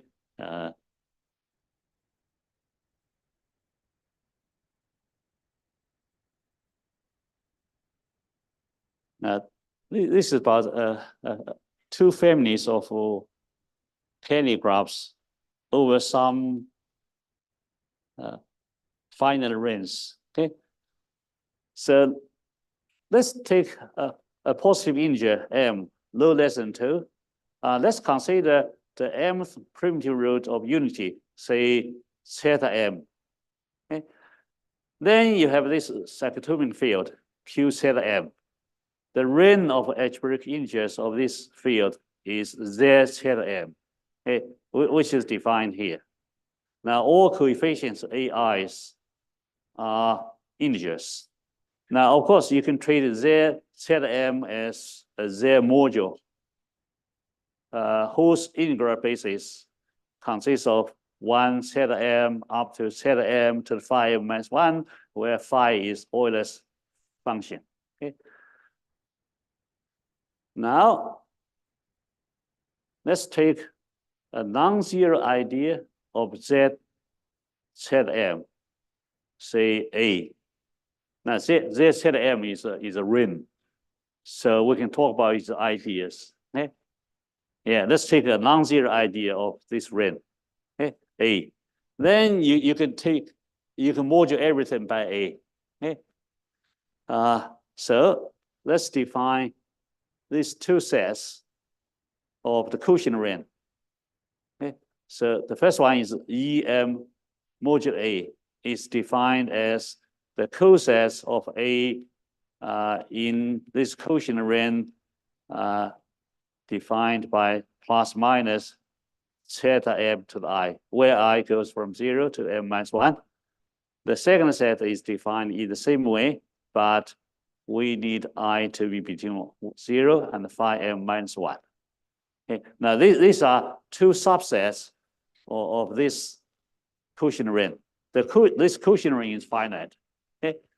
So, since it's a ring, it is an abelian group with respect to the addition, right? So we can talk about this Kelly graph. Okay, so we have these two Kelly graphs here. Okay, because we have these two subsets. Now we call this the mth cyclotomic graph and the second kind mth cyclotomic graph with respect to A, respectively. Okay. Right.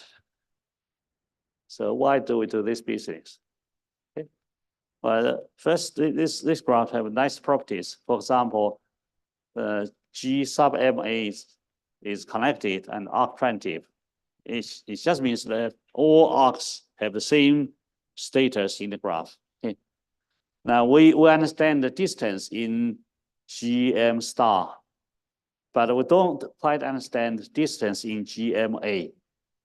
Now, we also prove that a large family of second graphs, namely 2p regular previous second graphs, okay, are cyclotomic graphs. Okay.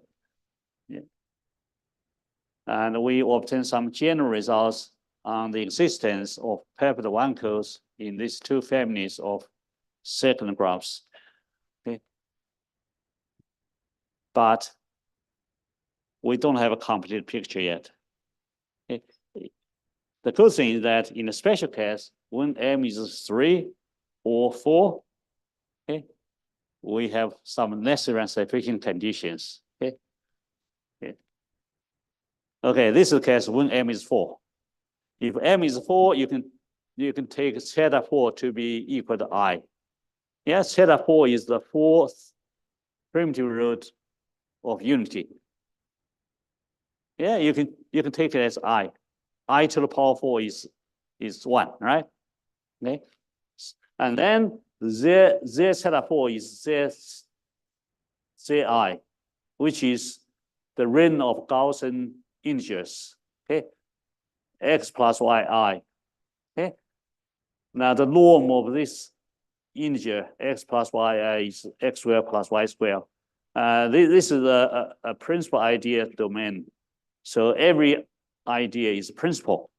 So every idea is of this form is generated by a non-zero element. Okay, and in this case, the two cyclotomic graphs are the same. Okay.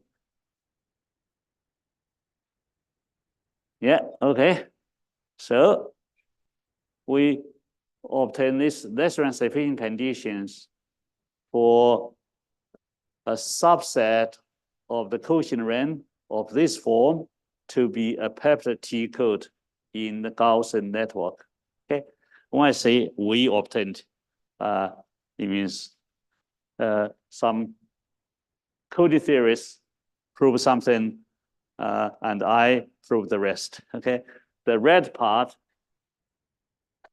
was proved by coded theorists. They basically gave some constructions of perfect T codes in G alpha. So in other words, they obtained sufficient conditions.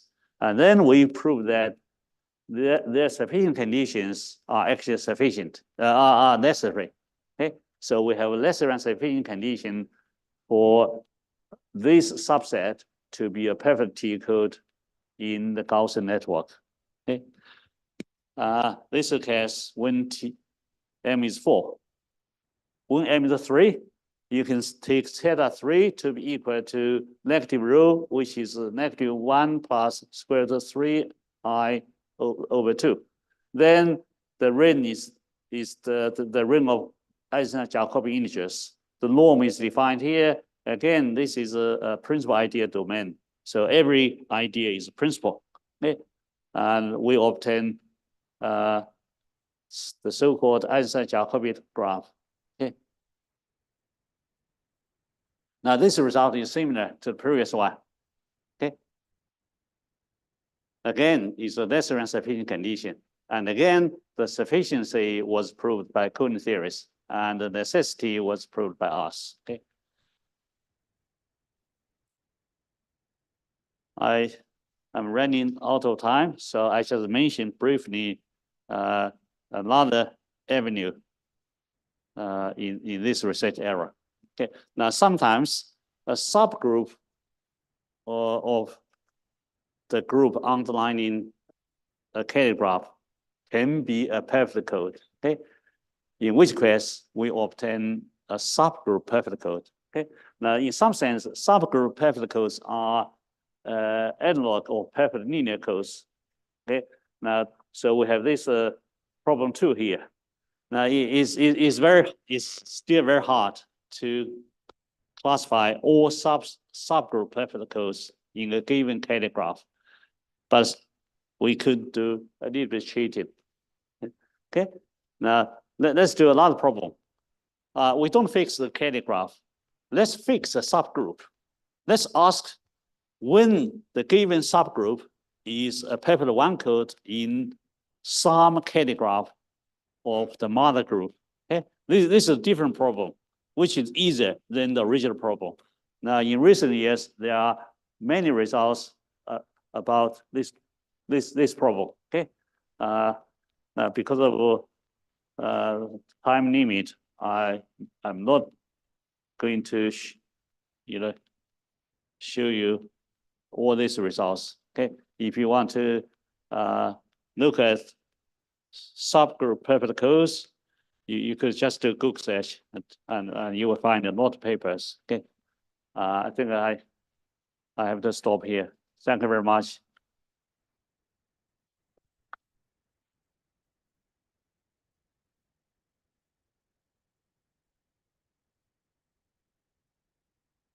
Yes, okay, yeah.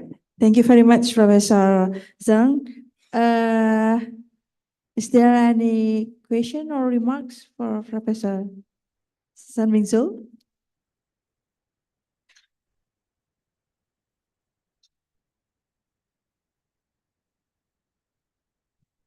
Yes, please, Pak Joko.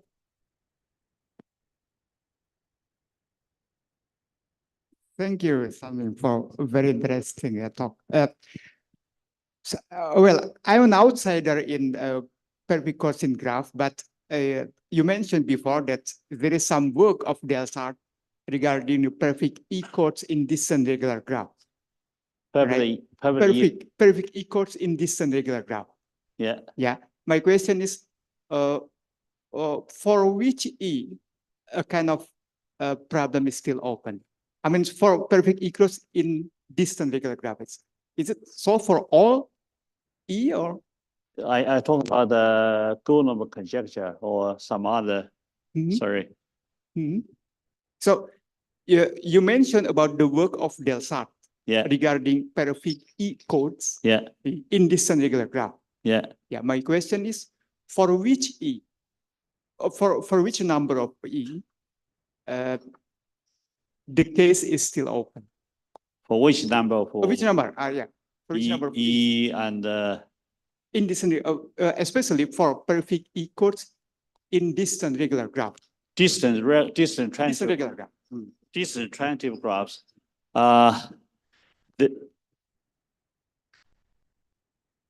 We know. Of course, if you take H in Q, then it's the classical case. If you take the order graph, O sub K, the order graph, okay, that's done. And if you, I remember for several families of distant transitive graphs, the job has been done. But for all other cases, it's open. Distant transitive graphs, right? Babai proved the result, which says if I remember correctly, which says in any distant transitive graphs, the number of particles is finite or something like that. Yeah, that's long enough. That kind of result of but for most of the distant transitive graphs, the problem is open. Oh, I see. Yeah, it was a very active research topic in 1970s. But in recent years, as far as I know, there are not many papers on particles in distant transitive graphs. Okay. Yeah. Okay. Thank you, Sandy. Yeah, that's okay.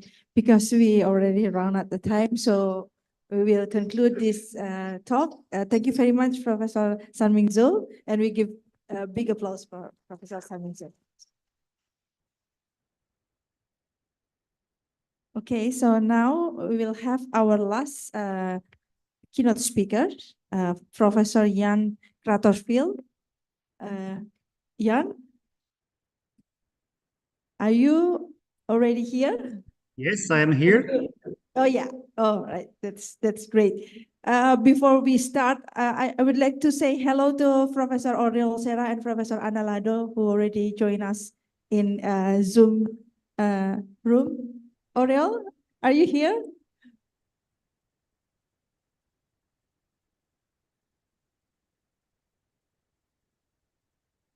Oh, not yet. All right, then I think we will continue with the talk. So Jan, you will have 40 minutes for your talk, including QA session. Okay, thank you. I will try to share my slides.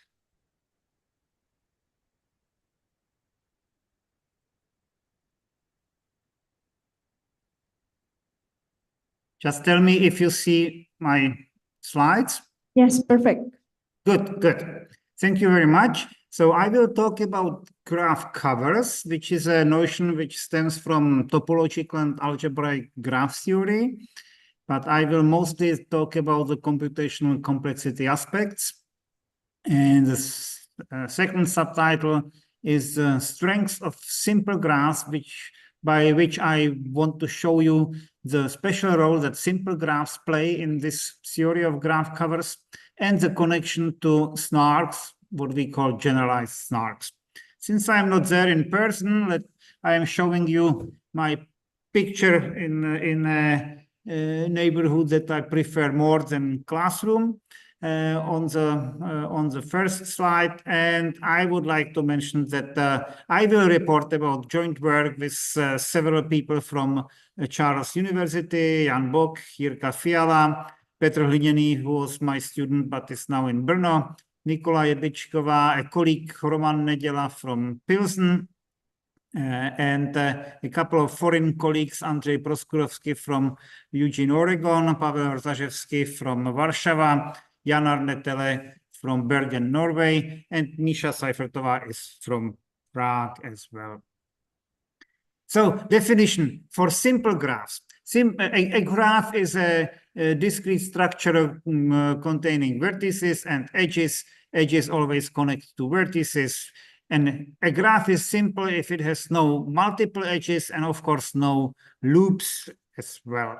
And a mapping between vertices of one graph, typically a large graph, to a small graph is called a graph covering projection if it has the property that for every vertex of the source graph, it maps the closed neighborhood of that vertex bijectively to the closed neighborhood of its image.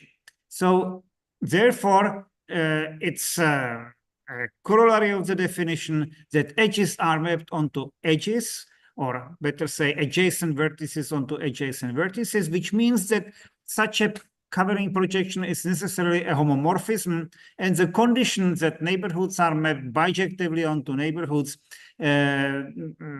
gives the name locally bijective homomorphism. So this is definition for simple graphs, where it is very easy. To demonstrate the definition, here is an example where in the small graph, I color code the vertices. The names of the vertices are the colors. And you see, for instance, that in the small graph, red vertex has one blue neighbor and one orange neighbor. And in the source graph, the mapping is denoted by coloring the vertices. That means red vertex is mapped onto the red vertex in the small graph. Every red vertex has exactly one blue and one orange neighbor. This is true for every red vertex in the big graph. Similarly, the orange vertex in the small graph has one red, one blue, and one green neighbor. And you see that in the big graph, every orange vertex has degree 3 and has exactly one green, one red, and one blue neighbor. So this is an example of a graph covering projection. And just what I said already, the notion is what comes from topological graph theory, and it's motivated by the covering spaces in topology. One prime example are Euclidean and projective planes, where the Euclidean place is a double cover of the projective one. In topological spaces, a covering projection is a mapping from I would say, bigger space to a smaller one, such that locally around every vertex, you can find a neighborhood such that the neighborhood of the source vertex and the image vertex are homeomorphic. A little bit from the history, as I said, stems from topological graph theory. It was used in construction of highly symmetric graphs in the 1970s. This is the algebraic connection. Anguin noticed connection to local computational theory in computer science. And later Abelo Fellows and Stilwell picked up on this computational complexity aspects of graph covers I will tell a little more. Unfortunately, I don't have enough time to show you a beautiful question of Seyanegami, which is more than 30 years old, about finite graphs that have a finite planar cover. The conjecture is that graphs that have finite planar covers are exactly projective planar graphs. To prove this conjecture, it remains to show that one particle graph K1222 does not have a finite planar cover, and this question is open for almost 30 years, 25 years. So in my talk, I would like to introduce the computation complexity questions that I am interested in. I will define the more general notion of graphs, multigraphs or general graphs with loops, multiple edges and semi-edges, introduce our strong dichotomy conjecture, and the main character of the talk is the being stronger relation in the middle of the talk. I will show its role in covers of disconnected graphs. And finally, I will get to generalized snarks. And as I showed you one picture already of myself, I will show you a few more pictures during the talk of my co-authors. And in the end, I will, if I have still time, I will show some more pictures in the end. So the main question I am interested in from the computational complexity point of view is the following. We fix a graph H, a parameter graph, small graph, fixed graph H. And on input, you get a graph G, and we ask whether G covers the graph H. And Abelov, Fellows, and Stilwell formulated the question to give a complete characterization for which graph's H the problem is polynomial time solvable, for which it is NP complete, and if there is anything in between or not. It followed the result of Hans Bodlender, who proved that if you have the graph H, the target graph, as part of the input as well, if both G and H are part of the input, then the question is NP complete. So Abelov, Fellows, and Stilwell pulled out the graph H, the target graph, as a parameter graph, and asked about the complexity for fixed graph H. And I promised some pictures. So this is a picture of Mike Fellows, roughly from the time when they formulated this question. And the picture was taken in 1994, I believe. We worked on this problem in the 90s with Andrei Proskorovsky and Janar Netele. And among other results, we proved that if you take the degree partition of the graph, which is a notion of partitioning the vertices by their degrees and refining further by the degrees of the neighbors and so on, if in every equivalence class we have at most two vertices, then the problem is polynomial time solvable. Which is not true for general graphs, but for simple graphs, it is true. And I promised more pictures. So this is, I am on the left. And if you don't recognize me, which is quite likely, in the middle is Janar Netele, and on the right is Andrei Proskorovsky from Oregon. And in our original paper, we gave the characterization for all target graphs with at most 6 vertices. This is a screenshot from the paper from 1994. And you see there are many NP complete cases. And until today, the most general and simple NP complete theorem is this by the 3 of us plus my student Jiří Fiala. We prove that if the graph H is regular and of valency at least 3, then the problem is always NP complete for regular graphs. So opposed to the degree partition with classes, with small classes, if we have a regular graph, then the degree partition has only one equivalence class, which is all the vertices of the graph. And then the problem is NP complete. And Jiří Fiala is in the right on this picture. I promised pictures of some co-authors. This is probably all the co-authors that you will see. And maybe this is an important fact. If we have connected graphs. And if we have a graph covering projection from a large graph to a small graph, then such a covering is always a k-fold covering for some k, which means that every vertex in the small graph, the preimage, the vertices that map onto this vertex, have the preimages have the same size. Because if we have two neighbors in the small graph, then in the covering projection, this edge between these two vertices is lifted to a matching between all the vertices that map onto one and all the vertices that map onto the other one, like in this picture. And so the purple and black vertices have the preimages of the same size. And it follows that if the small graph is connected, then this shows that every two vertices have the preimages of the same size. Okay, now general graphs.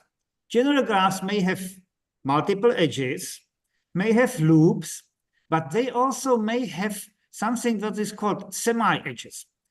Semi-edge is an edge which has only one vertex, which is incident with only one vertex, like a loop. But the difference is that a loop is adding 2 to the degree of the vertex, while a semi-edge is adding only 1 to the degree of the vertex.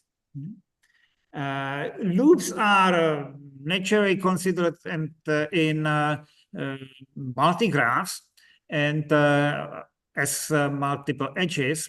The semi-edges is something relatively new, and they come naturally they arise naturally in the algebraic graph theory, and they have reasonable role in the computational model of local computations as well.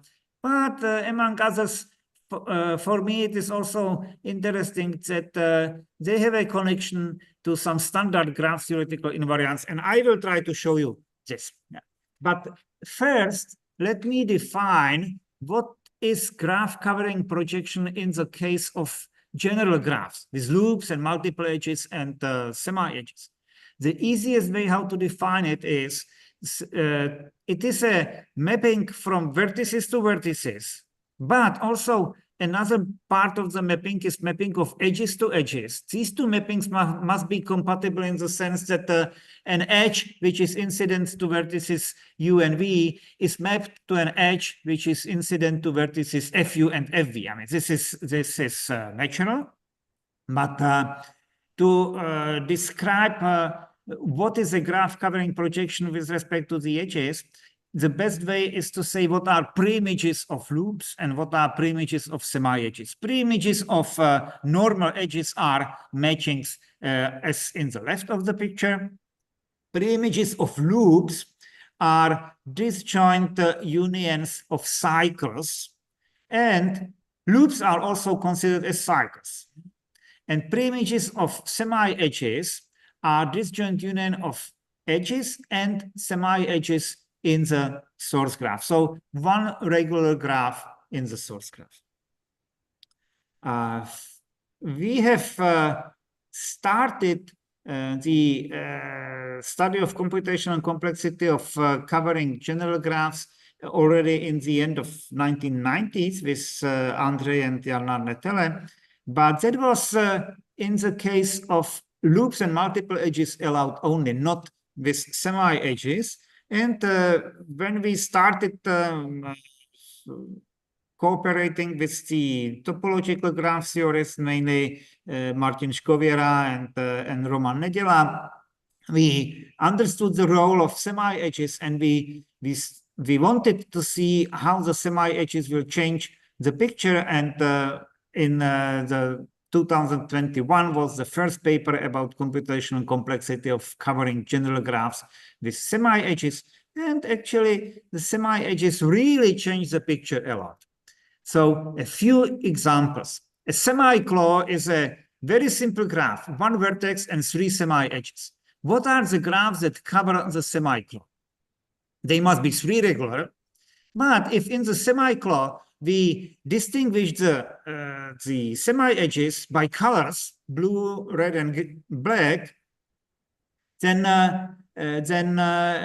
in a covering projection, every vertex has to be incident to exactly one edge that maps to blue, one edge that maps to red, and one edge that maps to black, like this. But this gives a 3-edge coloring, proper 3-edge coloring of the source graph.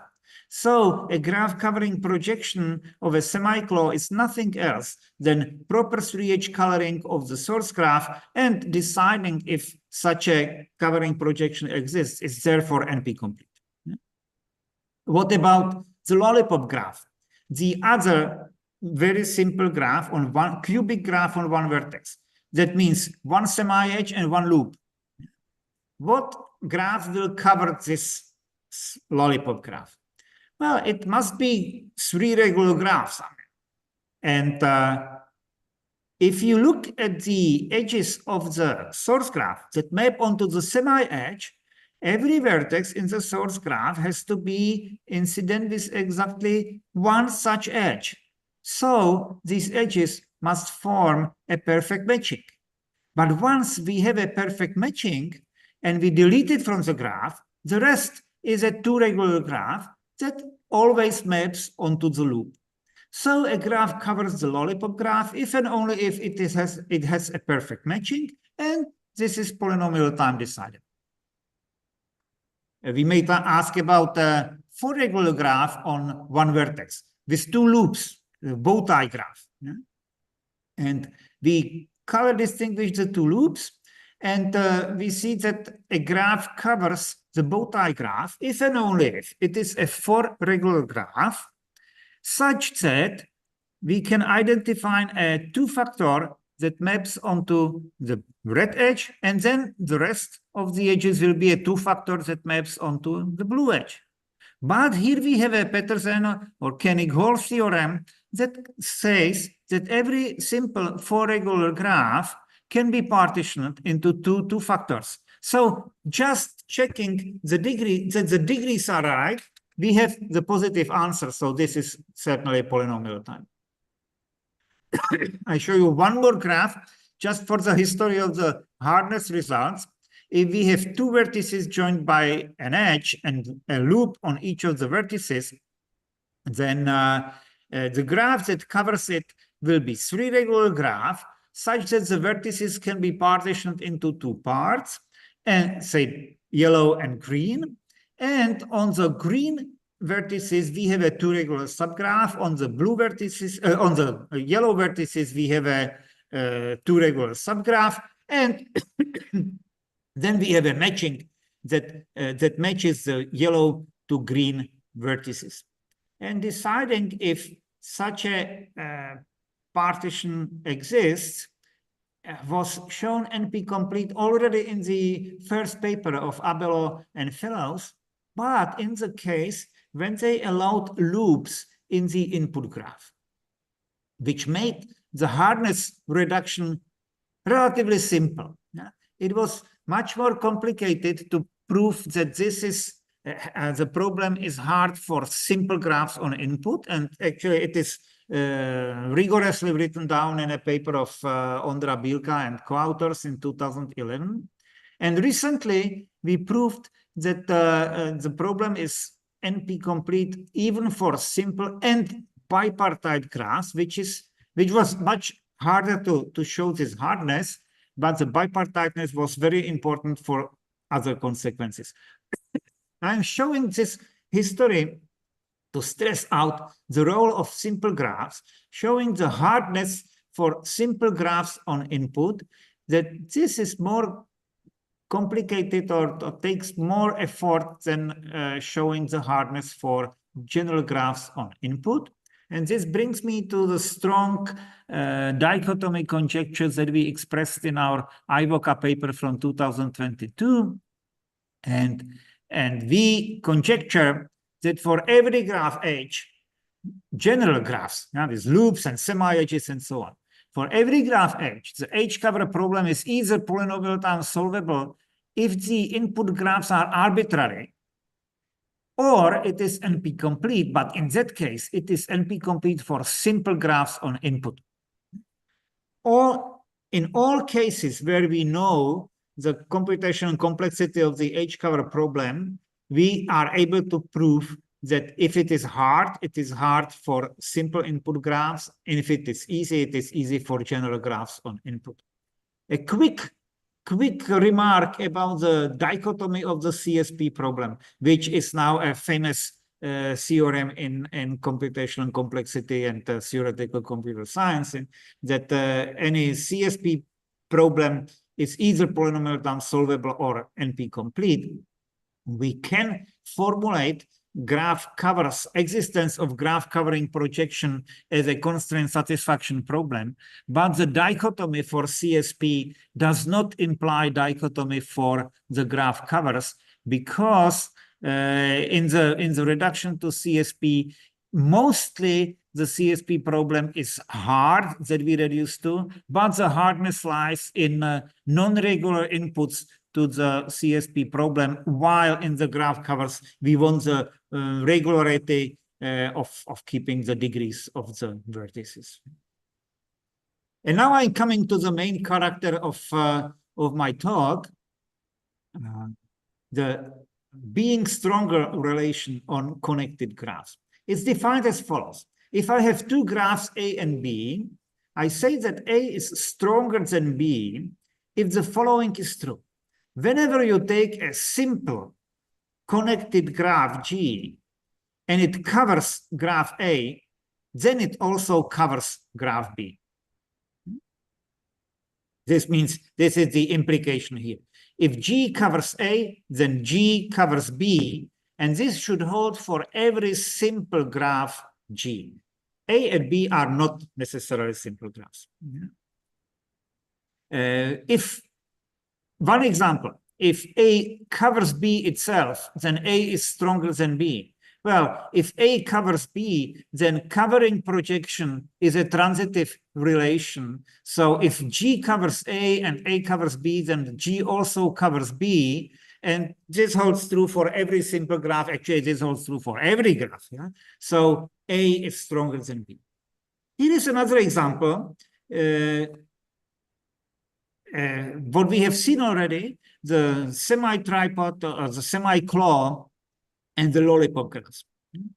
The semi-claw doesn't cover the lollipop graph, but we have in every 3H coloring of a graph, if we take a 3H coloring by light blue, dark blue, and red, and then we join the light blue and dark blue into one color, then we have a covering projection to the lollipop graph. So for every simple graph, this is true. So the semi-claw is stronger than the lollipop. This is even less trivial example. If we take a 4-cycle, and if we take an open path on two vertices, open in the sense that it starts and ends with semi-edges, then these two graphs are stronger one than the other in both ways. And this is because the simple graphs that cover them are exactly the same class of graphs. If you take simple graphs that cover 4-cycle, that must be cycles of length divisible by 4. But if you want simple graphs that cover the open path, that must be again two regular graphs. If it is simple, then it's a disjoint union of cycles, and every component, every cycle must be such that if we have a vertex that maps onto red, it has one neighbor that maps onto red and one neighbor that maps onto blue. So, and the same for blue. Every vertex that maps onto blue has one neighbor that maps onto red and one neighbor that maps onto blue. So along the cycle, the red and blue vertices alternate in pairs always. So we have 2 red, 2 blue, 2 red, 2 blue, and so on. So the length of the cycle must be divisible by 4. Yeah? So the classes of graphs that cover 4-cycle and the open path are exactly the same. So the graphs are stronger than each other. I think I have time to show you how this relation is important for covers of complexity of covers of disconnected graphs. This is a result of from 2021 with co-authors from Charles University. I skipped some historical remarks, and if we have two graphs which are not connected, so they have components of connectivity G1, G2, and so on, H1, H2, and so on. What is a graph covering projection? Well, it should be a mapping from vertices and edges of G onto vertices and edges of H. So components should go to components, and but any other conditions? And then when we started studying the disconnected graphs, we realized that so far, nobody really paid attention to exact rigorous definition of covering projection of disconnected graphs. And there are three possible definitions. One is just take the locally bijective homomorphism. So for every vertex of the source graph, the neighborhood of this vertex is mapped bijectively. This definition will allow that some components of the target graph are not used at all.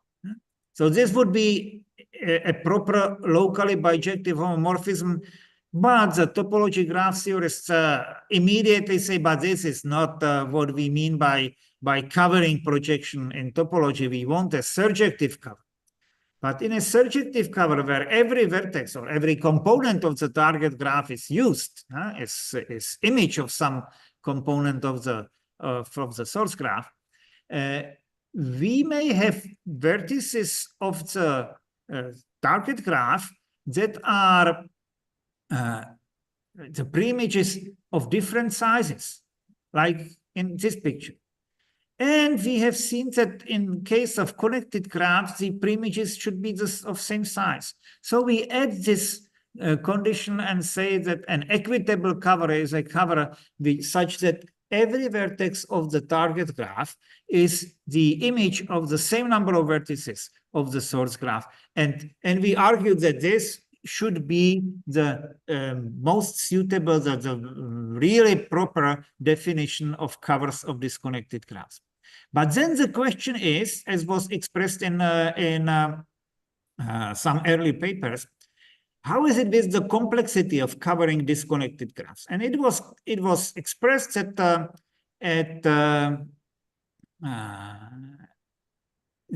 for a graph H, H cover is polynomial time solvable if for every component the HI cover is polynomial time solvable. It is actually in the part that I skipped, and it is NP complete if for at least one component HI, the HI cover problem is NP complete.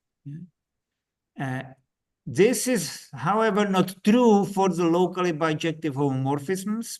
And we proved in 21 that it is true both for equitable and surjective cover in the case, even in the stronger case with simple graphs on input. And this is what I want to show you. I will show you for the surjective cover because that is easier. Yeah.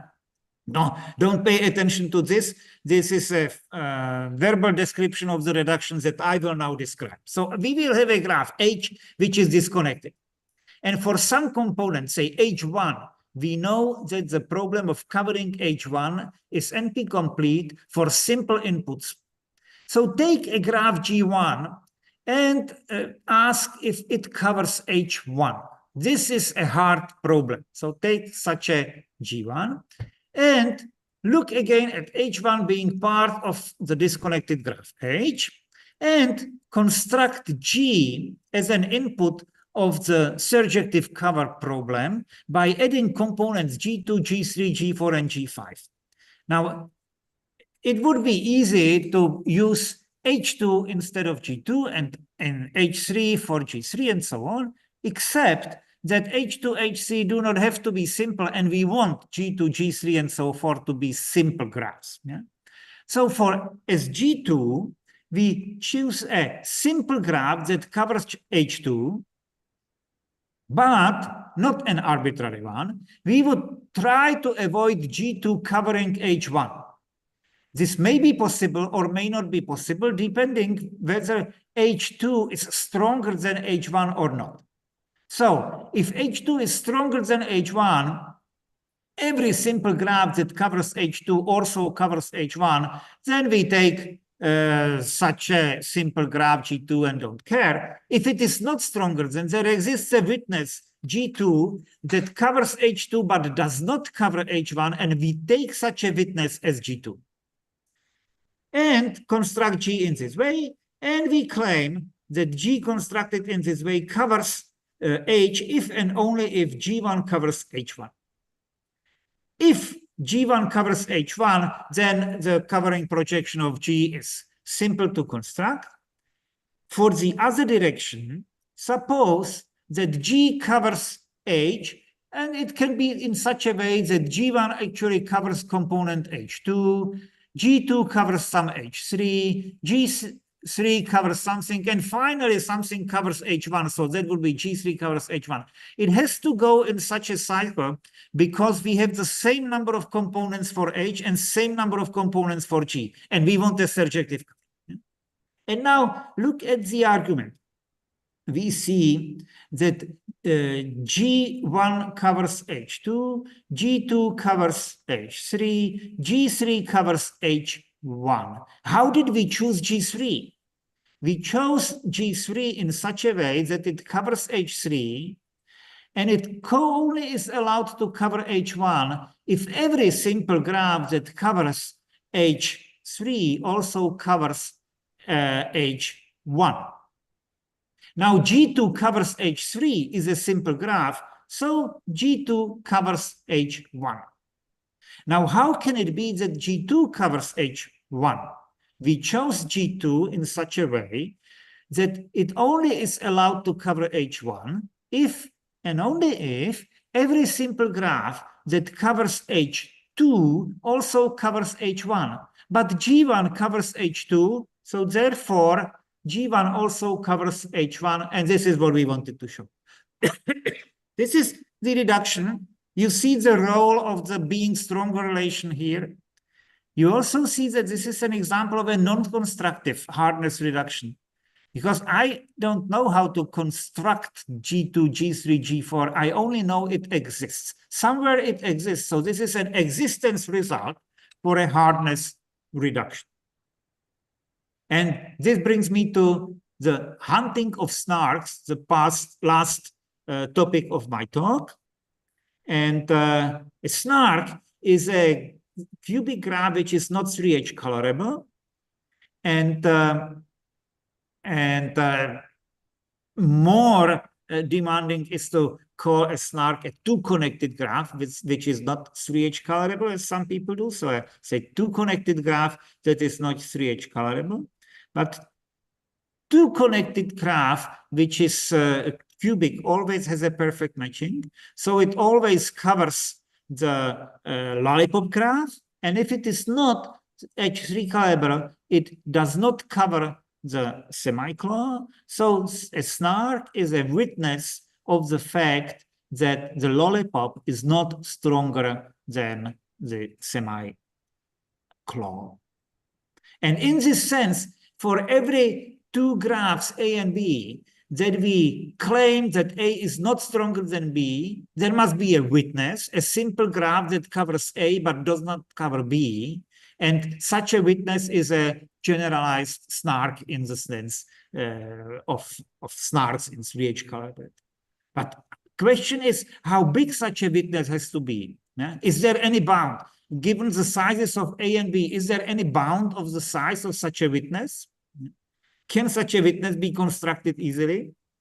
These are very open questions. Yeah?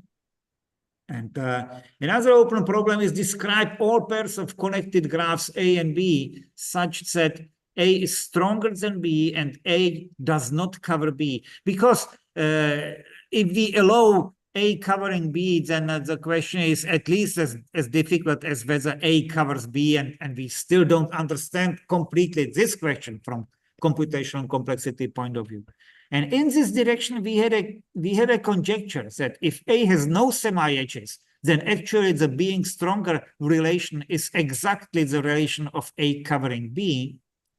And we expressed this conjecture at GROW 2022.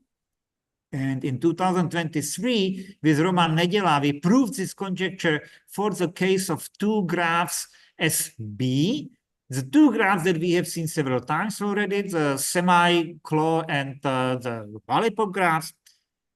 It's not a theorem about two graphs. It is a theorem about infinitely many graphs, but it is a theorem about two particular B's, but any arbitrary A.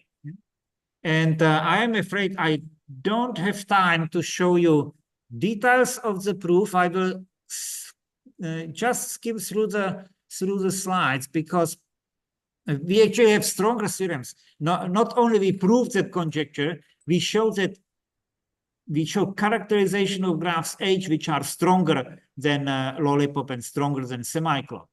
So a graph H is stronger than semi-claw if and only if it covers the semi-claw, even if it has semi-edges. Yeah? And the way how to prove it is involves some constructions of simple graphs that cover our graph H, and this is in the case when A has a bridge. If H does not have a bridge, we show something by induction. There is an interesting construction of the A naught power of a graph, which is included in the proof. But the chairs, how much time do I still have? You have 3 minutes.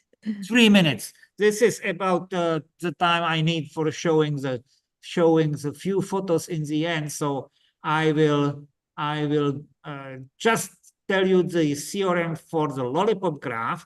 Here we introduce the notion of a semi-cover. A semi-cover is a projection of vertices to vertices, edges to edges, which differs from covering projection by what we allow to be the preimage of a loop. In the semi-cover, we allow semi-edges to be mapped onto loops, and the preimage of a loop should be a two-connected spanning subgraph. That means the components should be loops, cycles, and open paths are allowed as components. So this is the notion of semi-cover. If the large graph, the source graph, has no semi-edges, then semi-cover equals cover. And here's an example. And we show that a graph H is stronger than the lollipop graph if and only if it semi-covers the lollipop graph. And the corollary of this is that if A has no semi-edges, then A is stronger than lollipop if and only if it covers the lollipop, which is the result that I quoted that I wanted to show. In the proof, we need a stronger version of that theorem about graphs which do not contain perfect matchings. For the case of cubic graphs with loops and multiple edges allowed, and the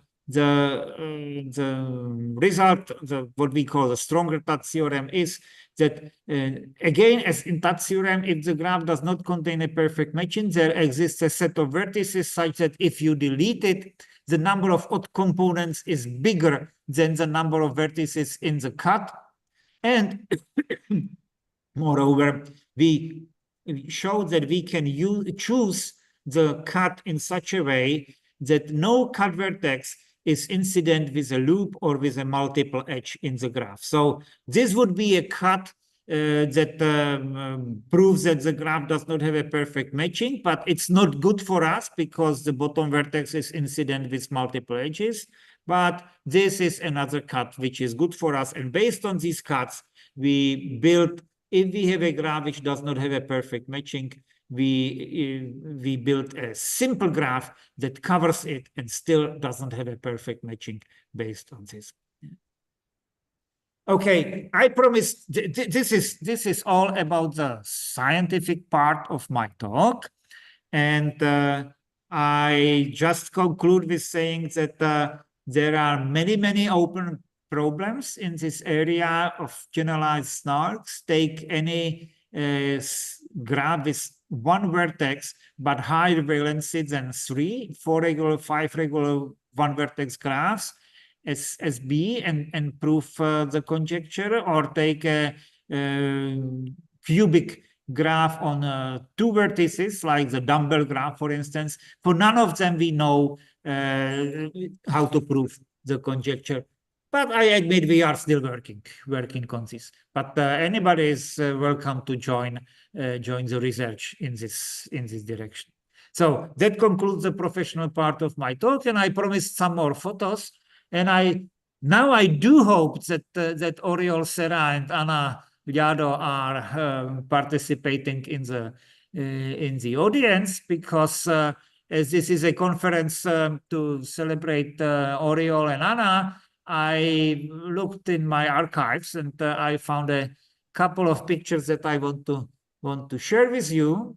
So this is a very dark picture of Oriol Serra, and I would like him to guess where this picture was taken. And if he doesn't want to guess, I will answer that it was taken in Venezia in 2004 at a midterm evaluation of the Comstru network that Barcelona and Prague were part of, together with Berlin, Bielefeld, Bordeaux, and other places, Pisa. We had some nice adventures together with Oriol. This picture is taken in Prague at the first Czech Catalan conference in mathematics. It's Carles Casacuberta, the president of the Catalan Mathematical Society at the time. I visited Barcelona several times. I would almost say many times. And sometimes Oriol took me to places that are not typical tourist destinations. So we explored these ruins together. I love this picture. Yeah, I mean, this is this shows that Oriol was questioning the words of the other speaker or whatever. But he was a speaker as well at Eurocomp 2007 in Sevilla, and European Mathematical Society weekend in Prague 2004. You see Oriol relaxed. If you pay attention to what he is playing, I think he is playing a song which is called The Agreement between Czech Mathematical Society and Catalan Mathematical Society. I wonder what the tune is. I mean, I don't remember it, well, but this is the score that he is looking at. And I just discovered one picture where Oriol and Anna are in the same picture. So with this, happy birthdays or whatever we are celebrating for you, Anna and Oriol.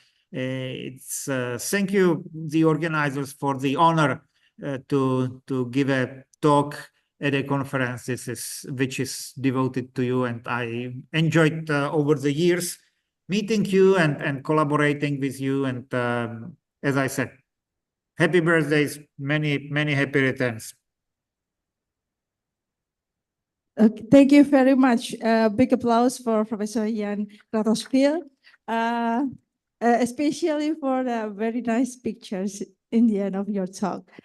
Jan, we will have a celebration at 4:30 Makassar time. So if you are free, please join us. Stay tuned with us for a few Can you minutes tell me more. what is your time right now? Yeah, now it's another 30 minutes. Okay, okay. Now it's 4:03, yeah? Your time. Good, good. So in half an hour, Sure, I will gladly come. All right. Okay. Once again, a big applause for Professor Jan Krasovil.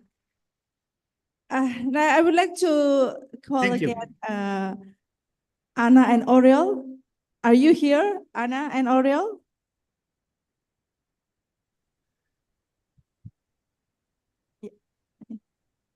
Oh, can you say hello to us? Yes, hello. Hi. Oh, hi. Hi. It's very, we are very happy to see you both. Yeah. We too. Hello, Anna, Oriel. Hello, hello. All right. We will have a special celebration for you in 30 minutes, so please stay tuned. Yeah, we will end the serious part of this conference. So Yeah. now, and this is, hang on, Panudin, I think you should see this camera. Oh, Yeah, yes. you will see Nurdin, the chair of the organizing committee. All right. Okay, now I think I will hand over the program back to the MC. Thank you very much.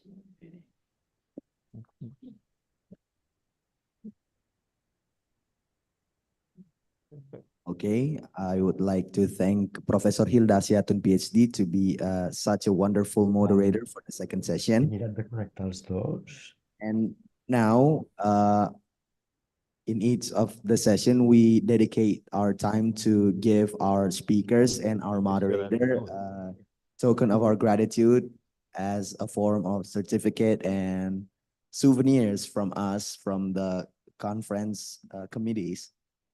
So without further ado, I invite all the speakers and moderators.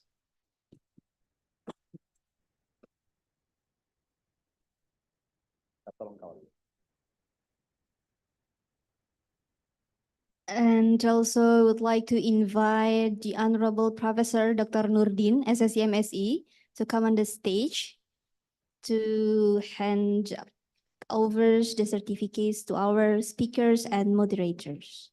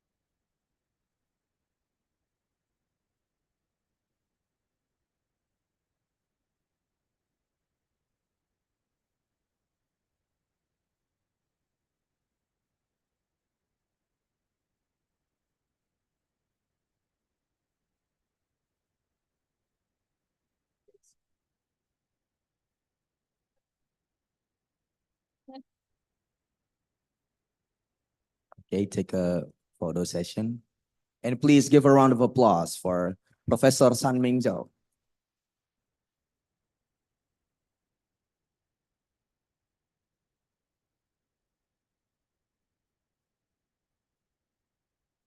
And for the next one will be Professor Edi Tri Baskoro.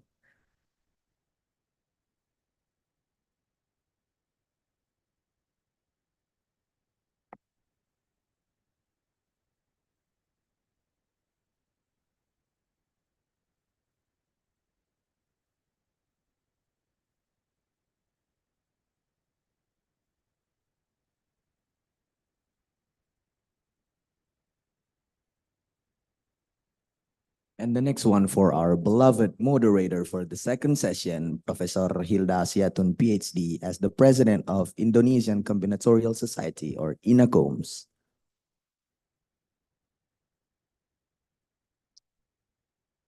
Please give a round of applause.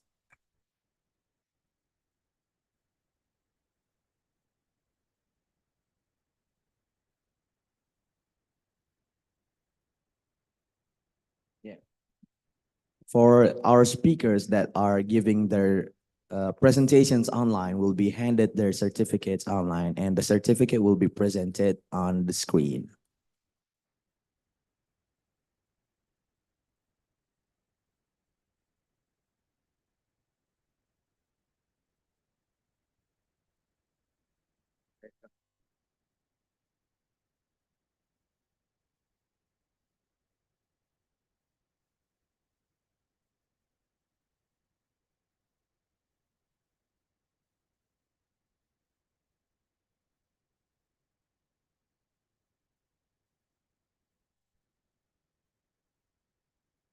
So hereby the certificate for Professor Jan Kratochvil from Czech Republic. Give a round of applause.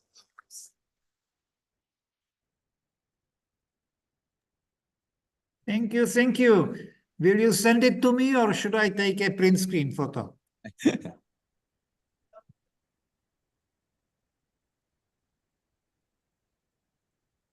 Okay, once again, I hereby say thank you to our speakers and our moderator for this second session. Thank you.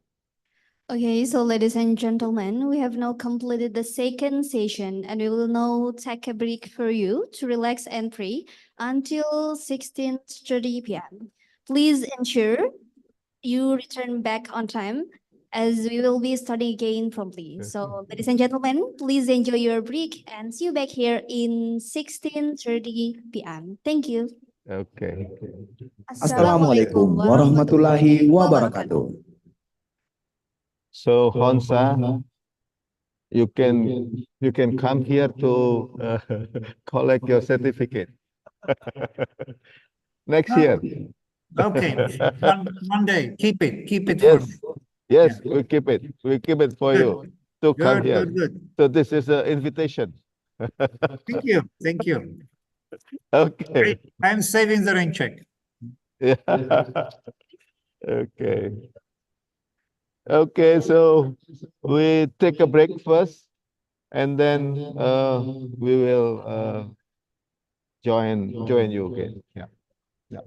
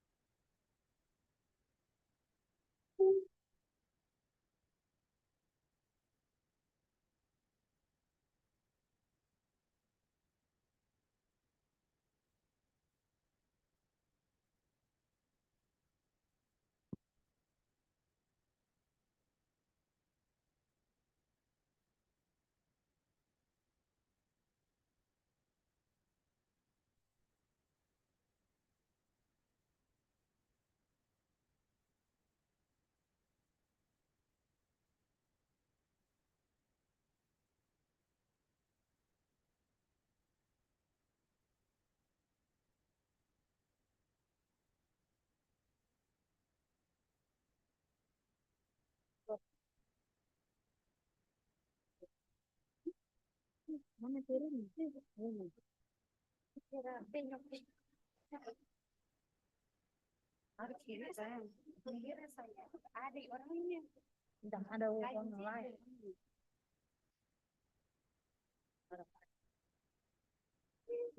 Kita di atas nih kan? Di atas kan pernah.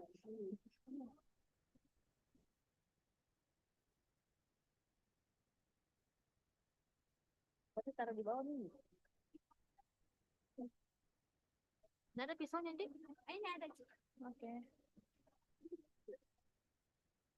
Ngeri tuh, belum di bawah. Nggak takut-takut. Takut-takut kesal. Masya Allah.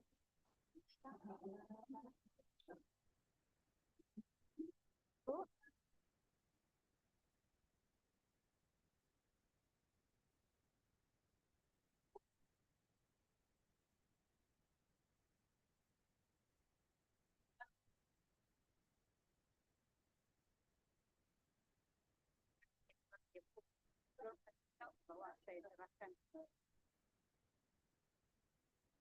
Mana nih piringnya? Oh iya, tinggal itu nanti angkat ke situ toh.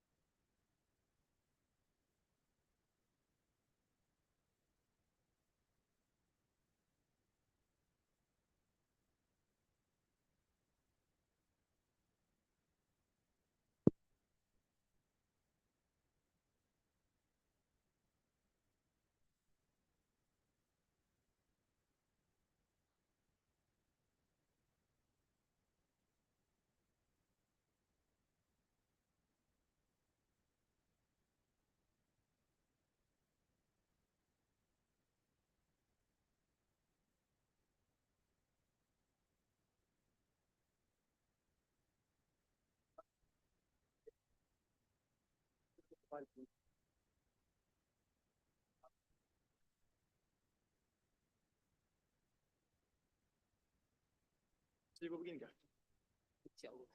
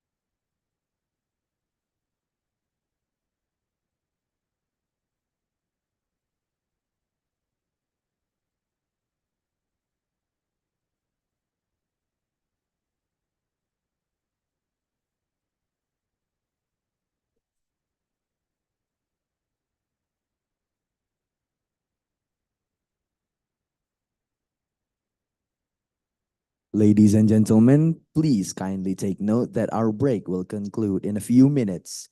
I hope you all had a refreshing break.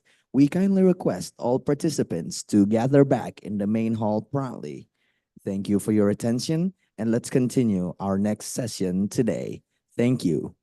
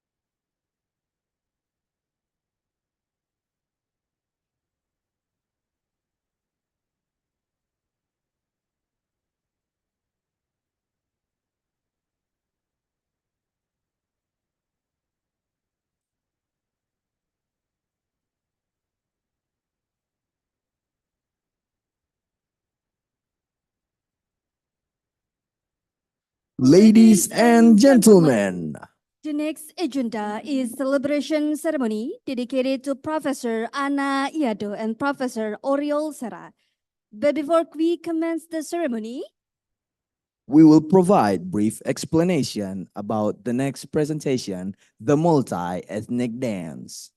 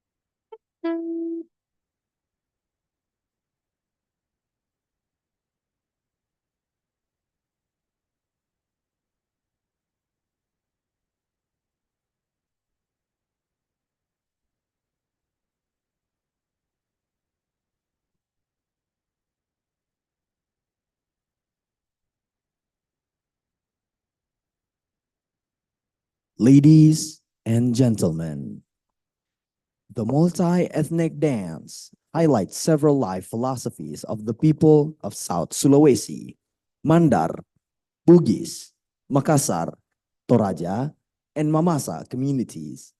It is a symbolization of human behavior towards their beings, shows the cultural outlook on life that are used by the community as a patron in carrying out daily activities.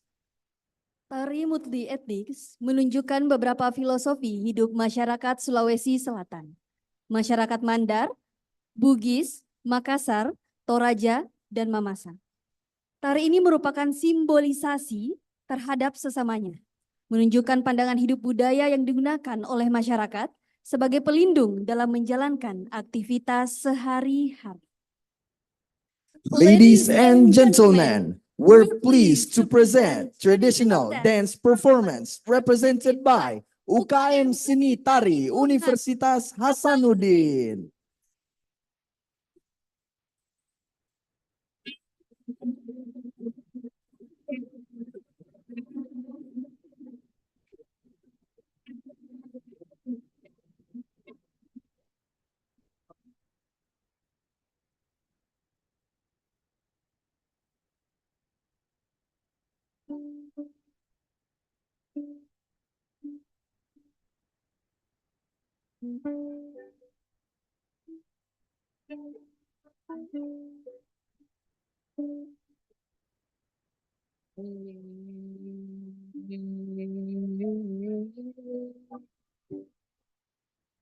Doa dari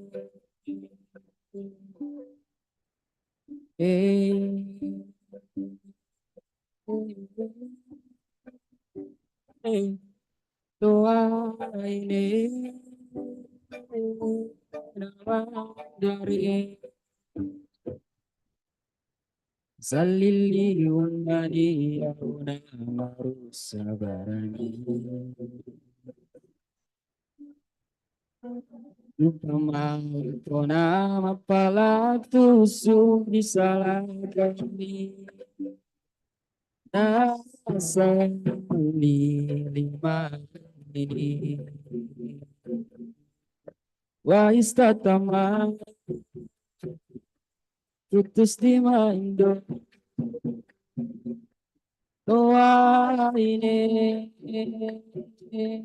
nama dari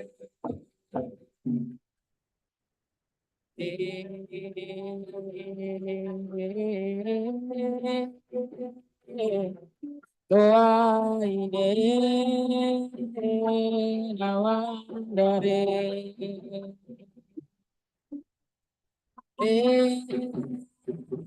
Bayo di sana doa ini nama dari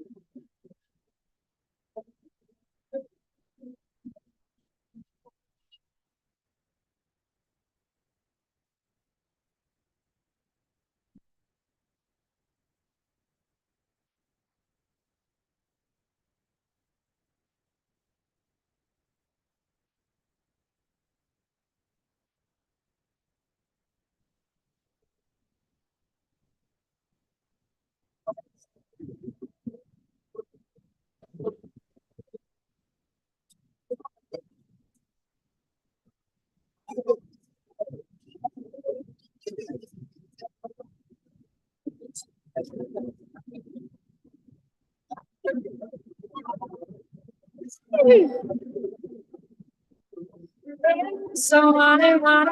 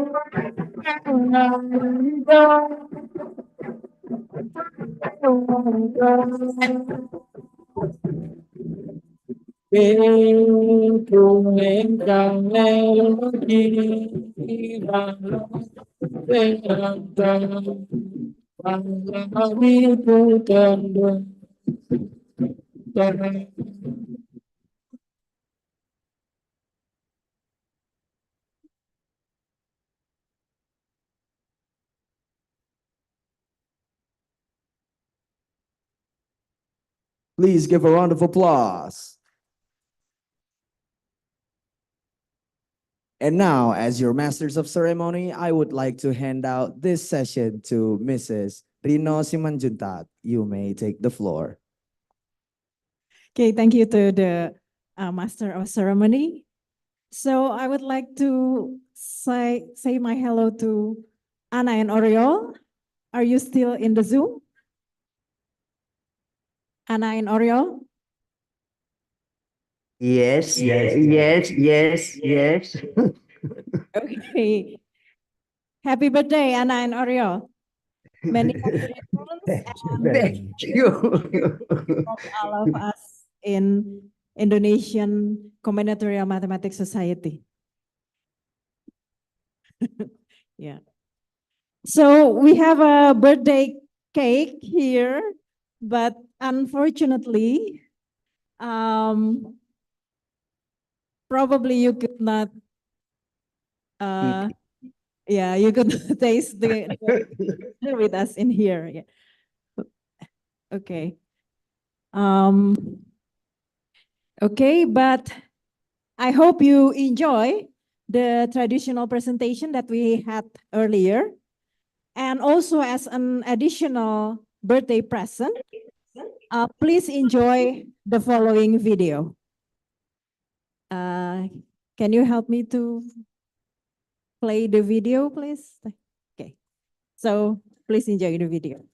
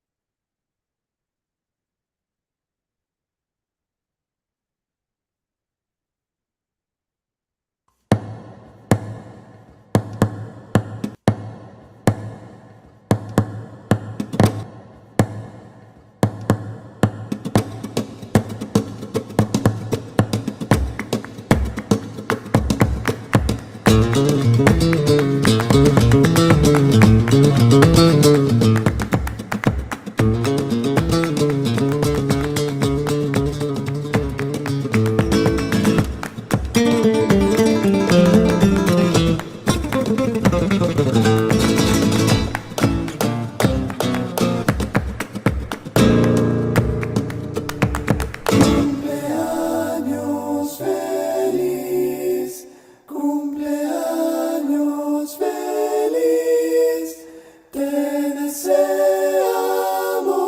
todos. Cumpleaños feliz.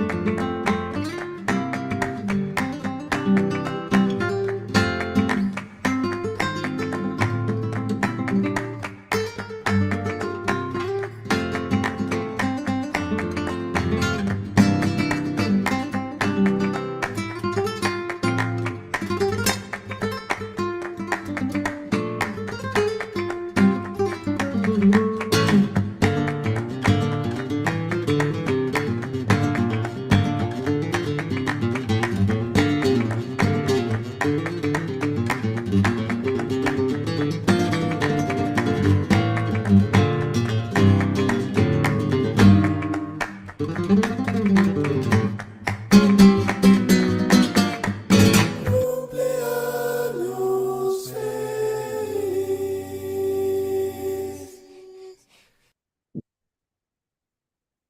Okay, Anna and Oriol, I hope you enjoy the Wonderful. video presentation. Many thanks. Okay, so as mentioned this morning by Professor Hilda Asyatun, our president of INACOMS, ICGTIS is a biennial conference of the Indonesian Combinatorial Society, and it is conducted to honor and celebrate mathematicians with substantial contribution to our society. So it was started in 2007 in Bandung. It was conducted to celebrate the late Professor Mirka Miller. And then also in 2015, again in Bandung, to celebrate Professor Joe Ryan. 2017 in Depok, in the University of Indonesia, to celebrate Professor Martin Baca. 2019 in Jember, to celebrate Professor Kiki Sugeng. And also the last ICGTIS was in 2022 in Bandung to celebrate Professor Edi Tribaskoro. And this year, we would like to give our thanks and also celebrate your contribution towards Indonesian Combinatorial Mathematics Society. And it is conducted in Makassar here to celebrate Professor Analado and Oriol Serra.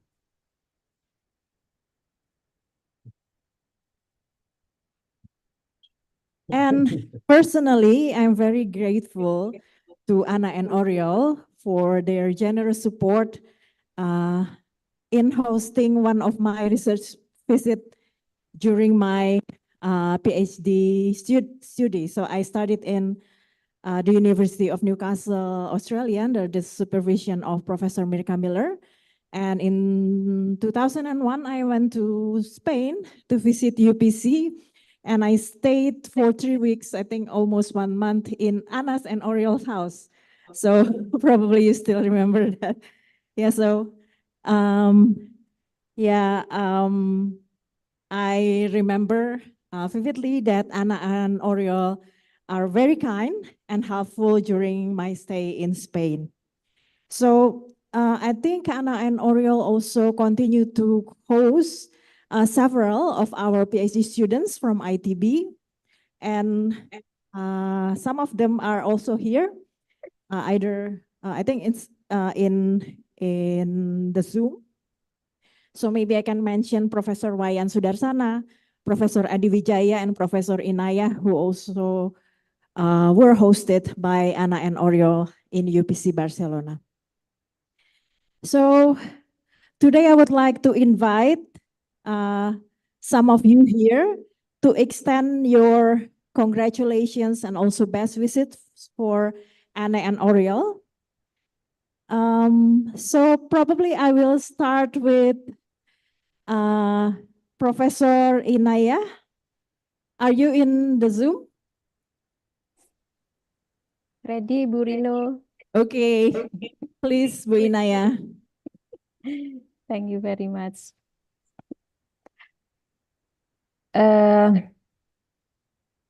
Bentar.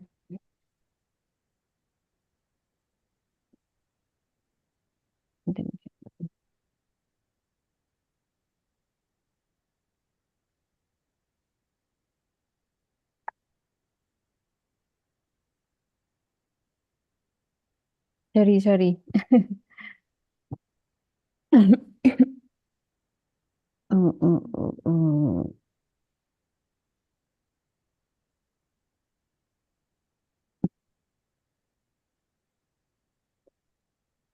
Maaf Bu Rino, ada kesalahan teknis sebentar. Good afternoon to all honored speaker and participant. I'm Nur Inaya, call me Ina from UIN Jakarta, one of Prof. Oriol Seras and Prof. Anayadu's student who had the pleasure of studying with them in Barcelona back in December 2010. Do you remember? I would like to wish Prof. Oriol Sera and Prof. Anayadu very happy birthday. Your contribution to the field and your dedication to education have inspired so many. And we are truly grateful for your guidance and wisdom. May this special day bring your joy and reflection and your remarkable journey. Here's to many more years of good health, happiness, and continuous success. Happy birthday to you. Thank you. Thank you, Bu Inaya. So next, do we have Professor Slamin in Zoom? Yes, Okay. Mbak Rino, Yeah, I'm please, here. Professor Samin. Sorry, Pasan I'm not apa, Pak? coming to Makassar because okay, then. Good morning, Anna and Oriol. How are you? I hope you are very happy today. Yeah, and I think today is not the end of another year, but the start of a new one. Yeah, and I have warmest wishes to you both, and you are a very special day. Happy birthday, Anna and Oriol. Yeah, I know you are very kind to all people and always happy, yeah, and charming, of course. And I wish you both all the best, always in good health, and enjoy your life. Okay, happy birthday, Anna and Oriol. Thank you. Thank you. Thank you. Thank you, Pak Slamin. So Thank you, probably, Mbak Rino. Makasih, Mbak Rino. ya sama-sama, Pak. Okay, I think we will move to the participants in this room. So, Professor San Mingzu, do you have something to say?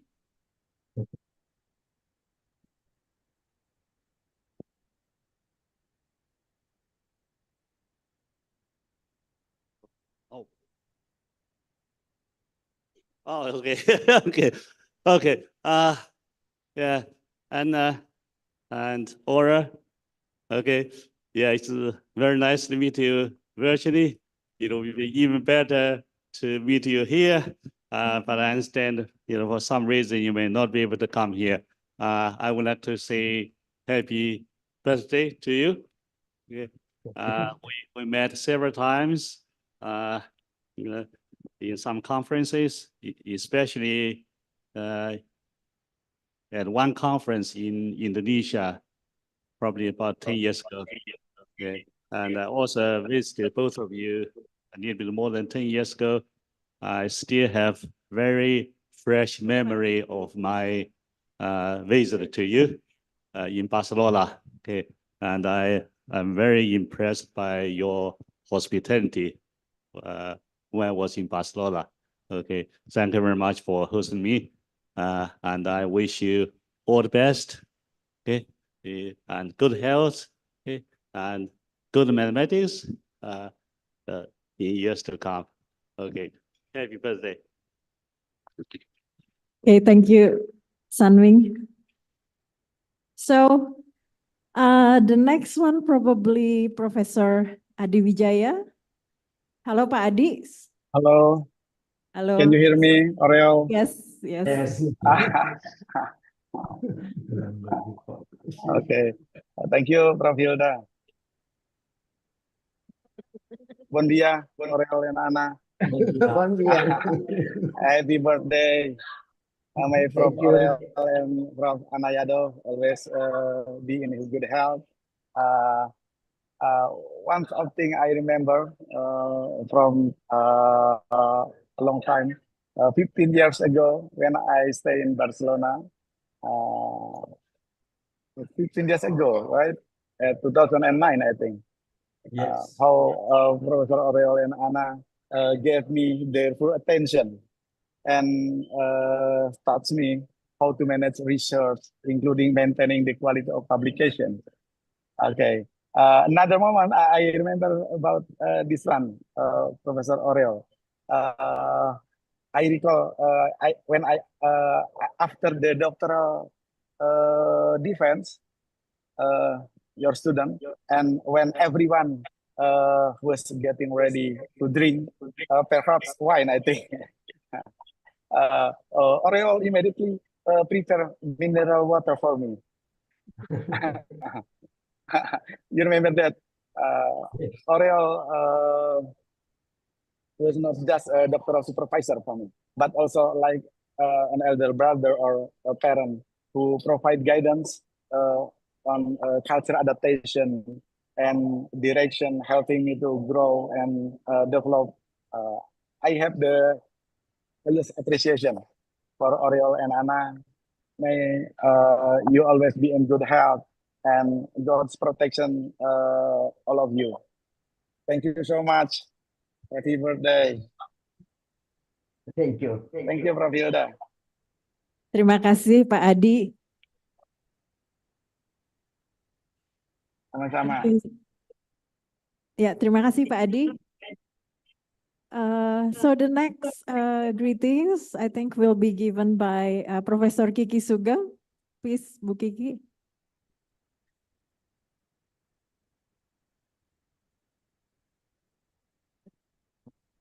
Hello, Anna and Oriel.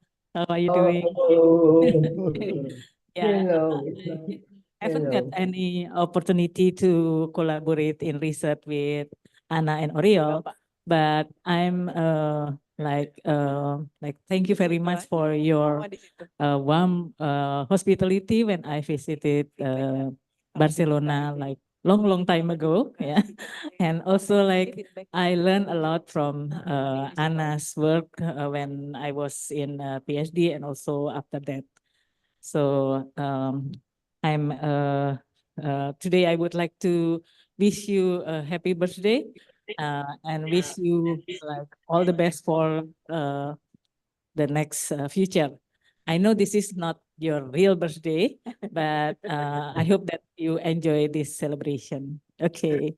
Okay, thank you. Thank you. Thank you. Thank you, Bu Kiki. And the next greetings will be from Professor Edi Tribaskor. Okay. Can you hear me, Anna and Oriel? Yes. Yes. I wish I could hug you both, but you are not here. Okay, so in this moment, I would like to wish you a happy birthday and happy life, more healthy in the next future, and everything. All the best for you. And I remember that you introduced us about labeling, Anna. to the society of Indonesia. And also you, Oriol, you introduced us about extremal problem in graph theory. And I do really remember that you gave a lot of contribution to the development of the graph theory and combinatoric society in Indonesia. I remember that in the beginning, when we are still alone in Indonesia, nobody work in graph theory, and you are here.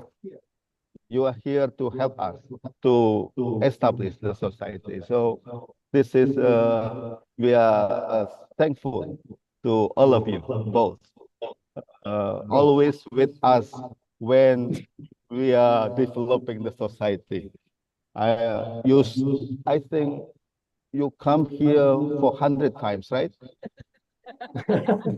Yes. Since 2004.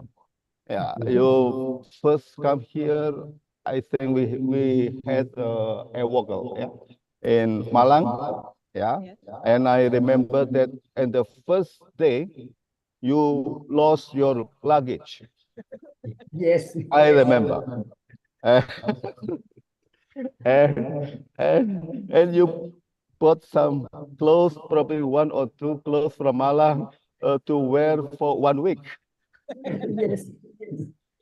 So this is a very nice time to remember that you are here in Indonesia to build our society.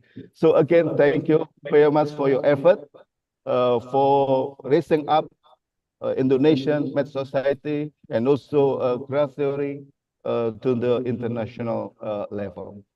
Because of you, we know many people, good people in combinatoric and graph theory in the world, in international level. So again, thank you. And again, happy birthday and many returns. Thank you. Okay, thank you, Pak Edi. So I would like to invite other participants who are still in this room or in the Zoom that would like to also extend their wishes for Anna and Oriol. Probably, Honsa, are you still in Zoom, Honsa? No. Do you want to say something?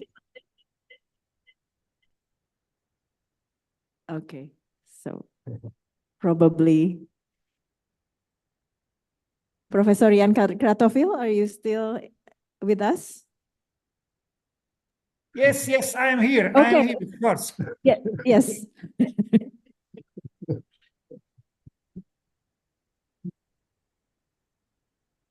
Please, Honsa, if you want to say something for Anna and Ariel. I think I said most what I wanted to say in the end of my talk. I hope they were Okay. there to see the pictures. And I will just repeat, I mean, I am very happy that over the years I had the chance to meet with Anna and Oriol and collaborate with Oriol at the time when I was the president of the Czech Mathematical Society and Oriol was not the president, but high in the position in the committees of Catalan Mathematical Society. We put together the Czech Catalan conferences that were organized twice and then actually evolved into the Czech, Slovak, Austrian, Slovenian, and Catalan conference. Next issue should be organized in Czech Republic again and soon. And this, I would say, was a kind of a child, a baby that me and Oriol put together. He employed the president of the Catalan Society to accept the idea, but Oriol was the driving force on the Catalan side, and I really enjoyed these events.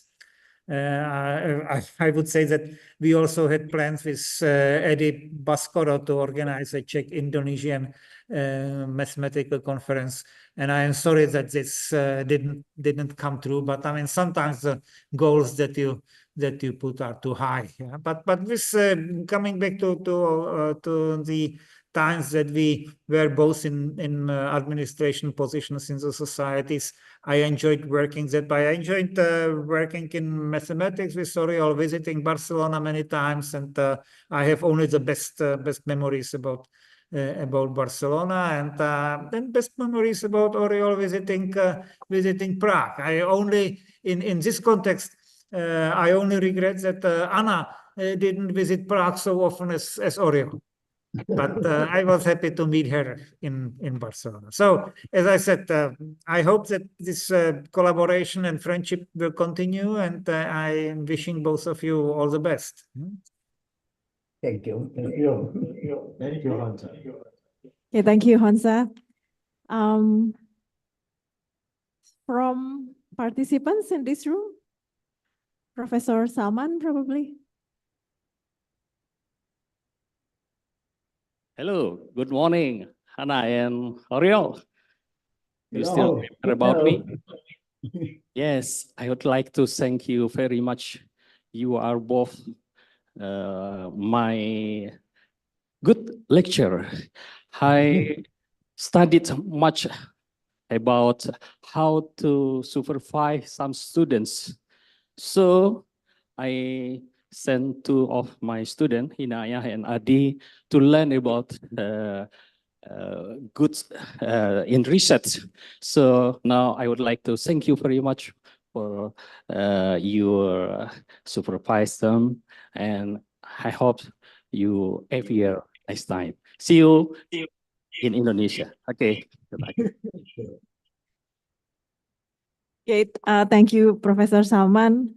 I would like also to thank all of you that already extend your greetings and best wishes for Oriol and Anna. So now I would like to invite Professor Anayado and also Professor Oriol Serra to probably give us some, I don't know, comments or remarks. Please, Anna and Oriol.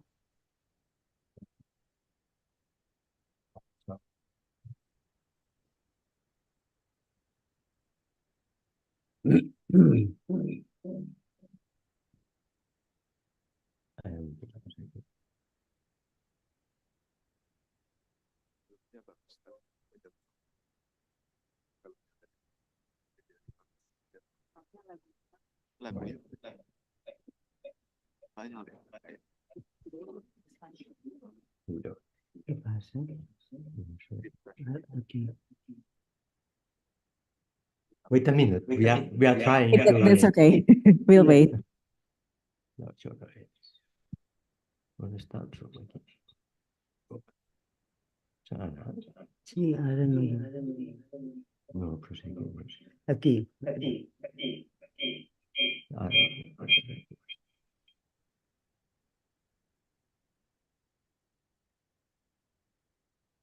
It's okay. No, no. Oh, wait. 1 minute. 1 minute. Computer. I think it's in the bottom, share slides. Yes. Share screen. The green button in the. Yes. Okay. Okay. Not bad. Oh, so maybe. Oh, wait a minute. It will work.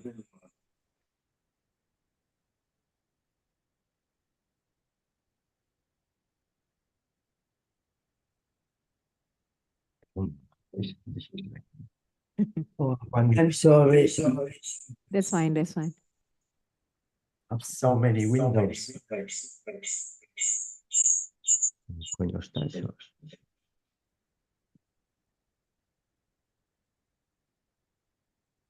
Bueno.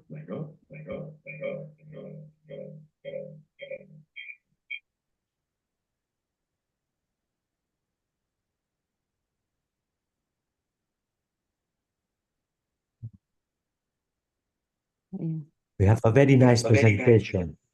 It is worth that we try it.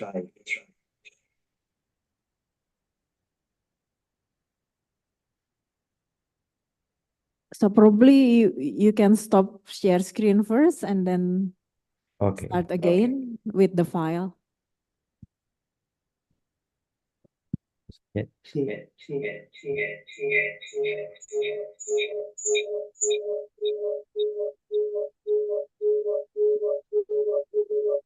Okay.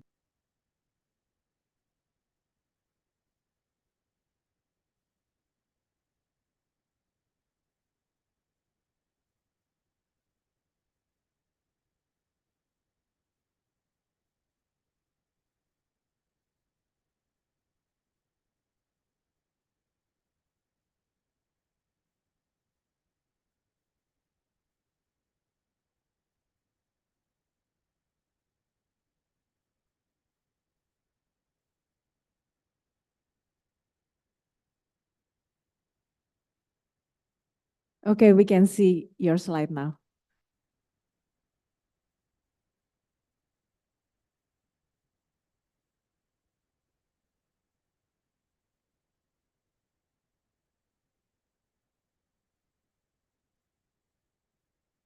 And so many windows. Okay. Salaman, sorry. Good afternoon. First of Selamat all, sore. do you hear me? Yeah, we can hear you. Yes, we Anna. can hear you. Yes? Yes. Okay. Oh. Okay, first of all, many thanks to Hilda to thinking of us for this international Congress of Graph Theory and Information Security. And also I would like to thank the University of Hasanuddin,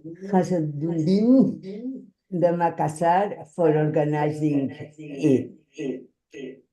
Today, I'm not going to talk about mathematics. I'm retired, but I would like to share with you some good memories I have been during a long, good relationship with the combinatorial community of Indonesia.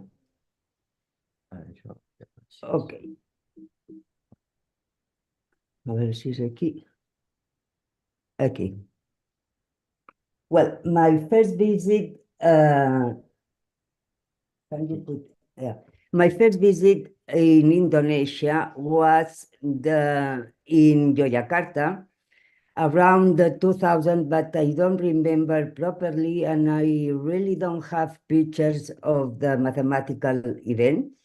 But I remember that at that time I was starting to work in magic graph. But I would like to say that since the first moment I became in love with this country, with this magic country, with people, with music, with culture, with everything. Okay. No. My second visit to Indonesia was for the Australian workshop on combinatoric algorithms. In 2001, that was in Bandung, and I neither have pictures of this event, but I remember that I was traveling around to the country to visit some impressive places like Borobudur, as you can see me here, very exhausted because it's a huge space. Okay, my third visit was for the International Workshop on Graph Labelings in Batu, Indonesia.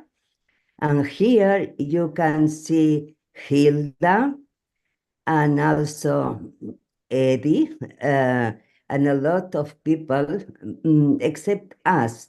But I promise we were there. You will see.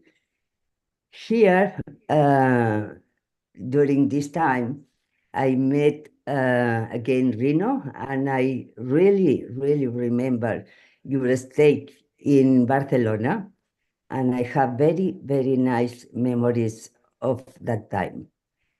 And also, here is Islamic, a very interesting person, and I keep very warm memories from him.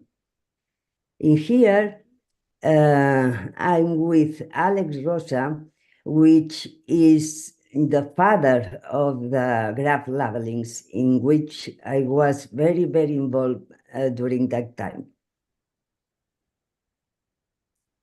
Here with Martin Bacha, a very well-known person in this community. The fourth visit to Indonesia was for the Simpa School in 2009. Also, this was in Bandung.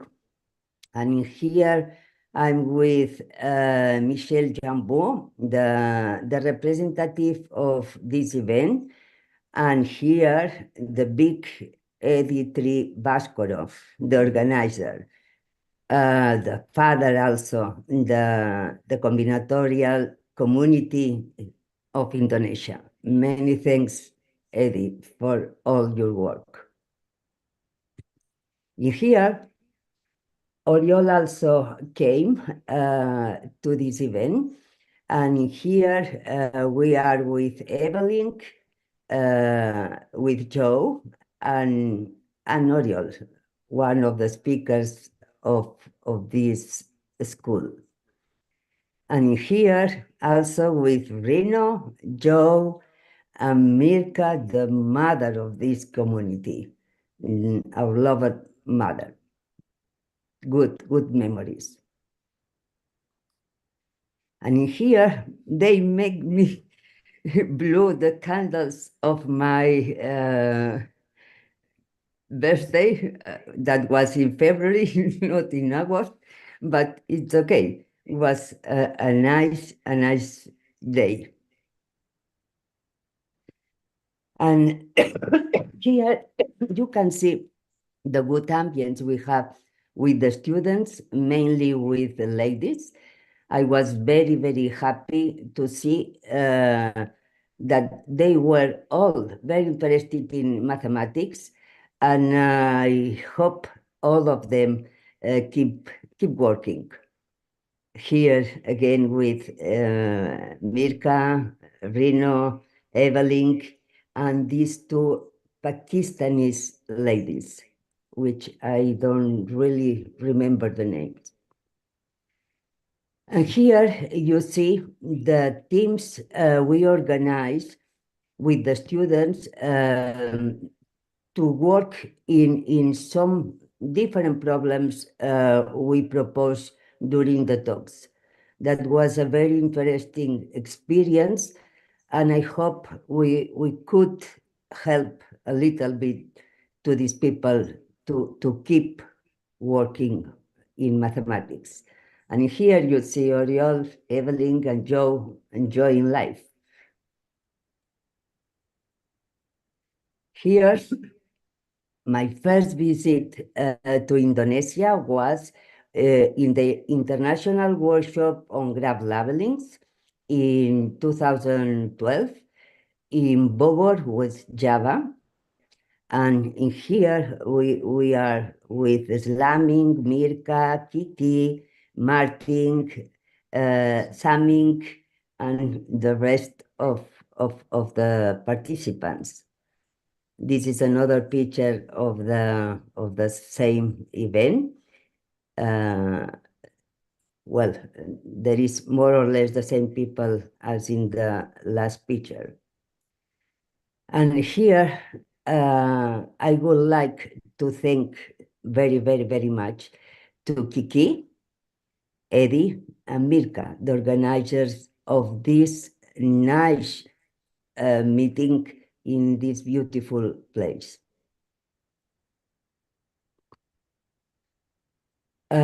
Here we have fun, but we also have been working really hard. And also we approximate to some students to help them to introduce to some problems and help them to start to think on them. And here we were in Bogor, West Java, and we visit the University of Solo, and we had very, very impressive experience. Well, this is all what I want to say. Now is Oriol explaining his own experience in Indonesia with this community. And I would like to wish you a very long and peaceful life, and also a very successful work in mathematics. Many thanks to all of you. Bye.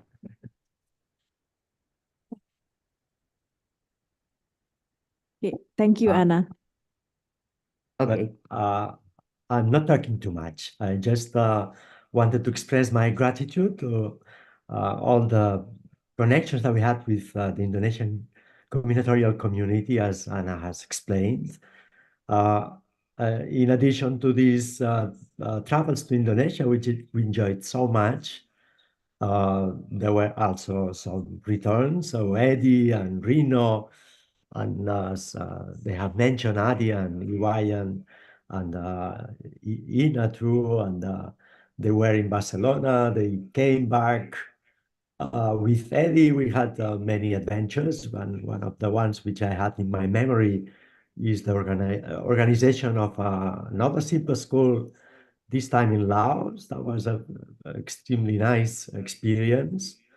And I think that's I don't know. Eddie said that we were in a time where the combinatorial community in Indonesia was building up. And I think that now it's a real strong and very much consolidated one. Maybe this round of seminars, which is run by Eddie, is one of the expressions of this consolidation. They had the best speakers in the world in this seminar, including me. So it's just to congratulate you for all your work. This has been a very hard work. We have been witnessing that it was a very hard work, but it was a very successful one. So I express my deep congratulations to you for all this success and the extreme happiness that we have enjoyed by being together with you in this travel. So that would be it.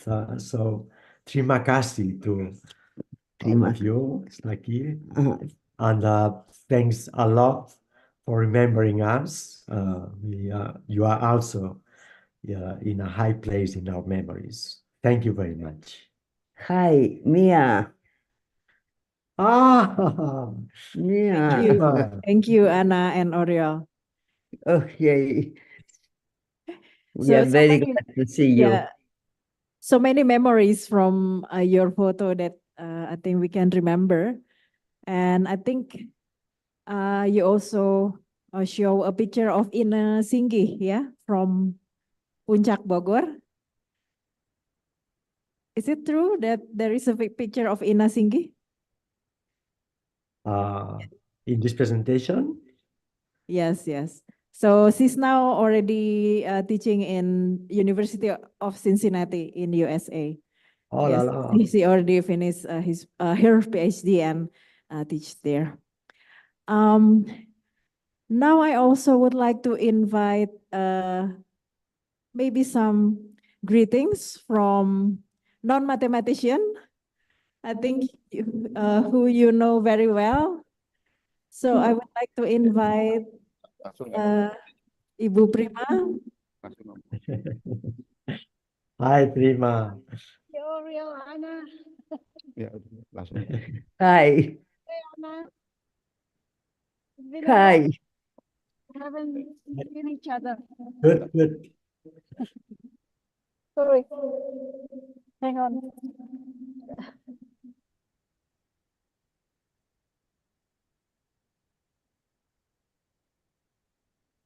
Okay. So how are you? Fine. And you? Yeah, Happy we to are you, all fine Prima. here. Thank you. Yeah, happy birthday. Well, Been a long many time. thanks. Yeah, yeah. I remember I visited Barcelona maybe 2004. Yeah, it was the first time I would, during I would. during I Want, right? Yeah. 2010. Yeah, my impression that combinatorial society is all about friendship. Yeah, wherever Eddie goes, I usually accompany him. And in Barcelona, I met so many people, friends, very close friends. And at that time, I want to tell you this story that you all talk about, if I'm not mistaken, because I don't exactly know about mathematics, you're talking about non-existence. So I said, Almost more graph. is it almost more graph? And then you came over from all over the world talking about non-existence, and I asked, joking that what what's the reason for you all coming over here just talking about non-existence? And Anna laughed. Prima, non-existence. That's why we're talking about, because it is non-existence. From the outsider, non-mathematicians talking about non-existence. What are you talking about? And I also remember at that time, I had my birthday, and Anna very kindly, gave me a very beautiful ring. And Anna said, it's from your ancestors. The color is jade, green jade ring. I still keep it until now. Thank you very much, Anna. It's I'm long very glad. friendship. That's all about the combinatorial society. That's very amazing. Yeah. Yeah. Okay. Hopefully that one day you will come visit us again in Bandung. Hopefully, You promise us to please visit us in Mallorca, and then still. yes, I was trying to say this. We are waiting for you in Mallorca. Just come here. You will We will enjoy it. come. Yeah. Okay. Next You year. promised. Okay, then. Yeah. Okay. I Always. hope you will come someday. Okay. Who Okay? knows one day? Okay. Bye-bye, Anna. Ariel. We have a very, very, very wonderful memories of all of you. Believe me, I'm sincere. Yeah, thank you. Many thanks. Thank you, Anna and Oriel, for the unforgettable memories. So to conclude this celebratory session, I would like to invite the president of INACOMS, Professor Hilda Asyatun, to cut the birthday cake and virtually present the cake to Anna and Oriel, maybe through some people which are here, who are here. Okay. Many Please, thanks. Ibu Hilda. Maybe I will also like to invite Prof. Edi Baskoro and the chair of the organizing committee, Professor Nurdin.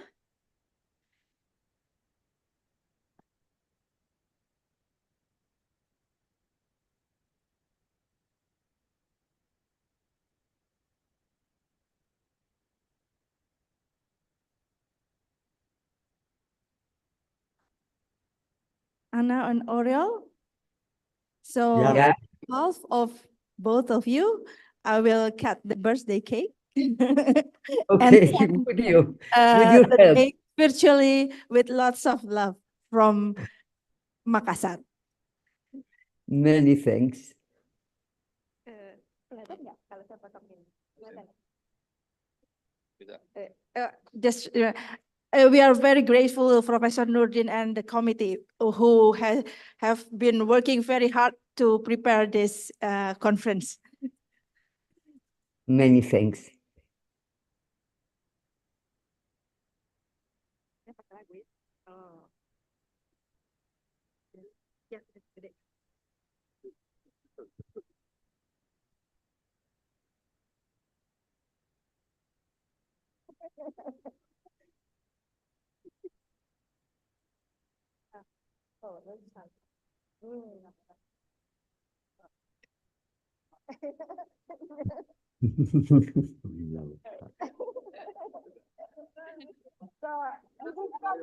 For both of you. Really good. On behalf of both of you. Thank you. Ini nanti buat Pak Nurdin yang sudah bekerja keras. So Professor Nurdin received the cake on behalf of Anna and Oriol. Enjoy. Okay, thank you, Bu Hilda, Pak Nurdin, Pak Edi. Once again, I would like to wish Anna and Oriol a very happy and blessed belated birthday. Yeah? So the real birthday was in January and February, yeah. But February, we can yes. celebrate anytime. Exactly. Okay, so I really hope that you can visit us here in Indonesia in a very near future. And I also would like to thank all the participants who already extend their greetings for Professor Anayado and Oriol Serra. So thank you for attending this celebratory session, and I will return back the microphone to the Master of Ceremony. Again, happy birthday, Anna and Oriol. Thank you.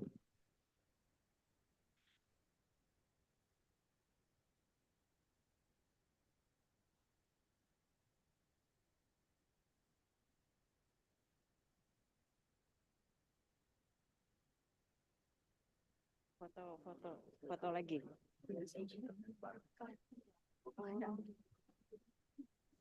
Apa? Udah kan? Ladies and gentlemen, we have reached the conclusion of our event today in this conference. I hope you all had a very good day. I hope you all enjoyed the event, the presentation, the celebration session, and all the presentation today.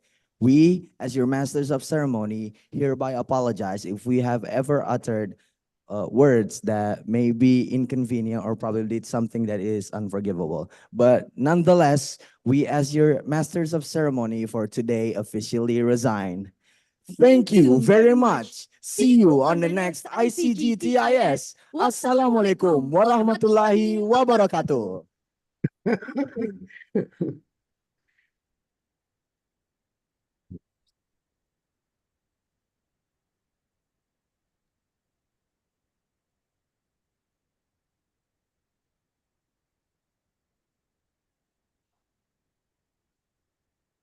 Okay.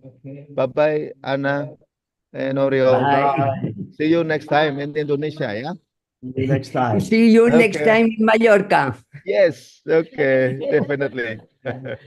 Okay. Okay. All the best. All the best to you. Goodbye. Goodbye, everybody. Bye. Bye-bye. Bye-bye, Honsa. Thank you very much, Honsa.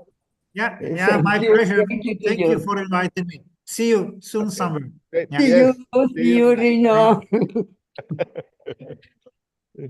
Okay, bye. See you, everybody.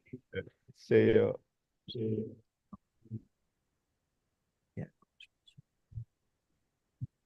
Check. Ladies and gentlemen, a gentle reminder that after this session, after the evening recitation prayer session and taking a break, we as the committee hereby invite you to attend the gala dinner tonight. I hope you all will be very pleased to attend tonight's gala dinner. Thank you very much.